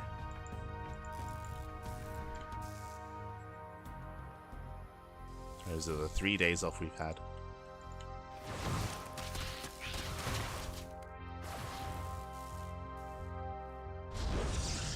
That's for now. We do have our standard openers. It is going to be Gates Expand into Cybercore. We have a Tech of Choice Stargate opener here out of Kneehead. Once again, going for the early Twilight Council. I would imagine into an early Forge, into the same build, into +1 and Blink. Oh. That's not a Forge. That's not a Forge at all. Okay. Early Twilight Council into Gateways. This screams Glaive Adepts. This screams Stargate opener into Glaives. A lot of gateways are on the way. Oh my Jesus, a massive gateway explosion actually. Show us those Glaives, show us the Adepts. Meanwhile, across the map, we do see Trifax just happily droning. He has yet to confirm. He does have an Overlord here on the right-hand side, but he has yet to figure out what exactly is happening. He's in the dark. He's unaware. And yep, as we mentioned, Glaive Adepts. Again, seeing this many gateways, seeing the early Twilight Council, seeing lack of Forge, screams Glaive Adepts. But Trifax has to confirm he does turn on the Safety Roachhorn. Okay, Safety Roachhorn here out of Trifax.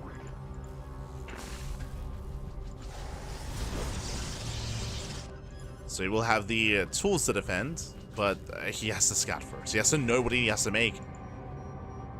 He has to be made aware to actually cut workers and make roaches. Otherwise, he's going to be caught with his pants down. Like we've seen many Glaive Adept builds that just catch direct players and shut them down. Even Serral dies to Glaive Adepts. As we've seen a hero adept Serral many a time.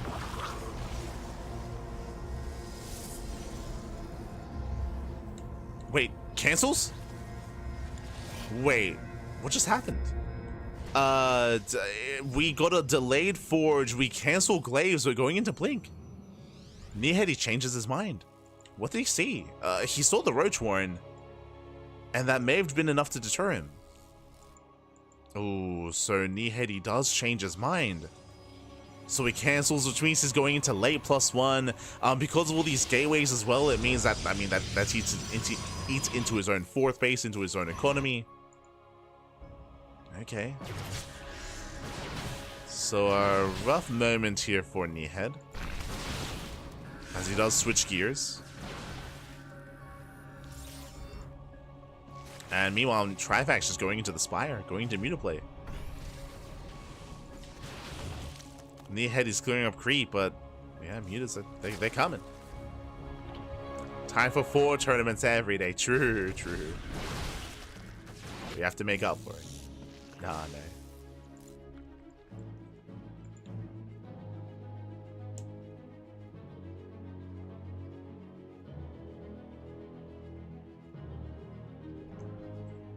Here we go.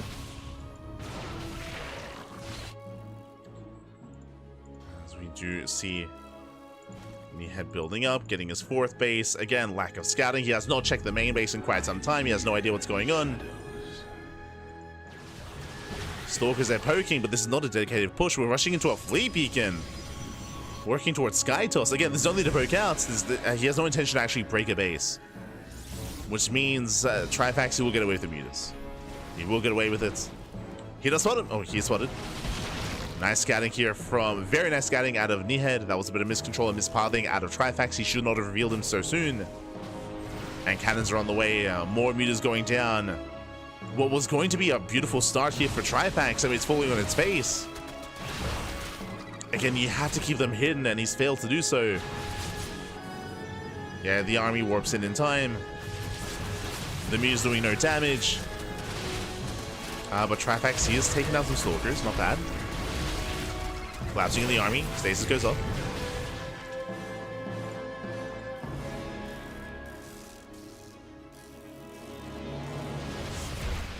Goes off, Mutas here into the bases, into the mineral lines. Catching out Stalkers. 1, 2, 3 Stalkers.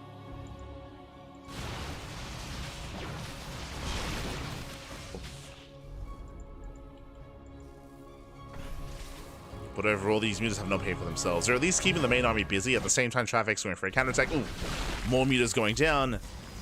And we do warp in time. Yeah, Nihed is just all over this. He's all over Trifax. And Trifax is stuck on Lingbane Road Ravager. This is a very mid-tier army. Doesn't scale well. Oh, catching out a bunch of Stalkers. Does catch him out. Stage Trap does catch out the Banelings though. And Banelings getting caught. Muse's trying to time on the Oracles. Trying as he... Emphasis on trying, not quite able to. Down to 4 Mutas out of how many? He lost 7. 7 Mutas went down. Mothership has arrived. This game is looking worse and worse for Trifax. And here comes a massive Stalker army. How many? 30. Jesus. 30 Stalkers here for Nihed. Mutas at the 4th base.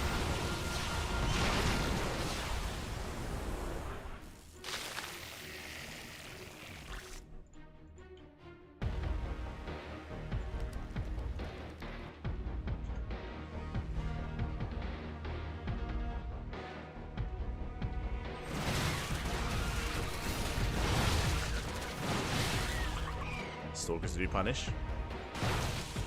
They do punish the Zerglings.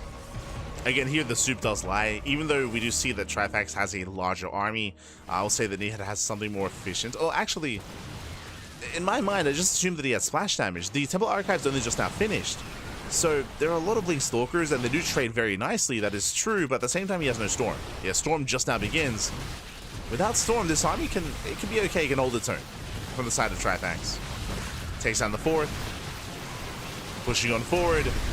Nice slow zone. Very nice. Bailey's trying to move in. Oh, and Trifax, he commits. Trifax, he will lose everything here. This is not the fight to take. Yeah, we spoke about his army just doesn't scale well. He will lose everything here. He has to back off. He has to retreat.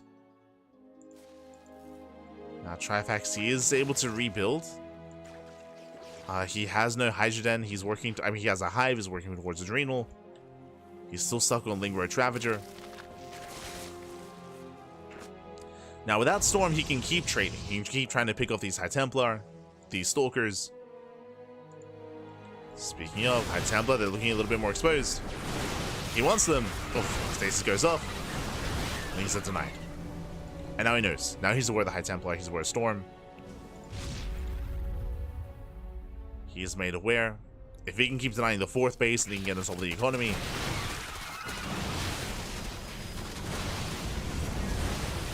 Storm is done. You gotta respect the storms. Yeah, Trifax has no detection. No detection. At the same time, Bailey's are rolling in. They roll into the mineral lines. Probes are gonna be going down. Nice connections. 11 probe kills. 11 workers full. There's gonna be 6 High Templar. It's a little storm. Little storms are moving in. Oof. Does waste some storms though. He has to be careful. He's down to, I want to say, 1 storm. He has another. He has another storm. That was the final storm. Not the best connections. Bailey's a crash in. And it's so close here, but Nehead is running out of steam. A massive link run by. He takes down 39 probes. 39 workers go down. And Trifax, he's done it. He cripples the economy across the map. He barely defends back at home. That's it. He has done it. Has done it. Trifax, I should say. Trifax, he's done it. He gets 40 probe kills across the map. He defends back at home. Like, Trifax is all over this. I do apologize for saying the wrong name. It is 6 a.m. here in the morning. So I'm running on fumes, Pappy. I'm running on fumes. Up, mix around. Takes out the Archons. Yeah, the Archons are falling. The base is low, even just collapsing on the army. What does he go for? GG gets called. He can go for anything, and Trifax will take the 2-0 lead in the series. GG.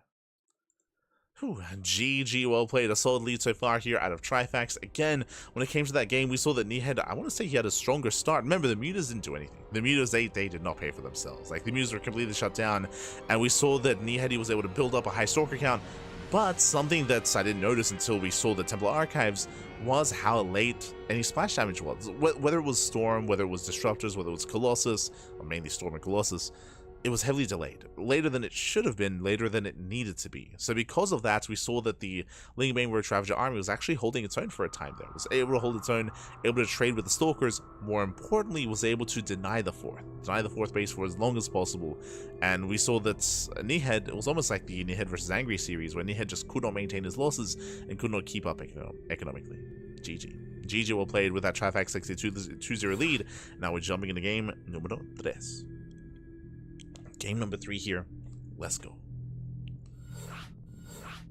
Let us go.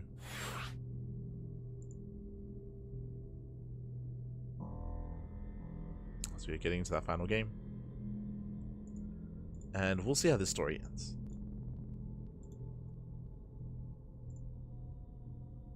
I saw someone asking in the chat, is there anywhere on the schedule that says the player signed up looking for Hero and Beyond action?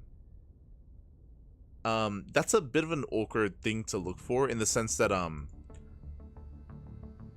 players often sign up at the last second, so you can look for brackets for tournaments ahead of time.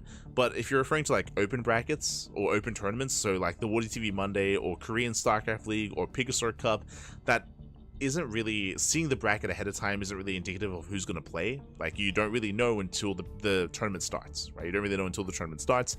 Then when it does, then you know who signed up, who showed up, and who checked in. Otherwise, like, you don't really get a better feel for that. This weekend is going to be KSL, so assume that you know, Korean players are going to be there. Assume that Hero is going to be there. Classic, Zaun, Cure, sometimes Beyond, sometimes Gumiho. It's typically a lot more Protoss dominated, but every now and then there's like some Terran, some Zerg representation. Maybe a Shin, maybe a Solar, maybe a Rogue. Again, you don't really know until the tournament starts. At least for the open sign-up tournaments. When it comes to like invitationals, I guess that's a little bit different. For like invitationals or tournaments where the players are set ahead of time.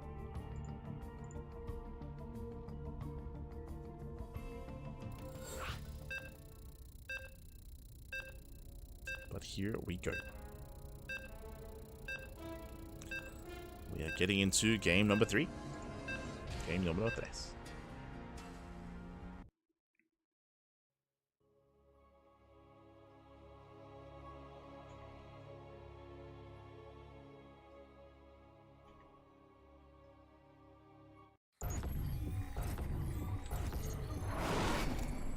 As we are getting into potentially the final game of the series. Again, it's been an intense back and forth so far, but our player here, our Protoss player, he's up against the wall, spawning in the bottom right-hand corner of Maganatha. We have the Hungarian Protoss player, the purple Protoss, living in the land of Bologna. Down heavily in the series. We'll see if we can bounce back and make a series out of this. The pressure is on. It is Nihed. And spawning in the top left-hand corner, we have the Polish Zerg player. We have the red Zerg leading the series 2-0 and 1 game away from claiming the series. It is a Trifax. Here we go. And again, despite how solid Nihed's play was in regards to shutting down the mutas, in regards to maintaining map control for a time, unfortunately the splash damage was heavily delayed there, was almost an afterthought. Not just that, I mean, to be fair, winding it back, if you remember, it was also an awkward opener. Remember, it was initially meant to be Glaive Adepts. It was initially a gateway explosion into Glaive Adepts, and then he cancelled Glaives, started a Forge, started Blink instead, and did shift gears, and that also did slow down the build. It slowed down any aggressive potential as well. It was just a bit of an awkward start there for Nihed, and did stumble his way in. We're going for the he's crazy! He's going for the Cannon Rush. Gate into Forge, into Cannon Rush across the map. Now, because of the earlier gateway, I believe this is going to be a macro Cannon Rush out of Nihed, but a Cannon Rush nonetheless. Now, what do I mean by macro Cannon Rush? Well, this should be a Cannon Rush designed to... Actually, it should be designed to punish and designed to cancel the natural, and then he expands back at her. That should be the goal here. This is not an all-in. It's not an all-in. It is a macro Cannon Rush instead. But this is hitting late. Like, it's a bit of a later setup here. Hatchery is not cancelled. Spine Crawler is going to be on the way. Again, the cannons have not yet begun. And is one spine going to be enough is my question. Because here come 2 cannons. So Lings are amassing Queens as well. I mean, Lings, yeah, they're already nibbling away at the cannon itself. I mean, this is just how late this is. Oh, this is shut down. We just cancel the spine. This is completely shut down. This is just so late. And that is a brutal start. Oh god. Now remember, this is a macro cannon rush, so there is a base on the way, as you mentioned, but you want to at least get damage done. I mean, he forced the spine to finish, so he gets some value here, but we respond with a Bane Bust. Wow, Bane Bust here out of Trifax. A Bane Bust is really smart. Now, the reason why this can really work quite well is because of the build itself. The tech is late, or I should say, the Cybercore is late. With a late Cybercore, that means a late Stargate, late Robo, late Twilight Council, late Tech. It means that we have less to work with here. Lings, they collapse in. They just run past into the main. And there's nothing. There's just nothing. There's probes. There's probes, and you have to be careful to be surrounded. You have to be very careful here. Trifax in a whole position. Oh! Has to avoid the surround. The probes, they will kill these Lings. They will kill them. And Lings, they distracted the Stalker. They have to pull away. Have to pull away. More Lings, they flood on forward. The wall is open. Yeah, the wall is wide open. More Lings are coming. Probes, they do fight. They do trade, and probes are going down. So if I'm getting 5, 6, 7 probes go down. And we're getting ready for the bust. We're just amassing here. Baliness is done. The wall is solid. And Link speed is about to kick in. Here comes the Balian with us. And again, this is barely out of vision, barely out of range. Kneehead, he sees nothing. Now behind this, Trifax is droning, but the goal here should be to break through the pylon and to either surround the Stalkers or ignore them and go into the main. But regardless, here comes the bus. Knocks down the front door. Oof. Brutal connection. Dusts around the Stalkers. Gets one. Takes down one Stalker. And then floods into the main. Then floods into the main base. These are enough Links to fight to hold their own. Ooh. Once again, nice probe drilling. Very nice. And behind this, Trifax, he's droning. He's droning up. He's saturating. More probes going to be going down. Once again, has to avoid the surround. Oh. Oh. And warp gate is complete, so we can warp in Unadept. Oh god, he takes the fight. He's gonna lose everything. The probes are pulling one after the other. 16 probe kills. 7 to 20, 21 probes go down. That is game-ending damage. How many workers are left? 9. There's 9 probes remaining. And behind this, Trifax, remember, he's droning. He's droning, he's saturating. He's taking a third base. He can take gases. He can work on his lair. He's even overdrone, double expanding even, which is a little bit greedy here. Again, the gas count is still quite low, as he's now having a hard time taking control of his bases. He's getting there. He also scouted, he knows that there's no Stargate, right? There's nothing to really be concerned about. He can, of course, get safety spores, work towards that lair. The lair is probably going to be the big one, just to gain access to more tech. But there's nothing to threaten him. The reality here, there's nothing to be concerned about. There's no Oracles, no Dark Templar, there's no Warp Prism, there's no Adepts.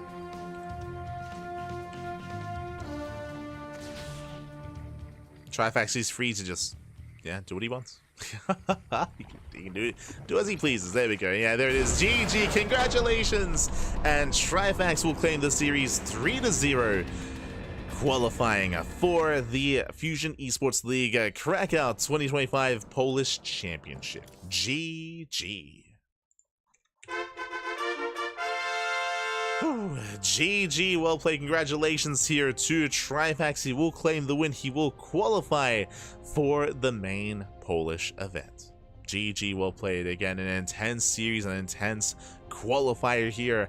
Even a lot of these games, Kneehead was holding his own. He wasn't quite able to bring down Trifax, but he was able to have some good showings here, some good games with good matches. Nonetheless, did make for an entertaining series. We didn't even catch up on the bracket itself here. Here we go from the top. We had Trifax initially take down Kneehead. We had Bappy versus Trifax went all the way to the ace match. I mean, that could have gone either way. That was a very intense back and forth. Shout out to Bappy for making it through. Meanwhile, we even had Angry versus Kneehead also going to the ace match as well. Some really close matches, really intense series. In the end, Trifax does claim the final qualifying match to make it through into the main event. GG, well played. When it comes to the main event itself, let's go over it. I was referring to it earlier, but of course now we can actually go into detail as to the event itself. Okay, from the top. Un momento. Need a moment to catch up on the bracket itself. Bam. That is our weekly schedule, but we have something which is not yet to be updated.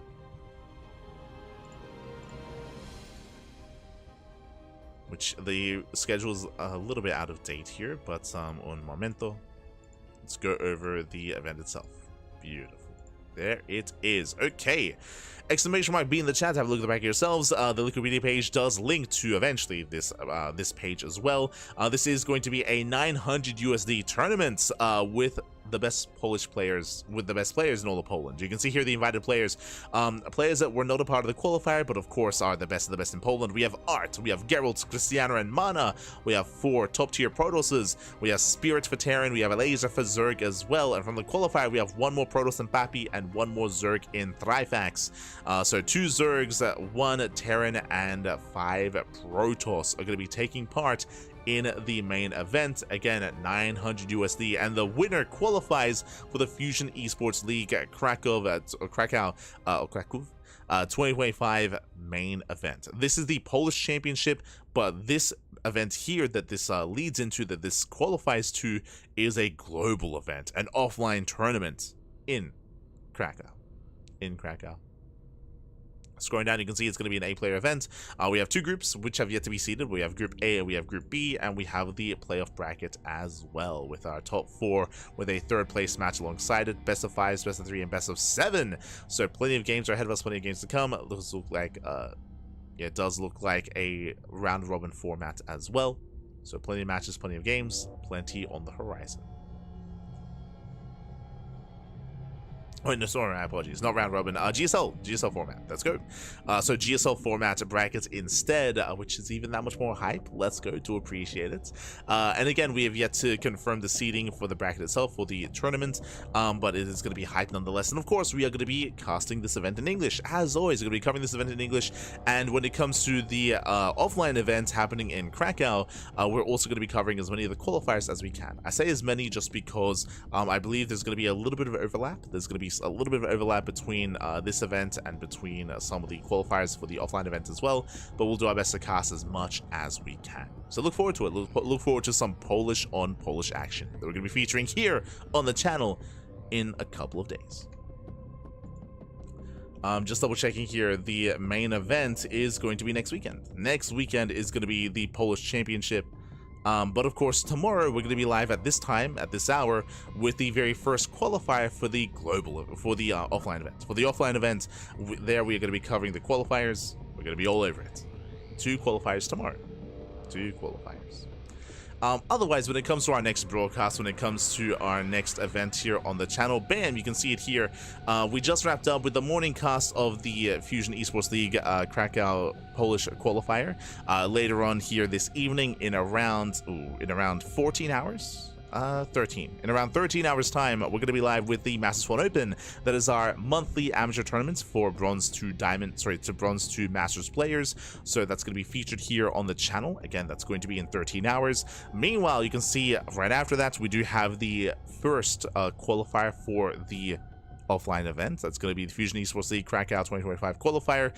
And the reason why I said that this graphic was out of date is that we are not casting Sparkling Tuna Cup on Sunday. We're going to be rescheduling it to Tuesday. So, unfortunately, there's going to be a little bit of overlap between Sparkling Tuna Cup and another Fusion Esports League qualifier. We don't want to, and it's going to be a global qualifier as well, so we don't want to make players pick and choose between playing in our tournaments or playing in the qualifier. So we're going to be rescheduling Tuna Cup, and we're going to be casting the Fusion Esports League qualifier instead. And again, Tuna Cup is going to be on Tuesday this week. It's going to be moved over to Tuesday instead. Still going to be this week, of course, but on a different day. Likewise, this week we also have the Water TV Monday. We have KSL. You might be looking at this and might be thinking, hold on, isn't Korean StarCraft League on Saturday? It is.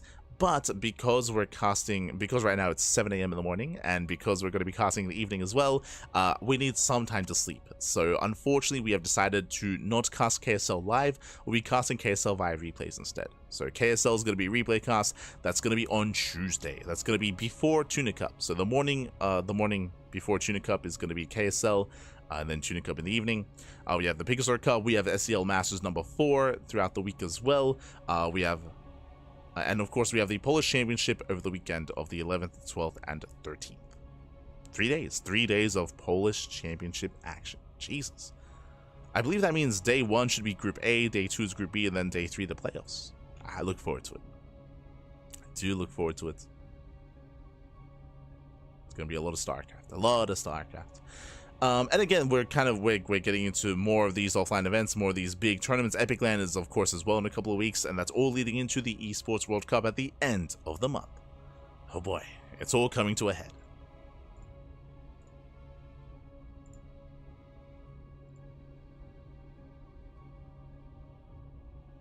Trifax able to call things back several times. 100%. 100%. It was crazy. It was crazy. But yes, with that, we're going to be wrapping up. With that, we're going to be wrapping up for the time being. Again, our next broadcast is going to be in around 13 hours time with the Masters 1 Open, and I won't be covering that. So I'm going to be adminning that event. Crew is going to be casting that instead, alongside Steel Mold, most likely. Meanwhile, I'm going to be casting the Fusion Esports League first qualifier for the offline event. Again, that'll be in under 24 hours. Under 24 hours, and I should be live at around this time tomorrow, basically covering the event as well. Otherwise, thanks for watching. Thank you for the support. It is almost 7 a.m. 7 a.m. here in Australia, so I'm gonna go and get some rest. I'm probably gonna stay up a little bit longer here just so I can get as much sleep as possible before MSO and wake up just before MSO. So ideally, I probably want to stay up for like another 3 or so hours. I also just had some caffeine to make sure I stayed awake. And if you notice, but I was speaking a little bit faster towards the end of that cast, and even now, I'm juiced up with some caffeine as a result. But otherwise, thanks for watching. Thanks for the support, and we're going to be wrapping up here for the time being, and we'll see you guys next time. Whether it's for MSO, whether it's for Fusion Esports League as well. Oh man, we just got the schedule updated with the logos as well. It's beautiful, baby. It's beautiful. It's crazy. Let's go. So bam, live update there on the schedule. It looks really good. Specifically the Fusion Esports League logo. I appreciate it. But with that, we're going to be wrapping up, and stick around. We're going to be giving another StarCraft streamer a raid who is live. I see Juggernaut Jason, I see Nina, I see Kanoya as well, Dave Testa also live. We'll find someone. I see Patches. We raided Patches yesterday, so we'll find someone else to send everyone over to.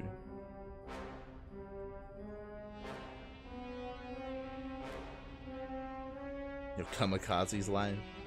Angry is live. True. Esther Angry. For now, they're going to be wrapping up. So thanks for watching. Thank you for the support, and we'll see you guys next time. Until then, ciao. Bye. Oh, right. Also, if you want to support us, ! socials in the chat. You can get a link to our socials, of course. We do upload to YouTube on a daily basis. So if you see something that you like here that you want to watch live, but if you cannot watch it yourself just because of the time slot that it's in, then check out the VODs on YouTube, because we upload on YouTube on a daily basis. Plenty of content on YouTube, more StarCraft than anywhere else, because we cast more than anyone else out there. We have all the content, we have the quantity, and we have a little bit of the quality as well. Otherwise, we'll see you guys next time. Until then, hasta luego. Ciao, papi, ciao. Hasta luego.